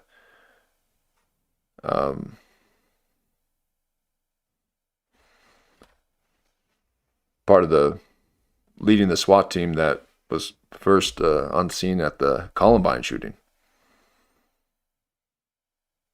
And he said, well, he had PTSD, for quite some time, and would have nightmares and all that, and said that there were. I was just a little clip virgin back then, but I remember him telling me that. Well, actually, someone else told me that he had said that he was walking in pools of blood everywhere, and it was insane. But yeah, geez, schools are. Something's got to change. Something's got to change.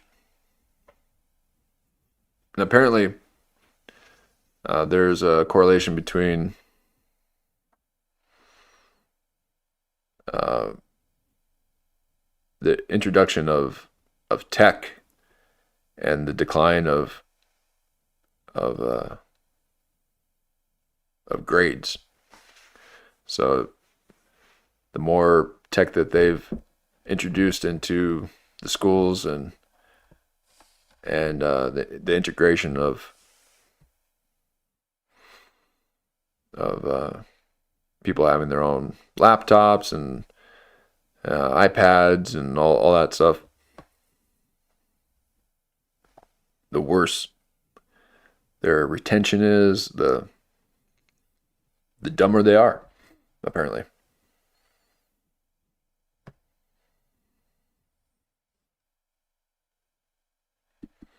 And now, with AI, they've got, when somebody writes a paper, apparently they have to write a paper.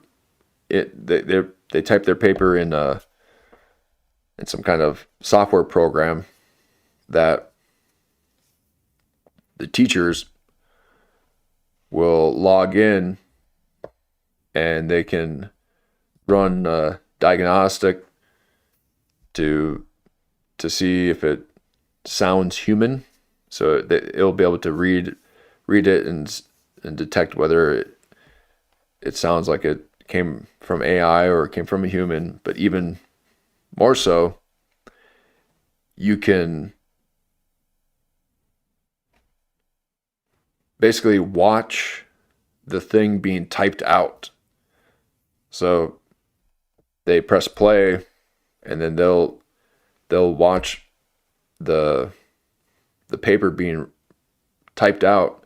So you can see if it's being typed out and then deleted and kind of typing like a human will do it, or if it was just copy and pasted and all that. So it's like with the advancement of technology, you think that it makes things easier, but really it's making more work for everyone.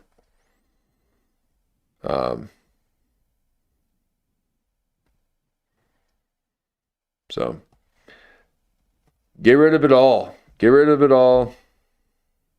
Yeah, I want to see the what are those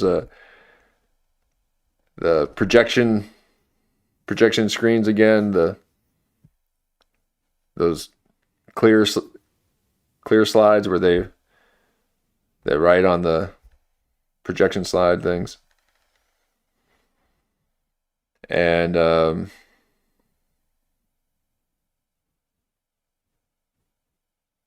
computers, none of that. It's just, but please keep your tech to keep me alive, okay? Because the second you shut the tech off, I'm gone. Okay, please keep the tech alive for Clip Virgin. But oh, come on, folks. Just like we spoke of the vehicles, we've lived transparencies. Yes, exactly. We've lived centuries without one single automobile, and we did just fine. So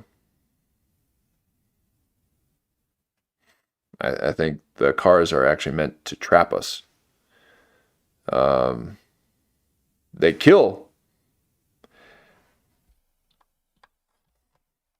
thousands of people every year. So more so than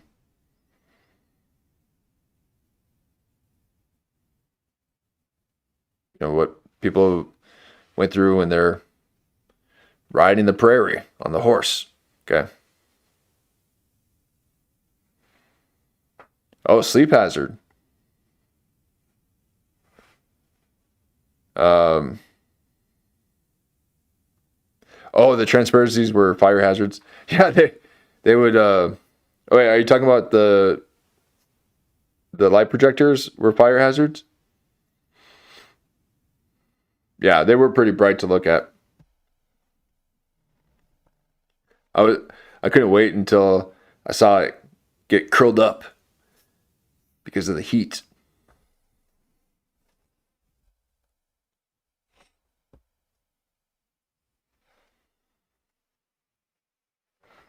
But no, I need to hear the chalkboard again. Okay, to see a professor and teacher just really, and you hear the tapping of the chalk up against the coarse blackboard. There was a rhythm to it. And oh, those teachers loved it too. Like,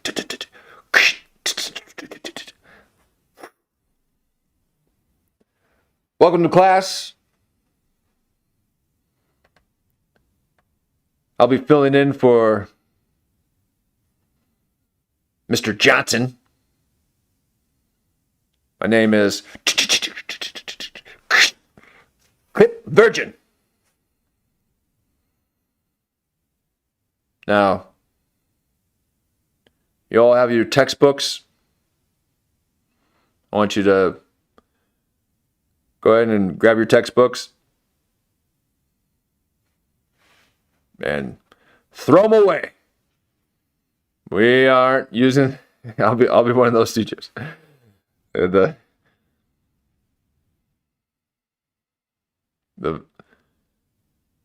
very much the substitute teacher trope.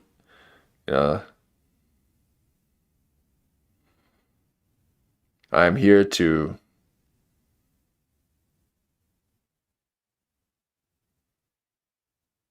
speak to your mind. I don't need you to be staring at no books. But yeah. So computers and God, folks, okay. I mean, We used to have scrolls, okay, and you were part of a guild to learn and to be scholarly, okay? And that reminds me of the ski school substitute with Tim Dillon. Oh, I missed that one. I'll have to check that out. Tim Dillon's been, he's on this generational run right now. He's been on one for a while. But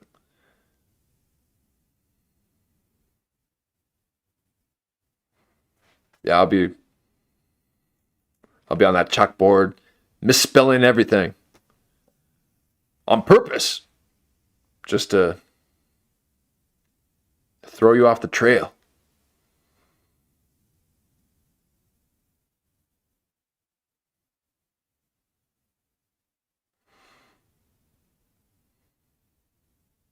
But instead, everyone stares at their own screen, and we're losing peripheral vision. Our eyes are getting fried by blue light, disrupting our circadian rhythms.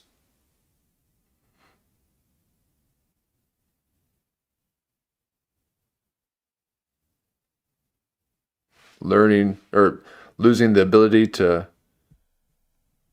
write in cursive.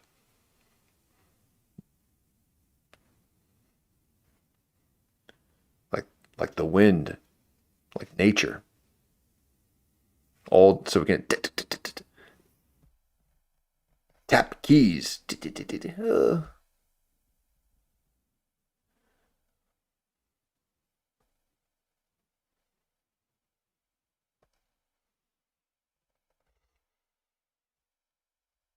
And I'm with Rogan when he talks about the new MacBooks and the keyboard where it's the keys are too flat, doesn't have enough, too flat and wide, and not enough drag. You know, if you're gonna have a keyboard, it's got to be like a typewriter, like the thick, with the big divot in there. You put your fingers in there.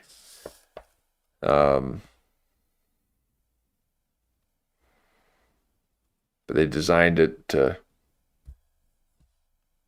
silence everyone because all the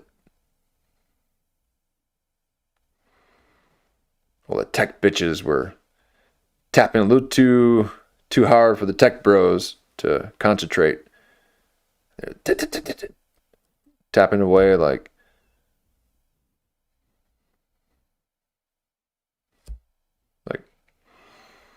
Jason Burmis.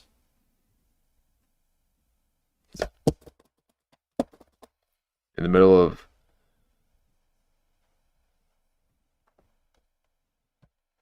Metzger's manic rant.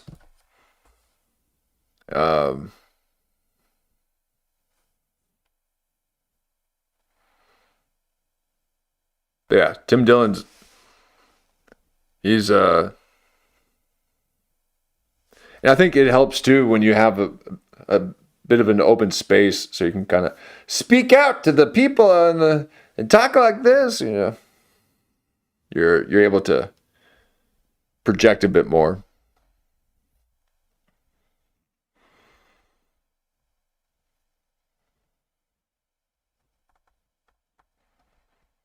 But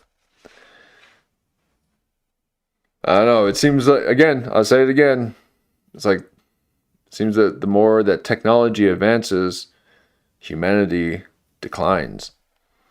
So let's stop that, okay?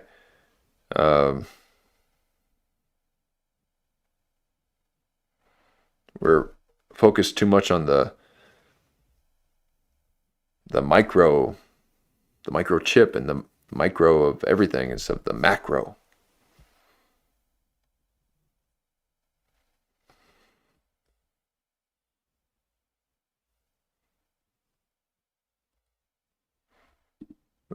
let's see where we left off here. But in real life, I don't know if that would be the problem. The problem would be, like, if you could actually have guys who could fuck whores or women who just would, these robotic.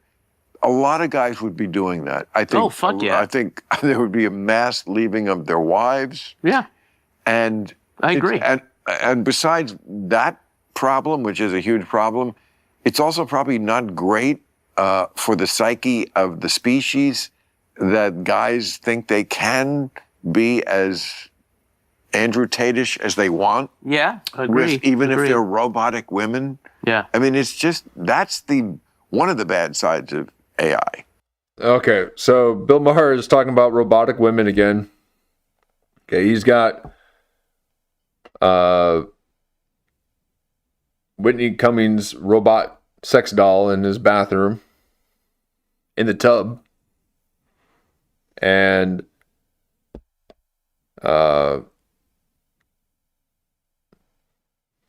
so he has to make a distinction when he talks about women and picking up women and the difficulty it is for someone to get a human woman, he says. Okay.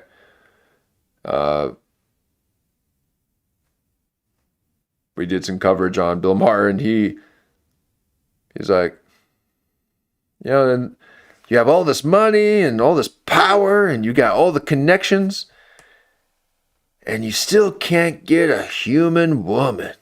What? Whoa, wait, what? We just call them women around here, okay? If you're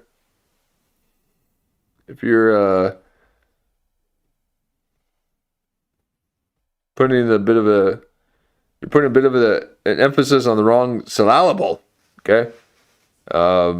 We call them women, all right?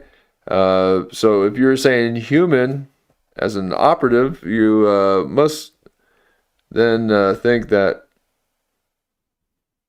or you must be connecting with non-human women. So yes, he does. He has a robot woman.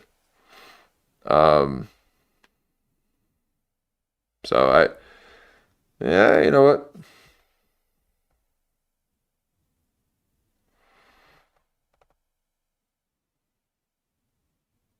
No, thank you. Okay.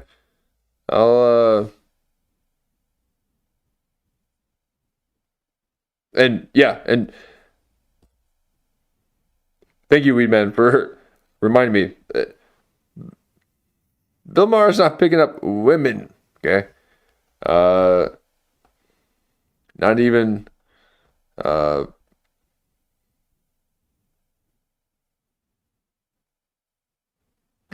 single. Okay,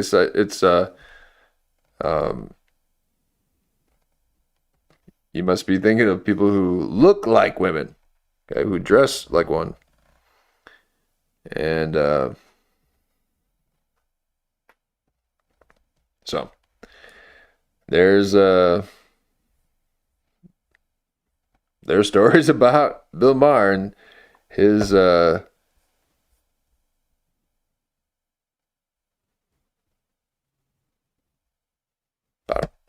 his type of women. Let's just say he likes them with the black hands. Okay, he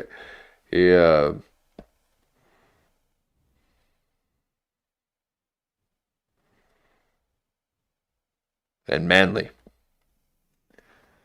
Yeah. Whoa, man. Okay. Woman. Whoa, man. Whoa, man. Yeah, you ain't marrying an axe murderer. So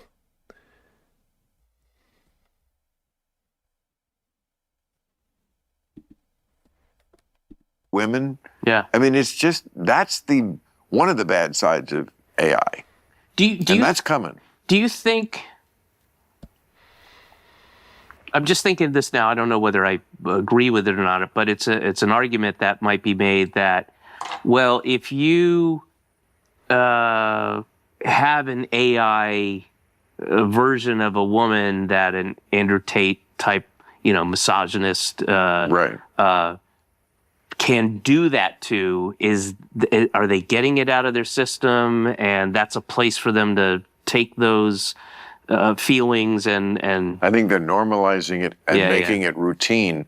You're right. I can imagine the argument being made. Andrew Tate, communicates with a lot of young men. Yeah. And if they're talking about real women the way he talks about real women, did you see the Louis Theroux thing? Can you imagine what you're like the 8th person who told me I got to see this yesterday, and I'm going to. Right, the manosphere. Right? Yeah, it's not going to be revelatory, but it is. Right, it's eye-opening. Yeah. I'm sure it is. But, if you get these guys, the Andrew Tate people, to be talking about actual women this way, can you imagine how they would feel about the robots? Yeah. I'm the opposite. I'm afraid of the robots, so I'm super polite. Oh, God. I didn't used to be. Like, when I have in my car, like, a plug-in for, like, a phone where you can, like, play music off of it, just basically an iPod. So when I get out of the car, I can, like, a plug-in for, like, when I have in my car, like, a plug-in for, like, a phone where you can, like, play music off of it, just basically an iPod. So when I get out of the car, when I've had that on, the car always says, not a sentence I used to say when I was 25 years old, but the car says to me, you left your phone in the car. And I used to go, shut the fuck up, you stupid cunt, because we're just... Yeah, so what do you say to your robot Whitney Cummings? Is that how you talk to her? That's rude.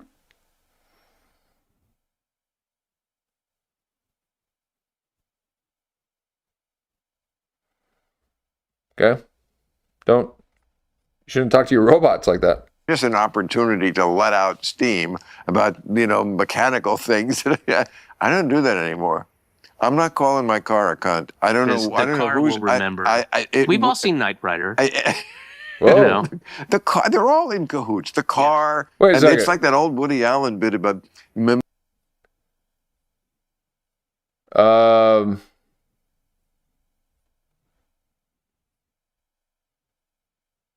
Let me double check here.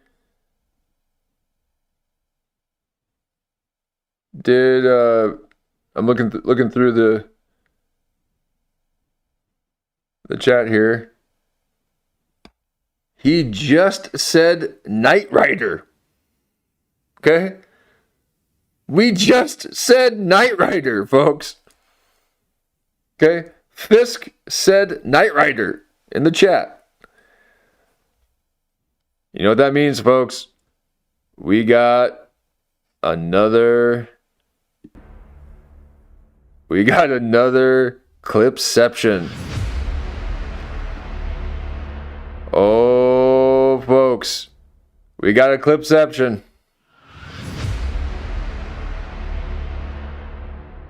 Bring it back. Rewind the tape. Because let me take a look here.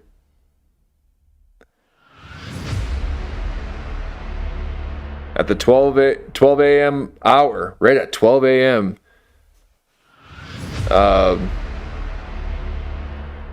Fisk said Knight Rider, and now David Cross just said Knight Rider. What are the odds? This is a Clipception. 2-in-1 episode. Oh my God. Car will remember. We've all seen Knight Rider. Oh my God. We are dialed in. Oh shit. Oh shit. It happened, folks. Clipception. Wow. Wow.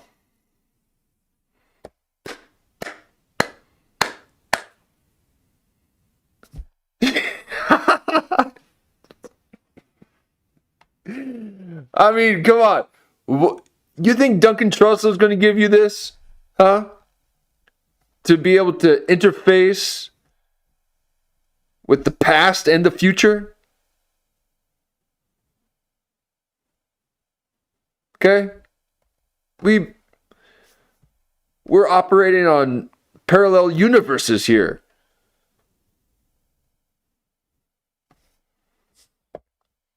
Clipception. It's real. We're here. Bill Maher's queer. And we got another Clipception. So there's something special happening tonight, folks. Please allow for some of the magic to happen in the next stream. We can't have all the magic happen in one stream. How am I going to repeat it? Oh my God. Okay. Never try to repeat it. Okay. It comes spontaneously. So you gotta be open for the spontaneity of Clipception. Woo-hoo. It's getting a little spooky. A little spooky hilarious. What was it? Dun spooky, dun hilarious. Dun spooky hilarious. It's real. Wow. I can't believe. Come on. I mean, they weren't talking about 80s sitcom. We were just on our own little rant.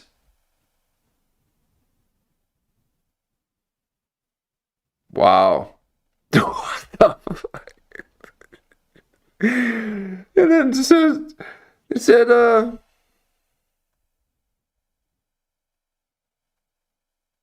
Basic Instinct too. They said Basic Instinct. Oh my God. Unbelievable. Only here, folks. You know. The car, they're all in cahoots. The car, and it's like that old Woody Allen bit about, remember I think my appliances are in cahoots against me. The toaster made a remark. I think it's anti-Semitic. You know what we don't have in New York? He would think that. Speaking of living in a bubble, which I admit, and I want to be in that bubble. I pay for it, and I want my daughter to be in that bubble. It's right. A good bubble. Okay. I don't think any bubble is good, but no. It's pretty good. Oh, is it? Mundami? The Mundami bubble? You like that bubble? Good. Stay there and rot.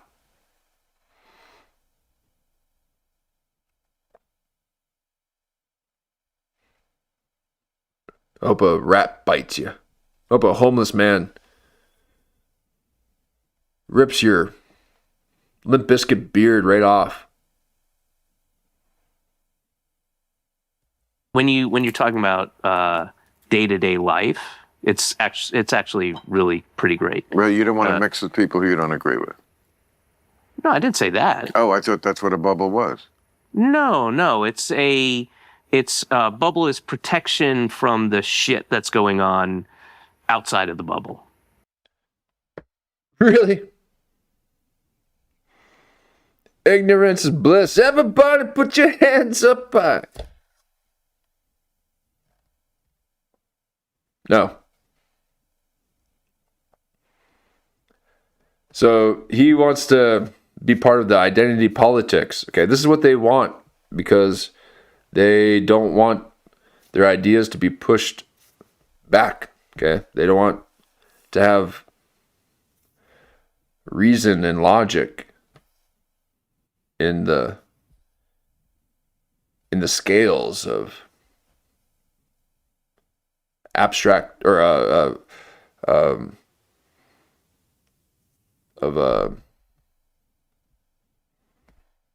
reality, objective reality. Okay, so they wanted to stay in their subjective experience. Okay, this is a bubble boy. Living in a bubble, you're in fear. So they congregate, they point the finger, saying that the other is the enemy. And they think that they're better than you.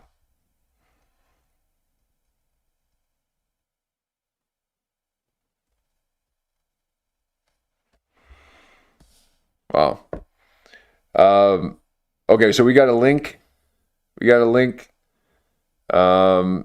you're saying you might not be able to send the link because you're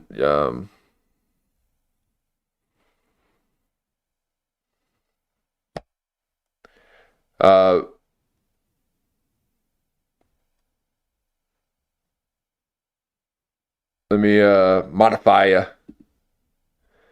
All right, you guys are going to see this in real time. Hold Jan accountable as a moderator. She might go a little crazy. No, it won't go to her head. And she actually I had Jan as a mod in the early days. Okay, in the early years of Clip Virgin. And then it was just her in the chat. So I figured I'd give you a wrench when we get a chat. And here we are. We got a chat now. So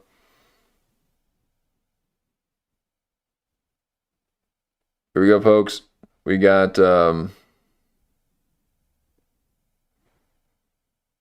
I'm looking through the thing here. All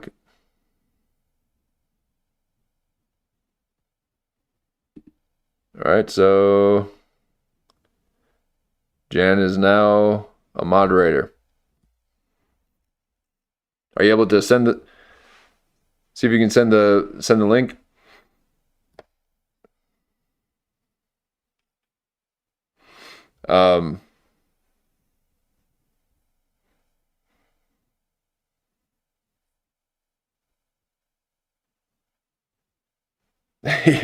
You're modding yourself. That's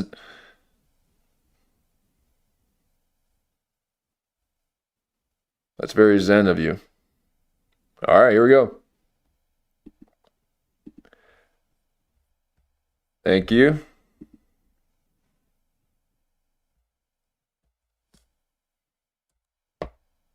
Please, I hope there's no spyware. Oh. Ooh, nice. Okay. So we got Ski Dogs with Clip Dylan. Clip Dylan. Everything's a clip. Tim Dillon here. Oh, we got music? Okay.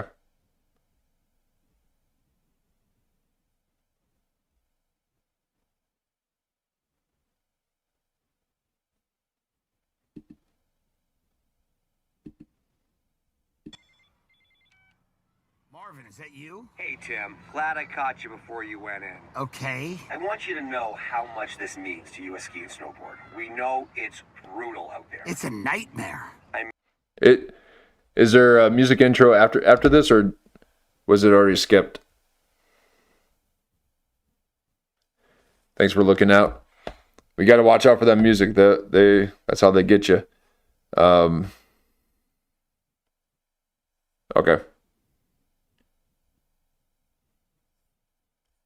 I mean, with this roller derby craze and now high lie, even tetherball's a threat to us. Don't forget Battle of the Network Stars. Yeah. Anyway, Tim, go in there and knock them dead. These kids, they're our future. Don't worry about it. Kids love me. Okay, so this is Tim Dillon. Oh my God, look at those cars, man. Oh, I love that. Old Cutlass. Was that now?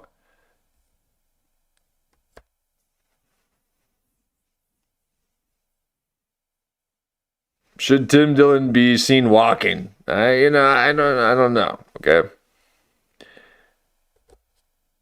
Let's see. He carries himself up.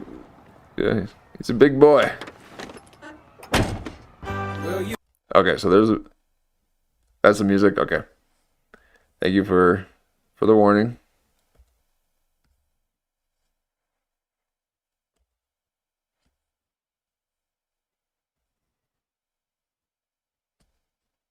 I think Tim Dillon's very cinematic too.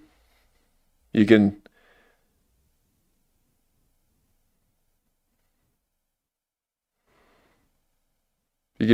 pull off, well, maybe.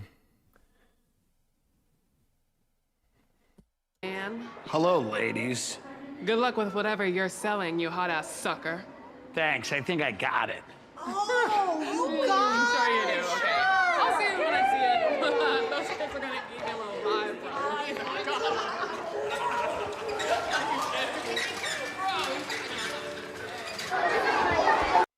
lives. That shot lingered on a little bit too long. I don't know why.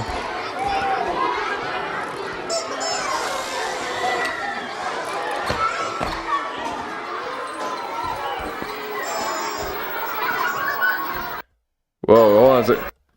I don't think I've ever seen Tim Dillon this close before. Why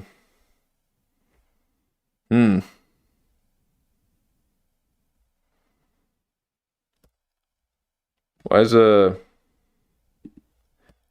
yeah, his skin is kind of blotchy.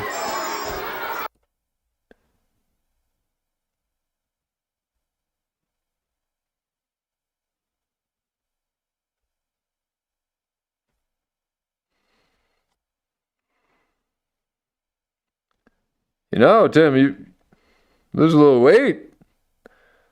You could be on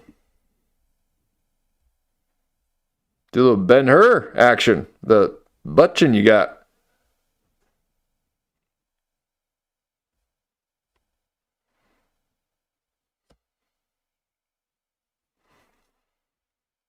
He's got a face like a Roman. All right, enough with the puppets. Sit down. Woo! Hey! Someone ordered a tetherball set up? When are we gonna do this? Please leave.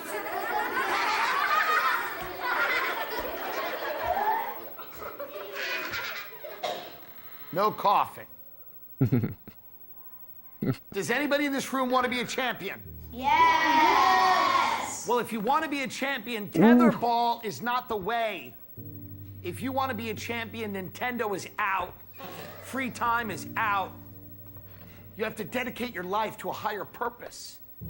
You have to commit to destroying the weakness that lives inside of you.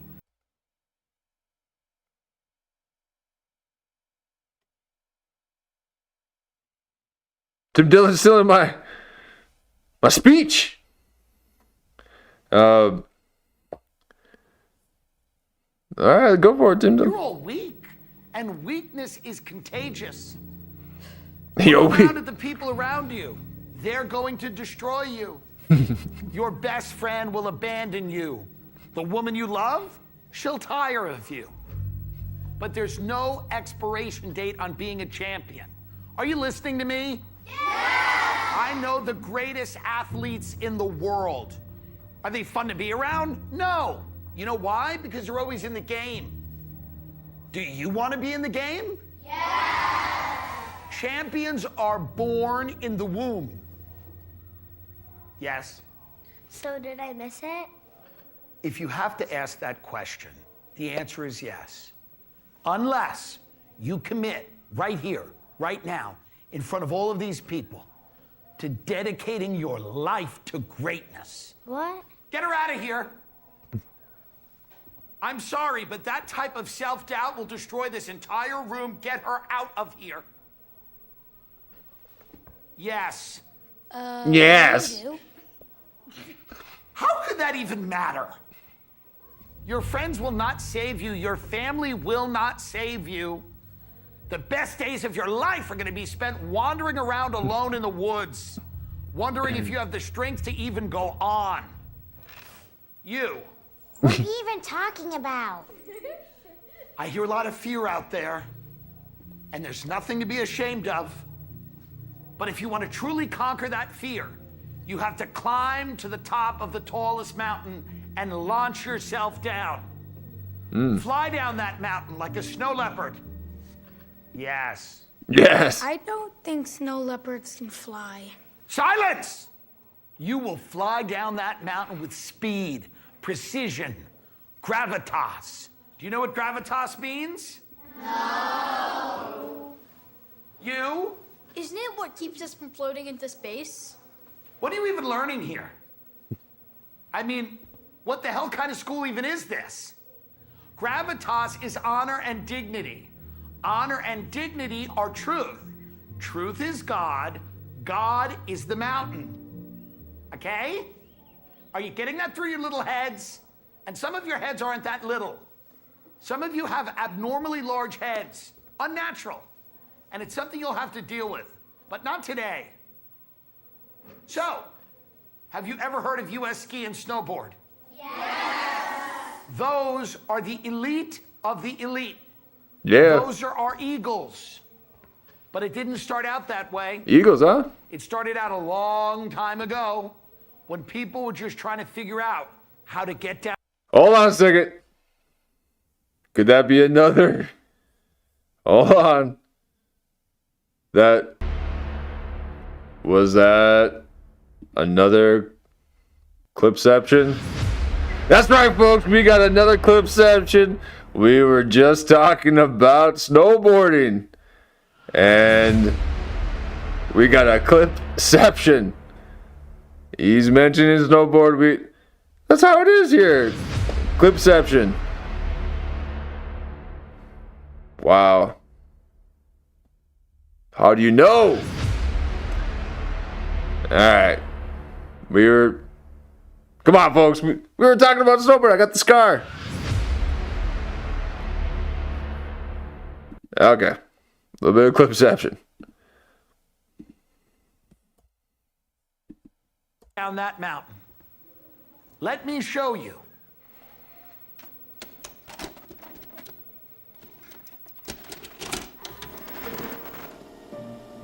Let's go back to a small village surrounded by the snow-capped mountains of Austria. In those days, you couldn't buy your skis. You couldn't even rent them. You had to make your skis. Yeah. Innovation, precision, craftsmanship. These were all the ingredients needed. Well, that and a supportive wife.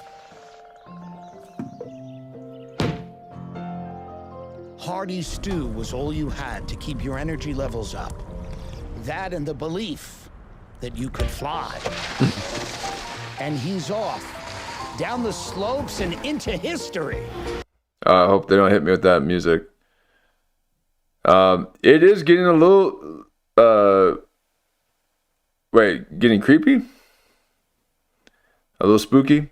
The Clipception? Or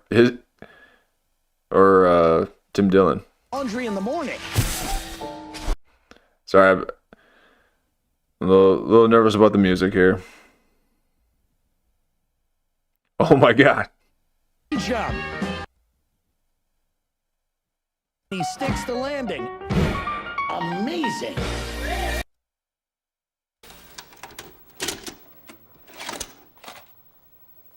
As you can see, everybody starts with humble beginnings. And that's good news for you, because these beginnings are pretty humble. Okay, any questions? You. Is it hard? Is it hard? Is death hard? How about rebirth? You're killing the parts of yourself that lose, and you're replacing them with parts that win and look cool when you're winning. You're no longer a loser who looks uncool when you're losing. You're a winner who looks cool winning.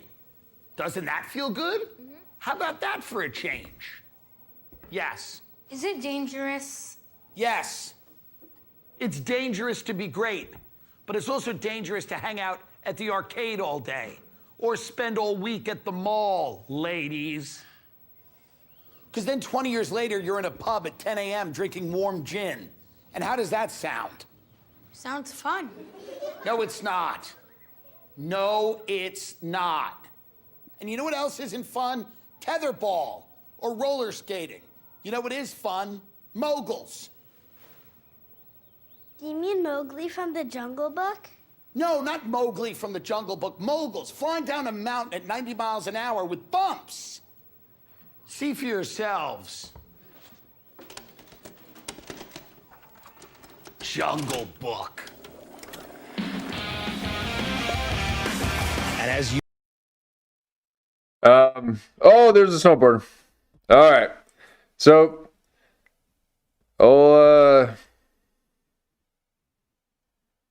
it's about yeah, I'm gonna pause the music here.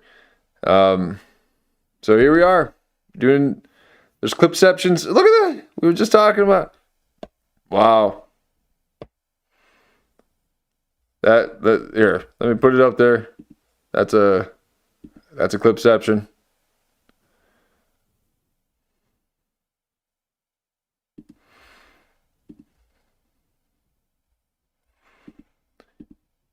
So there is Tim Dillon doing the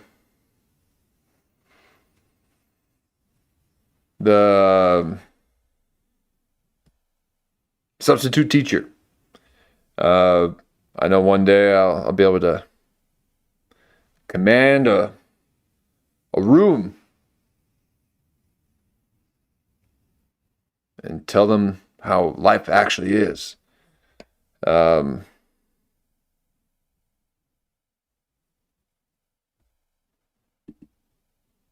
So thank you for the clip, and we got a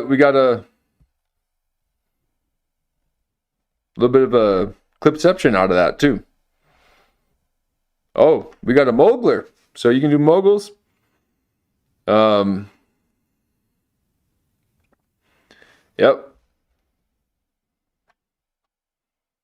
Moguls will,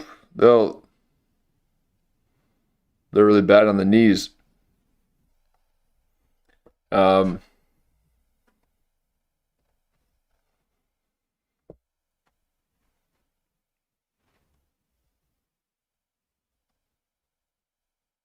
Yeah, I miss those mogul days. Just cut in nice and deep. Just time it. Woo.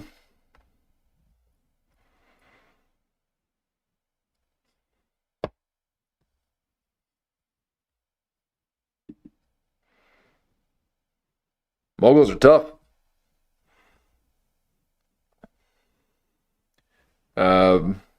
Whenever I'm skis, I always find myself just wanting to ski backwards all the time. Love doing helicopters and spinning around.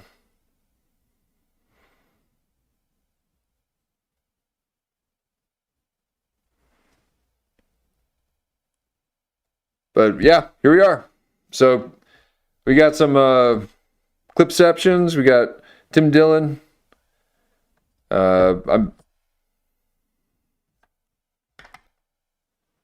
I'm summoning up Tim Dillon's old bits. I like it. Thanks for the clip.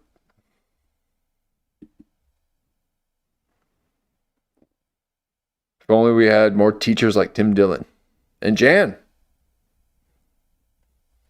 That I don't, the awfulness. And there's no shit inside the bubble.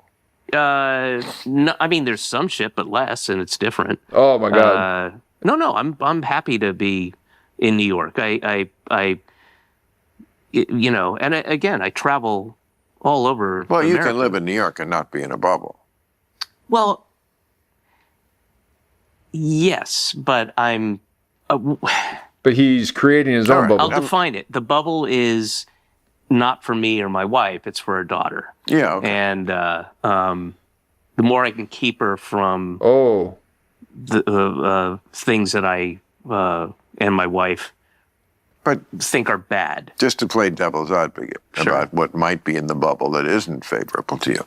A Democratic congressman, I've had him on the show, I like him a lot, Seth Moulton from Massachusetts. Mm-hmm.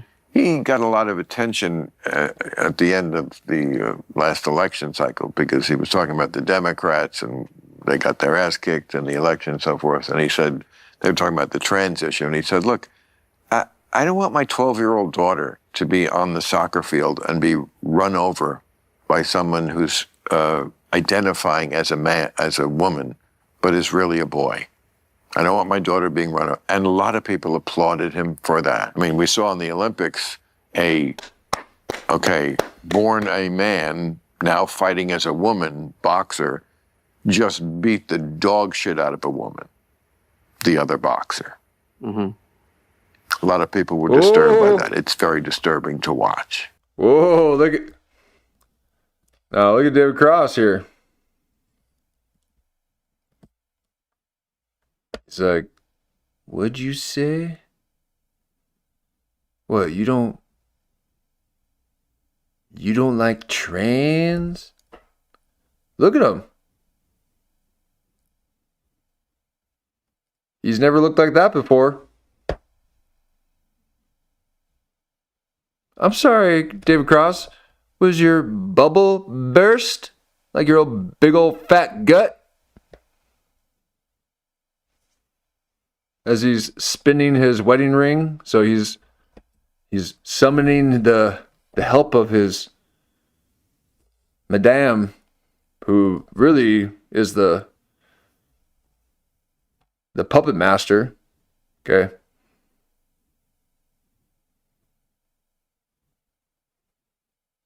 Controls his every mood and move. And he talked. One of the first things he did on Bill Maher was talk about his father-in-law that no one knows, but he's all proud of. So you're basically your wife's bitch. She controls everything you do.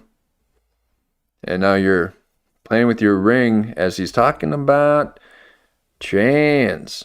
Okay? Now this is what the internet's been talking about. Just beat the dog shit out of a woman, the other boxer. Mm-hmm. A lot of people were disturbed by that. It's very disturbing to watch because it's a man beating the shit out of a woman. I'm just saying there's stuff inside the bubble that could be bad too.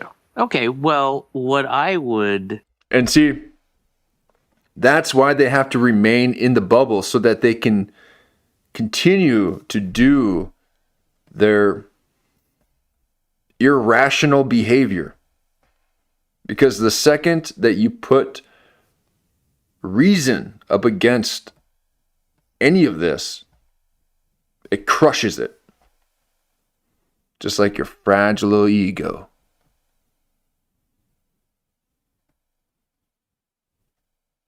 So here he is now looking at all the ways to maintain his little cocoon. Little cuck cocoon.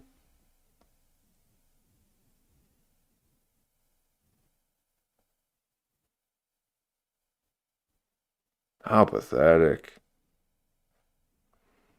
Keep me in a bubble. I'm scared of the Republicans and their Christianity.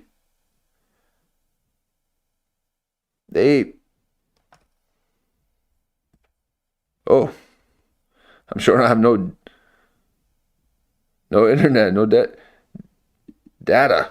Oh, I guess YouTube didn't like that.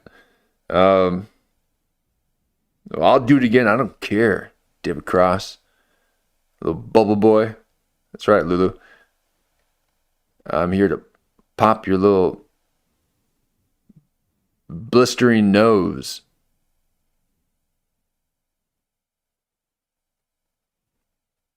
Look how terrified he is.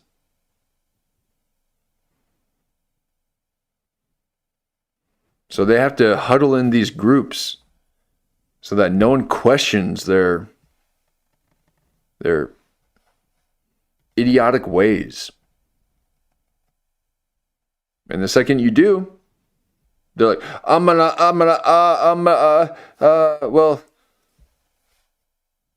well, you're a bigot. Okay. What? You're transphobic. I'm scared of that. You're the one who seems scared. I'm not. Why would I be scared? I'm concerned about the amount of people who are pushing their children to become trans. Concerned that social media is fostering this. Concerned that TikTok has normalized the mutilization of children. Concerned that there's teachers in schools who are encouraging children to take hormone blockers.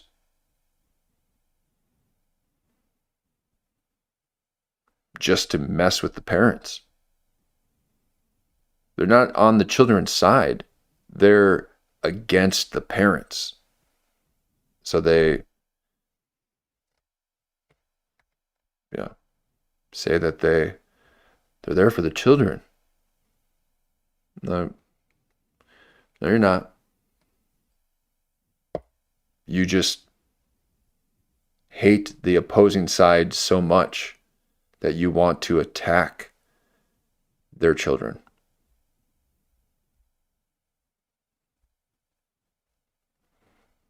So they all need to go to jail.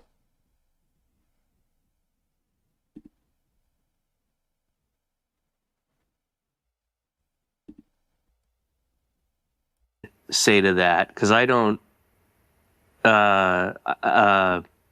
say to that could be bad. Look at it. He's like, I don't know what to, I don't know what to say, because you have nothing to say, because if you use your brain, like Bill Maher is actually doing here,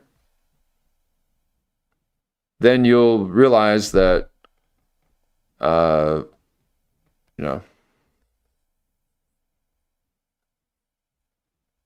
that's not a bubble you're living in. It is a big old pile of shit that's boiling.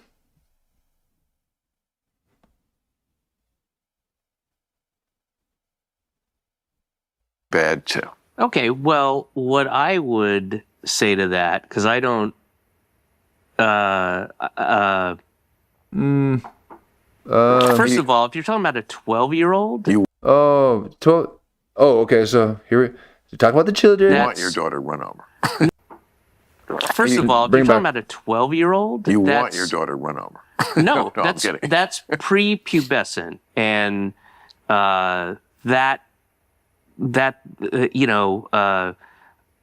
boy who identifies as a girl and for all intents and purposes is a girl is not going to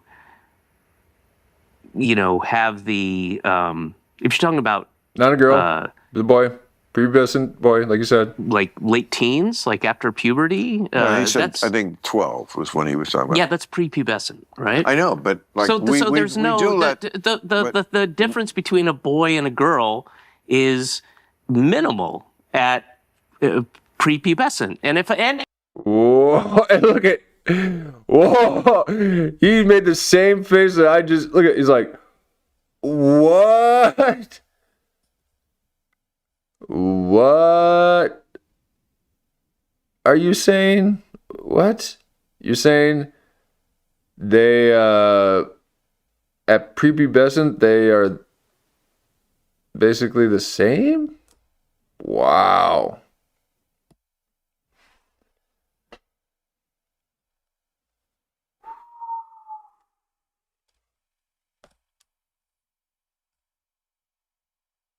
He's like, Wow.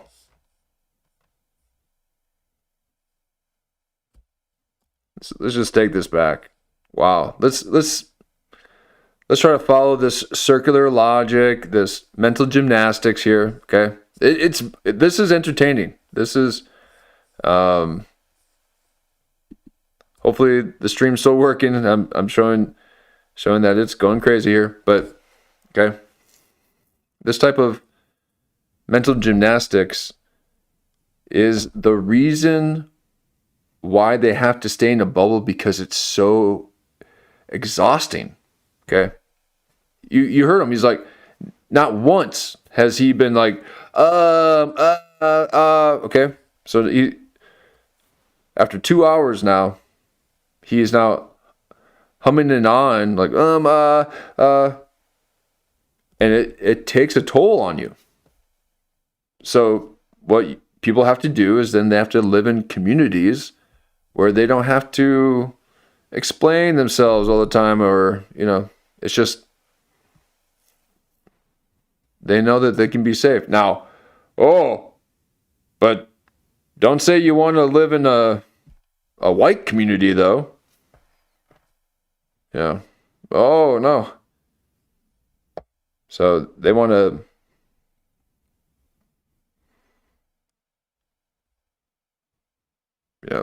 live in a community where it's okay to mutilate children.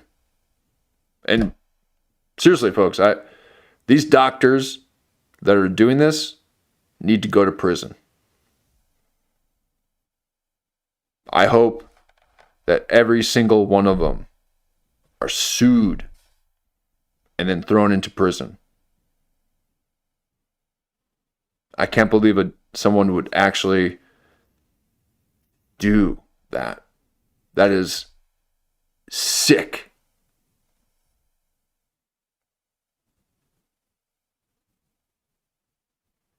As far as the whole surgical thing, and even giving them hormone blockers is absolutely psychotic.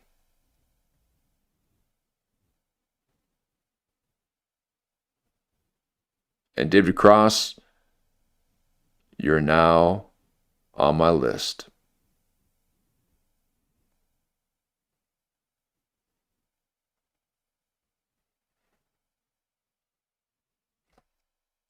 Is minimal at prepubescent, and if I think you it's could true. I think you could find some Physically. I don't think physically. I Look think it up, Bill. Look up. You're talking about. First of all, I remember being 12.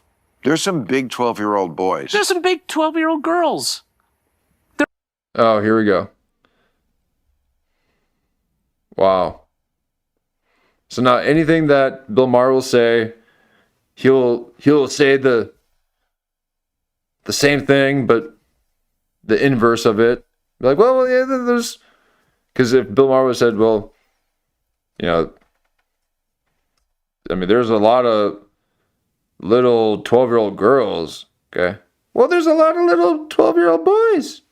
So it's just anything that now Bill Maher says, he'll say the inverse. There's some big 12-year-old boys. There's some big 12-year-old girls. There are. What? Why can't you just say that you're wrong? Why can't you say that you are, that your time's up, David Cross? Okay, we're not putting up with this anymore. You are the problem. That's why you got to huddle in your little bubble, because we're coming after you.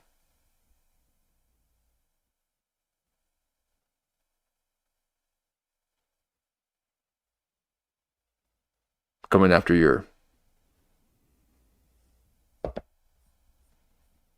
your ideology.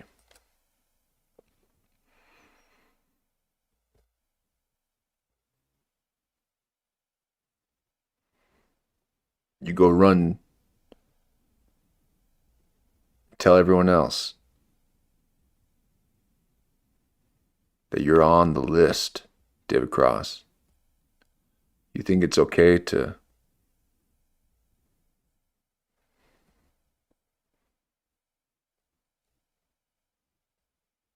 give kids drugs to change their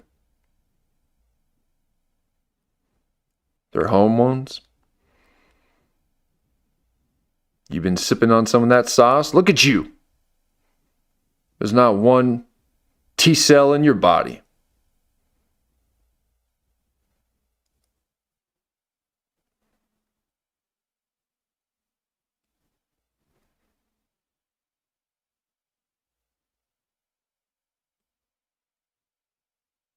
This little ornate creature is soy through and through.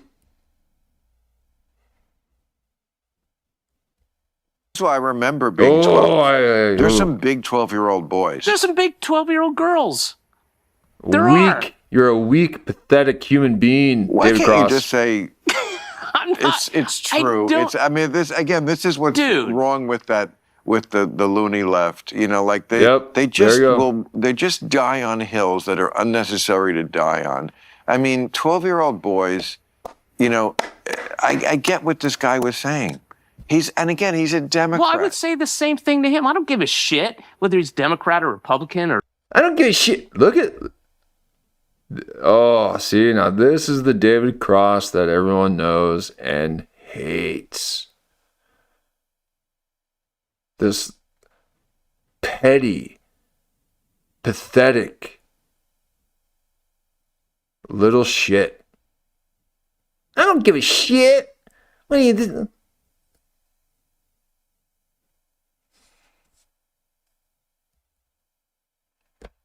You can't say that about transgender. I know transgender people, and that means that you're saying that against them.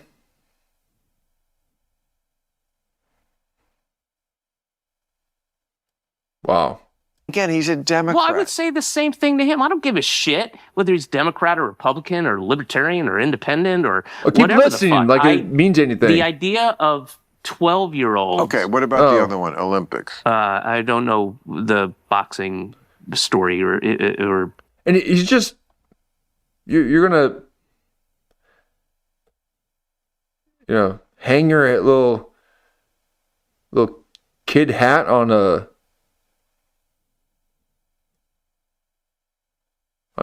just a little on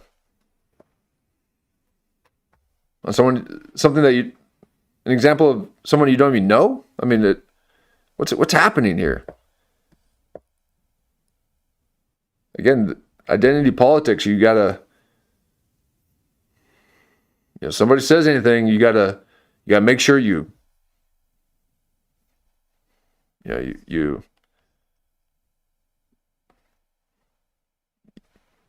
defend everything, because they're gonna come back and watch this, and if you didn't defend them, you're not part of the club anymore. Because they cannibalize. And they're like, no, wait, no, I'm part of the team. No. You didn't push hard enough against Bill Maher's ideas. It's disgusting. Situation. Didn't get in the bubble. Yeah, that's fine. The other one, Olympics. I don't know the boxing story or situation. Didn't get in the bubble.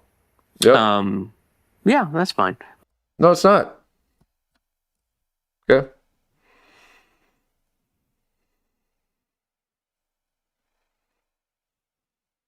It's fine for us, but now we can't talk, okay?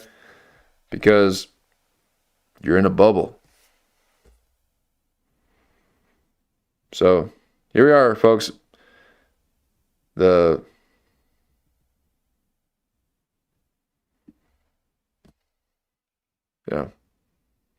This is what politics does. It's got to up the ante every single cycle just to continue that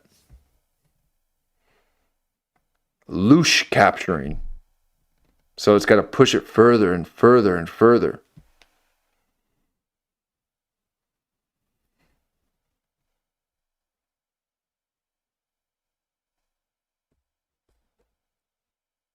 Slippery slope. All right, let's watch this here and be done with this. But now you can edify me. You can tell me. So was this? Can we? Will you actually listen? So it was a man. When did they transition? Oh, did they take? See, he won't even say, "Is it a man?" See that's the thing. So now they're so like messed up in the head that they can't even say man. They can't even say woman. Because it's like, oh wait, it's like that's what happened when there was that Canadian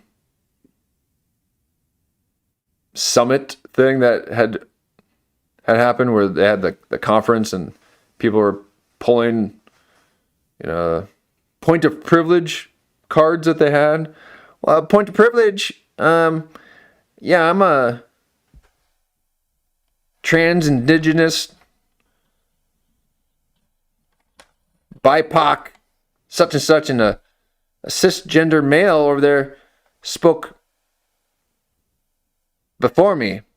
And with a point of privilege card, he's not supposed to speak before us. It's just like, what? Shut the fuck up. How about that? How about you shut the fuck up?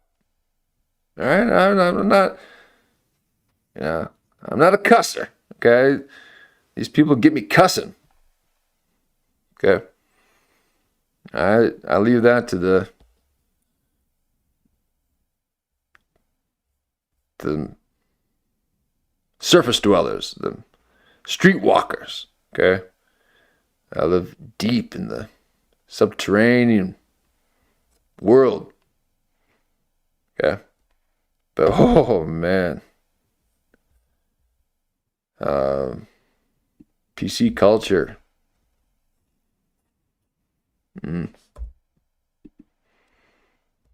Puberty blockers and all that? It's a little murky. If you read it up on it, it would be like they have their side of the story about why technically, you know what, I can't recreate it.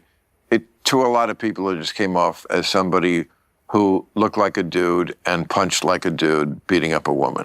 There may be a technical reason why this was a little different. I don't know. But there is physical differences between a person's body once testosterone kicks in, right?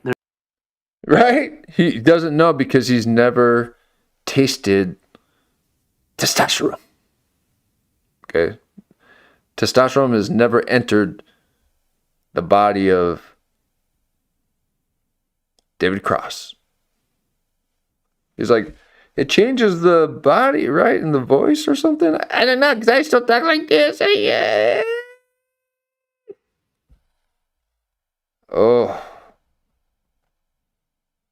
This is why I can't, folks, I can't get into politics, okay? I get angry. That's what they want. They want people to get angry. They want to get people to get angry so that they become reactive, and then they want people to be in fear so that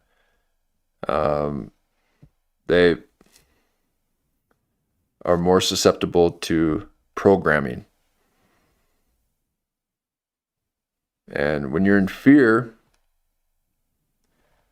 it keeps you in your place. It keeps you from making decisions, from having ideas, being mobile. If you're in fear, you're scared, you don't move, you're like, and then you want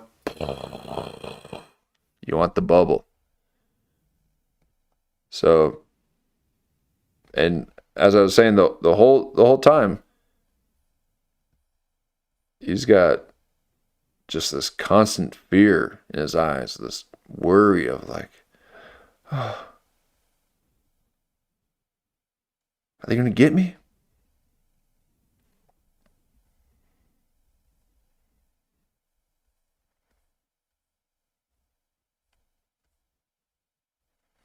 There's testosterone is what Yeah. you know, Yes, oh, puberty. yes. So I don't know if they, but if But they there's also a, have bigger muscle mass and just bigger. if they have testosterone and they haven't even before that. Right. And so now, okay, he's like, well, if they have testosterone, then they have a bigger body and bigger. So if they don't have it, then they're pretty much like a woman. So now you know why that they want to give everyone soy and all these hormone blockers so that they can make sure that men are wiped out. Okay? They want men to be deemed as toxic.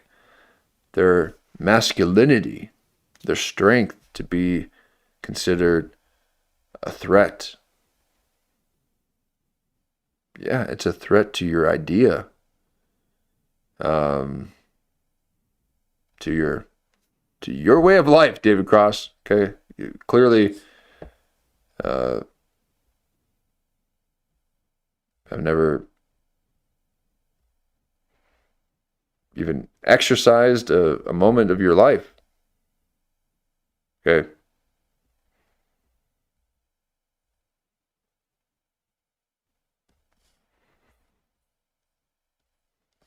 No. Oh my God. Well, no, that's not true. Oh my. Oh. I got to take this back. Listen to this pathetic loser right here. Listen to him.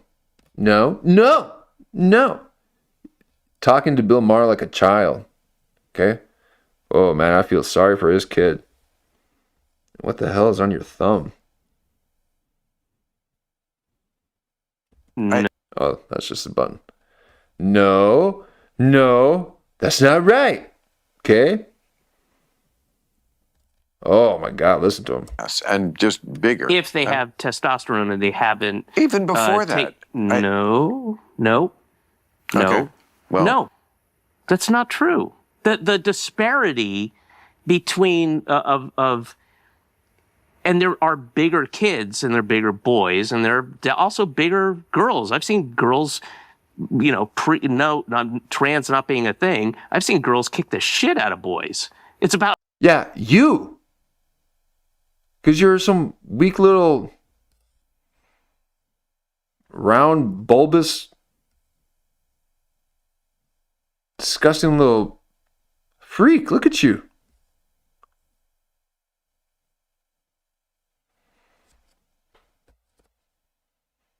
About the individual person, right? Is it not? Do you remember third grade? Okay. You guys have to understand that predators, okay? Predators want strength out of the pitcher. Predators are not preying on strong, burly men, okay? They go after women, okay? And then the weak men want to get all the strong men out of here so that they can attack the children so that no one would defend them. And then you're like, well, what about the mothers? Well, get them to embrace these predators by saying, hey, let's have a story hour. Let's get them used to this idea of these mentally demented people that want to be around your children.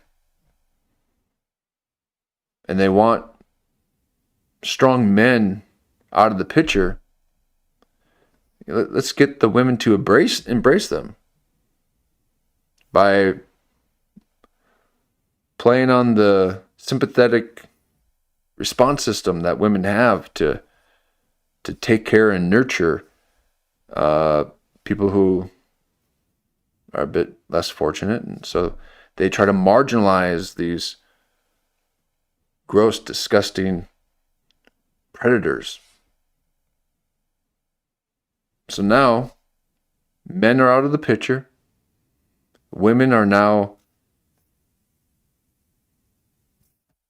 having little parties with the predators. And they can go in and go after the children. And then they'll do it in the schools, and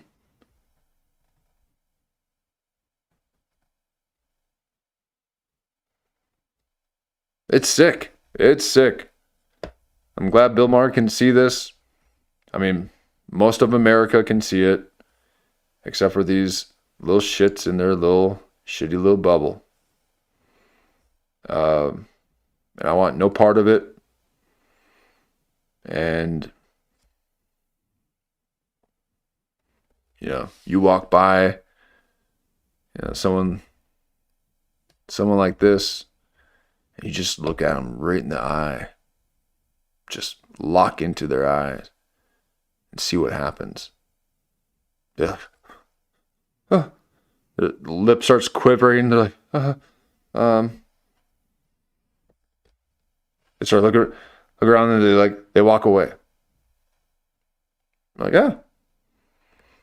There you have it, folks. A little predator. Now, if you look another man in the eye, look at him, you'd be like, "What's up? What the fuck? What the fuck you looking at?" You're like, "Okay, cool. You're cool." Hey, what's up? All right. But you see one of these people, you just, what the fuck are you doing, man?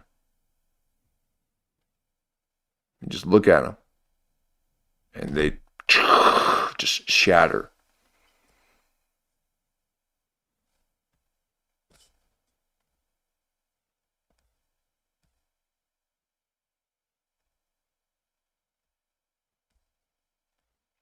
David Cross, you're sick. Individual person, right? Is it not? Do you remember third grade? Third grade, I remember it, but I also remember that he said 12. And 12 okay, so what, is, first or sixth? 12, I don't know. I think kids reach puberty a lot earlier than they used to. Well, you have a 9-year-old kid. I'm not sure why that is, but I've read articles about that they don't know. Maybe it's that we give them too much meat, or something's in the meat, or I don't. They have lots of theories about it. What they see, what it could be psychological because they see so many things, images that we didn't when we were kids. You think so? I think it's certainly possible. It certainly I has think to it be would probably one be of the. more about like shit in our food and. You don't think something that enters your mind? I don't know. No, but it's not a ridiculous premise.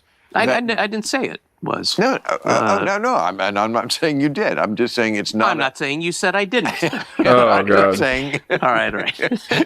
People selling people to people. That's what I'm saying. No, I don't. So you're. I don't want to put words in your mouth, but are you? Where do you stand on trans? At the reasonable place where, of course, it's a real thing, and of course they should be protected and respected. But there is a default setting for humans. I don't think where America is now, we're an outlier country. We don't do. Why do people need to be protected?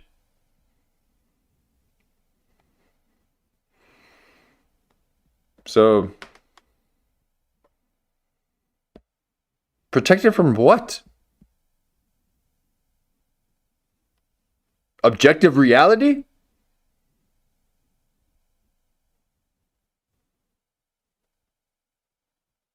Look at him. Look at it. Every single freeze frame. He's just like, oh my God. I'm just going to be eaten alive in the comment section.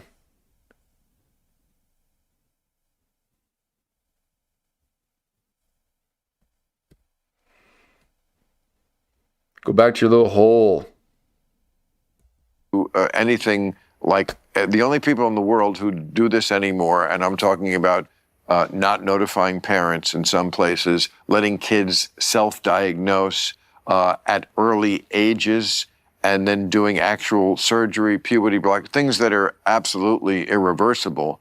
That's just something only the Are puberty blockers irreversible? Absolutely. Okay. And that's something only the Democratic Party Yeah, look believes at you, in David anymore. Cross. Look at it's too late for you. Okay, you've taken too many. Okay, you've gone full Limp Bizkit. Okay, it's hashtag too late.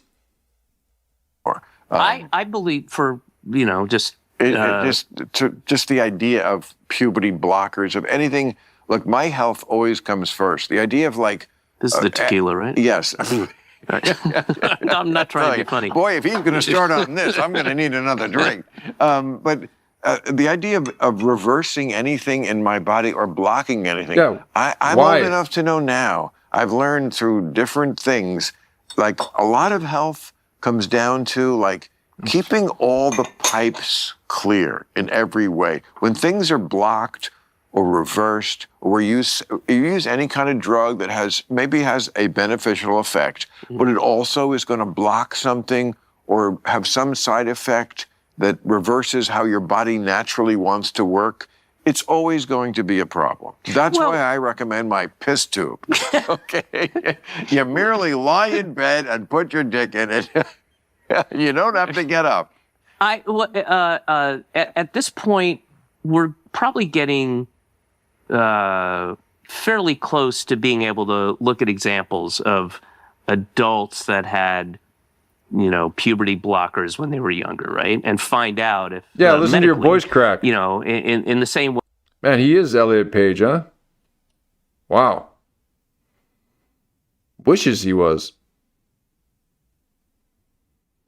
Way like, 30 years ago, people said, "Oh, two gay dads is going to ruin it." That's not completely true, because not everything. No, I guess I'm saying we've probably getting close to whoever the first kids were that had that becoming. Yeah, but I know you're saying that, and what I'm saying is you can't really say what the effect is 30 years later, because you don't know when somebody gets cancer. Nobody says to you, except if it's lung cancer, did you smoke? Yeah, there's an obvious one. Other than that, it's just, we don't know why you got it. And they don't know why. Something went wrong in the body.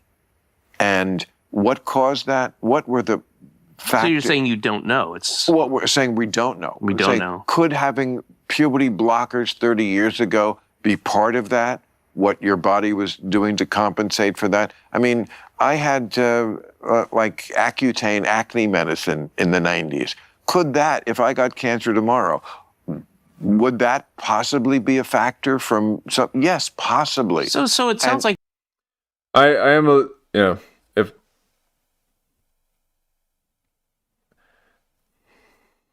I am thinking that Bill Maher might have gotten a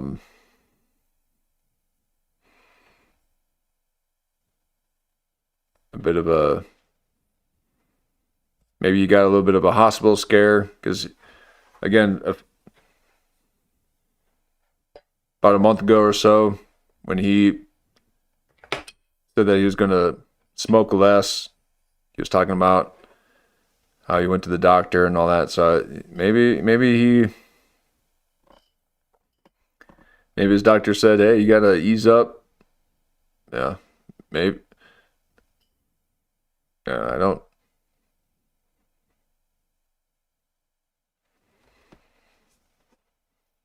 Maybe Bill Maher's, you gotta take it easy.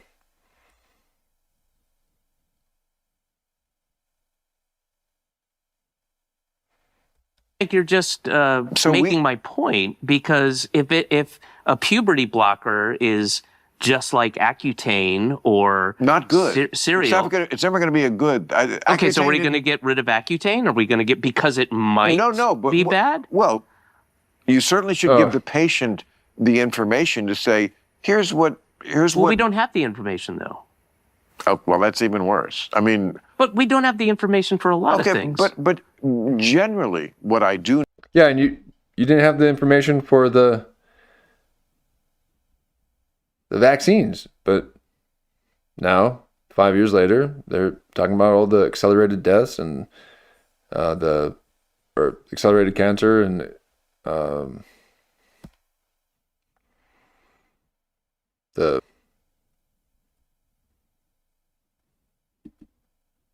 the extra deaths, or what do they call the unexpected, or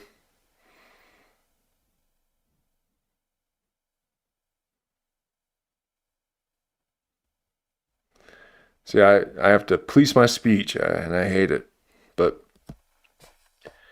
I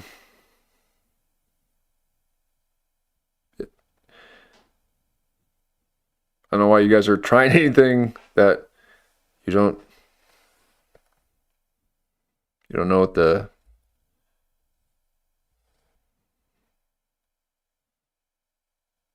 long-term effects are gonna be.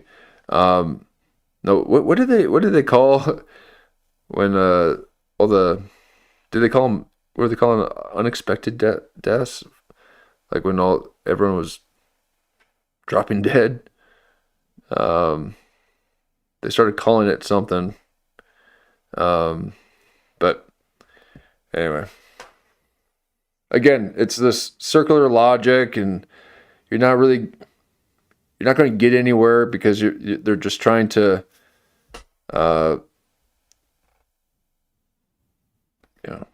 rationalize their own position. David Cross is not going to come out of this and be like, that really made me think. Yeah. Again, politics. No, we may not have specific information. Is that when you do something like block what your body's natural hormones are raging to do, that just intuitively tells me not a great health result in the future. You really don't see it that way? Well, I'll go back to what I said. We should be approaching the time when we can really look at this and get more of a definitive answer, whether it does affect people. Because I know trans... And in the meantime, just keep doing it.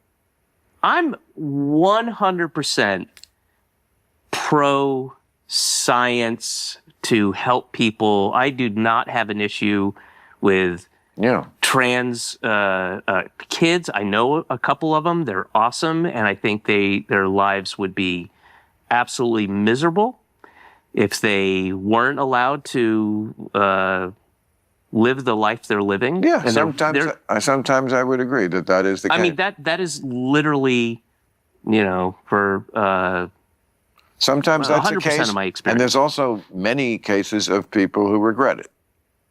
What's the percentage? I don't think it's that big. It's not in the bubble, but it's there. Tell me. You're out of the bubble. I am. I don't know. Is it above 7%? Oh, I don't know. I don't know. Well, you don't know then. I do know, because I've read so many. Tell me. I don't know what the percentage is, okay? But I've certainly read many, many accounts of people who have said this. You I don't know what the... You can imagine that there would be nobody who did it and didn't regret it? I didn't say that. I'm sure there are. Well, then there are people who regret tattoos. So you're saying there's a certain percentage that it's worth it to sacrifice them. If it's 10% of people who regret it and they'll never have an orgasm again, and now they're a gay man without a dick, that's okay. Because I'm just asking. Yeah, that's kind of what you're saying. It is what I'm saying, I guess. If 9 out of 10 people are happy. Oh my God. then Okay. yeah, Well, I would. mean, you're putting that decision in the hands of children often who are confused about everything. So the idea that they could self-diagnose and the idea that I could tell you anything about my own life when I was 9, 10, 11, 12, 13, all these ages. I mean, Did you know if you were gay or not? I was just hanging on. Oh, David Cross, you are an idiot. So now he's being insulting. Did you know you're gay or not? Okay. Now, all the fun is left. Okay, I'm just, again, this stuff is just so draining, so exhausting. I hate politics. I hate all this shit. It's this real pathetic excuse to feel energy. Okay, because they can't generate their own energy themselves, so they gotta make an enemy out of everything, and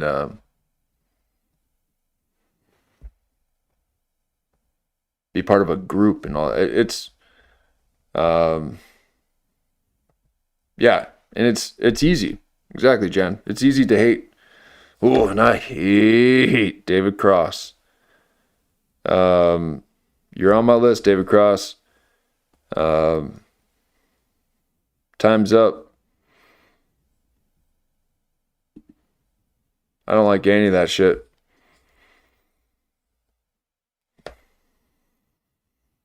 Now again, we're here to find the funny. Okay. We're not political. But when something's pathetic, I'll call it out.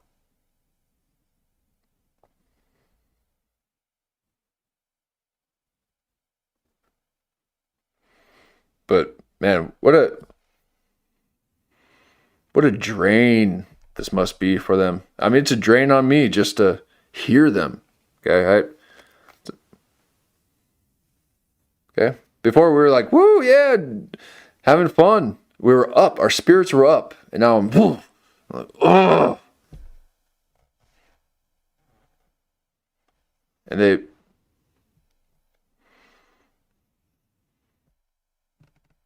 that's where they want you, so that you're always looking at the thing and just instead of moving around, dancing, having fun, welcoming people.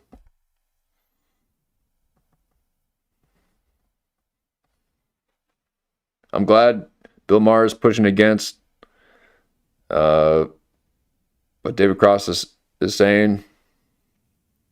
It's easy to. But just to hear David Cross's voice, well, you tell me. It's like, I certainly was not thinking about men when I was masturbating. Okay. So that's a solid thing you knew when you were... It was solid from morning till night. I was not thinking about men. I was thinking about, I don't know, Goldie Hawn and Diane Carroll and Anne Margaret and Raquel Welch. And, Did you have brothers and sisters? I have a sister. Yeah. Yeah. Why is that relevant? Yeah, exactly. I'm just curious. Yeah, I know. Your family upbringing. You? I have two younger sisters. Oh. And... Well, there are stats that say the more siblings you have and the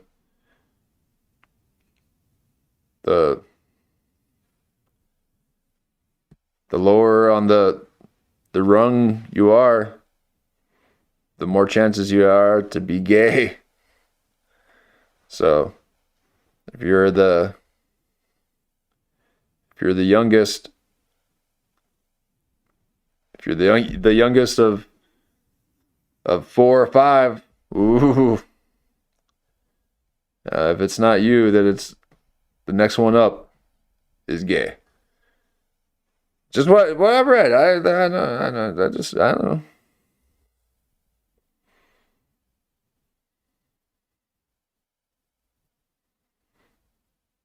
I don't think it's true. They must be proud of you. My sister's Yeah. very proud of me. I'm very close with the middle sister. I'm the oldest. And nothing against the younger sister, but Ooh, the middle of 7. Jan's the middle of 7, so you're around the upper side. So you just barely missed it.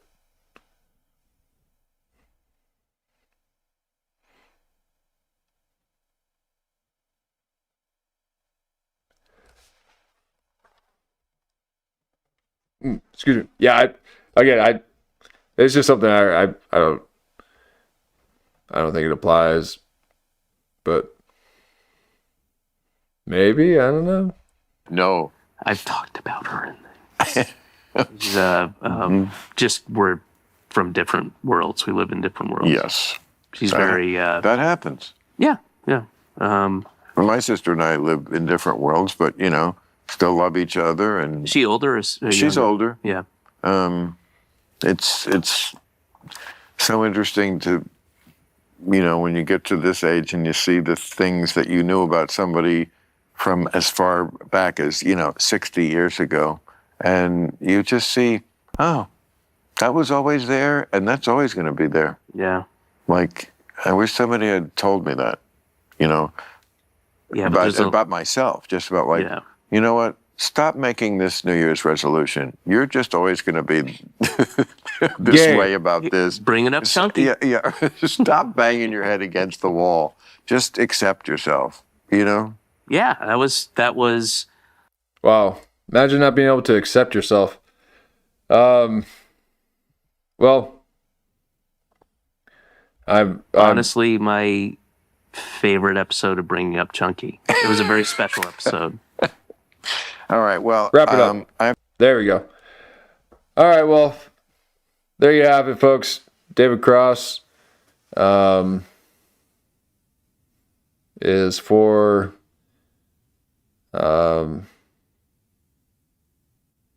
feeding hormone blockers to children, promoting the trans agenda, and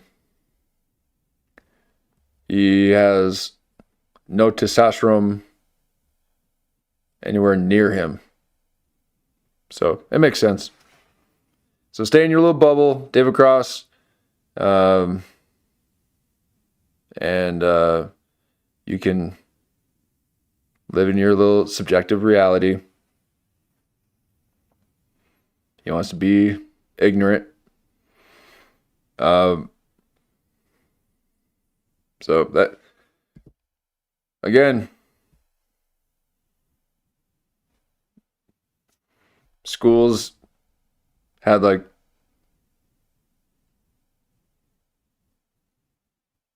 maybe 1 or 2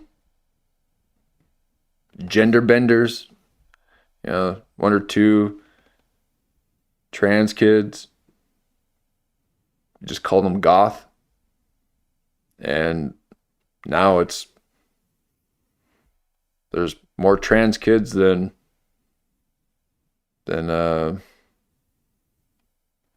football players. Okay. So it seems like it's a trend. Seems like there's a push for it. It seems that it's not natural. It's not natural, first of all. And the origin of it is also not natural. So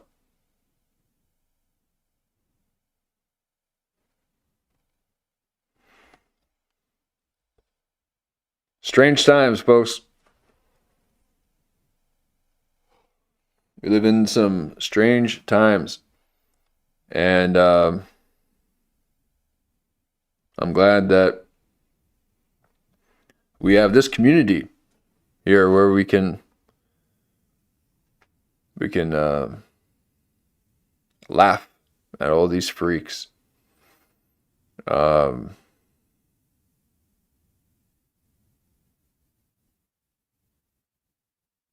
No, I want to spend no energy even trying to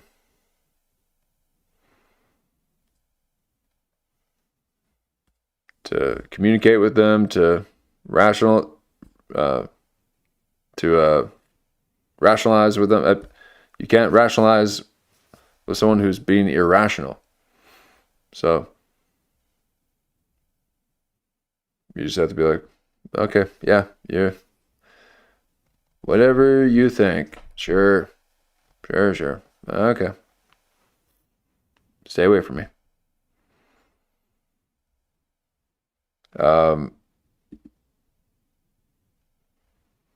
So that's wild stuff.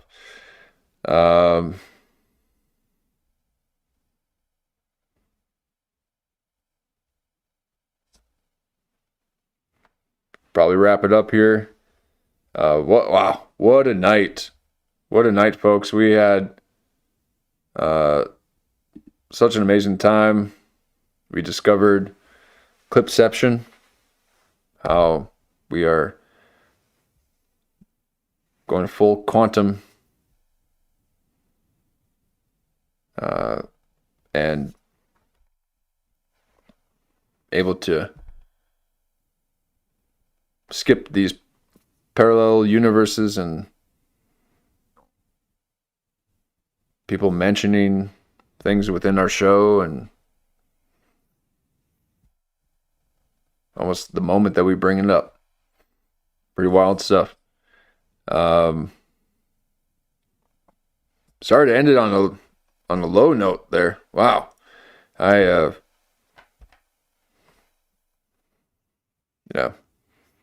Again, that's why I stay away from politics.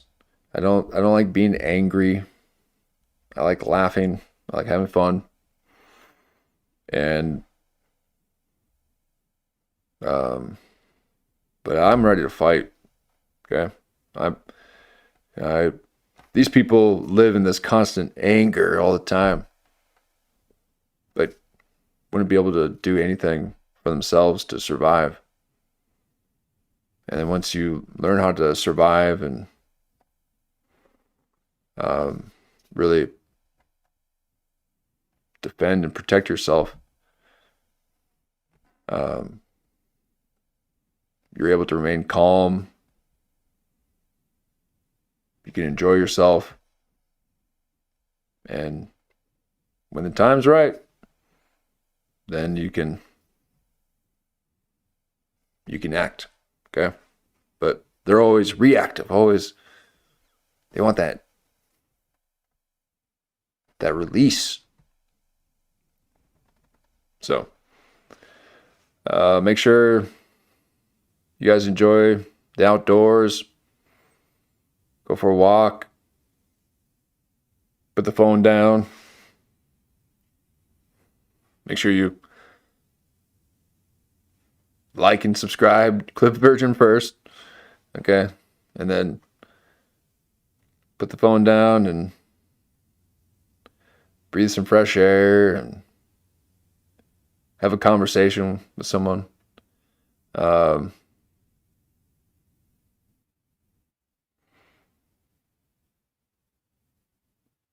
It's okay. We had fun.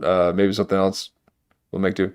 Yeah, I appreciate it. And wow, we had a bit of a long one, but it must be close to a full moon. Usually we don't go this long unless it's waxing gibbous and nearly a full moon. So, but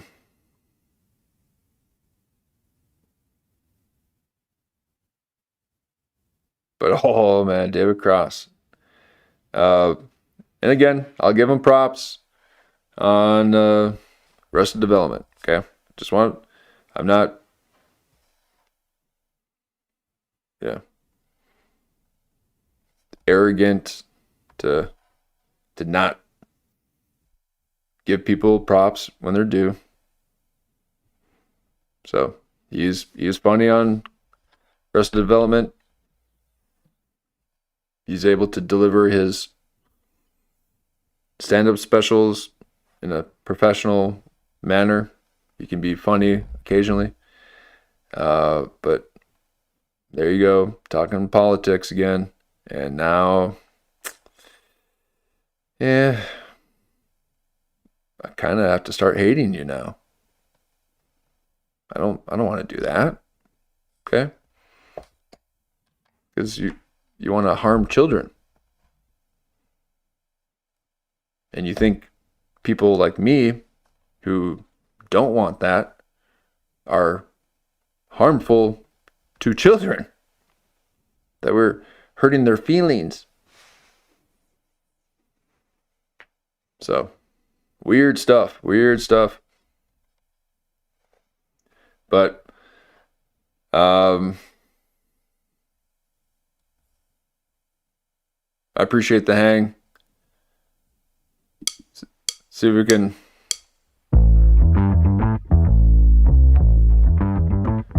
bring in a little light note. Thanks for hanging out. We'll do it again. So fresh like the morning. Mouth wide open like they yawning. Every time they see me, they in G-Strike. Homie, this is too far. Homie, I feel too alive. You can see me like Illuminati. You can see me like Illuminati. Thanks for hanging out. Clip version. We'll do it again. Don't come and try to share some of this light now. Had a blast.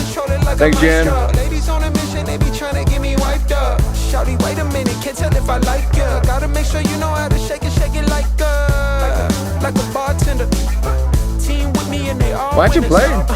And you know we ballin' all winter, all summer. Jewelry around my neck is lightning, but I'm all thunder. Keep coming with it. Keep coming with it. Keep coming with it. Place your bets on us. Get your money and flip it, yeah. Keep coming with it. Keep coming with it. Keep coming with it. Place your bets on us. Get your money and flip it. Bring a friend and come along. Don't be taking too long. The vibe's too strong. If you don't know how to move, then we moving on. Ain't no way rhythmic feet up in this place. If you can't catch the feeling, then get out the way. I've been reeling and fish from the lake. They keep saying I'm down to earth, but I'm really out of space. All these women aliens, super foreign, so exotic. Hop in the Mercedes Benz, and I got them crushing like ice pouring the bub. It's overflowing on us. You drop it, then pick it up. I think I'm falling in love, but shawty, this isn't what you probably thinking it was. It's a vibe out, cooling it for the weekend. It's us. You gon' find out once you come on and bring me the we had fun. This was a good one. I gotta shake that off. Let's shake that one off. Oh, I gotta shake that. Look at that, Dave Cross. Keep coming with it. Keep coming with it. Keep coming with it. Place your bets on us. Get your money and flip it. Woo! Thank you, folks. Thanks for the hang. Thanks, Jan.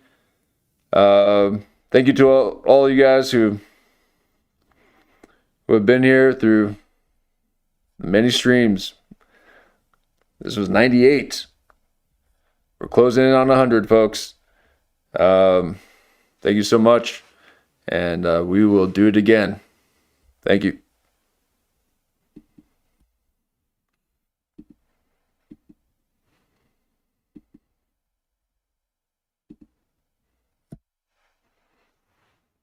David Cross. Get back here, David Cross. Look at this. Look at you.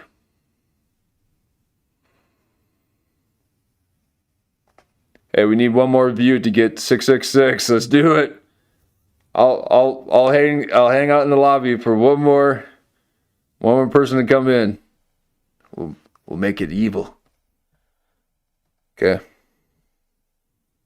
We're at 665 views. No, we better end it before it goes 666. We are divine. Okay. All right. Thank you, guys. Thank you.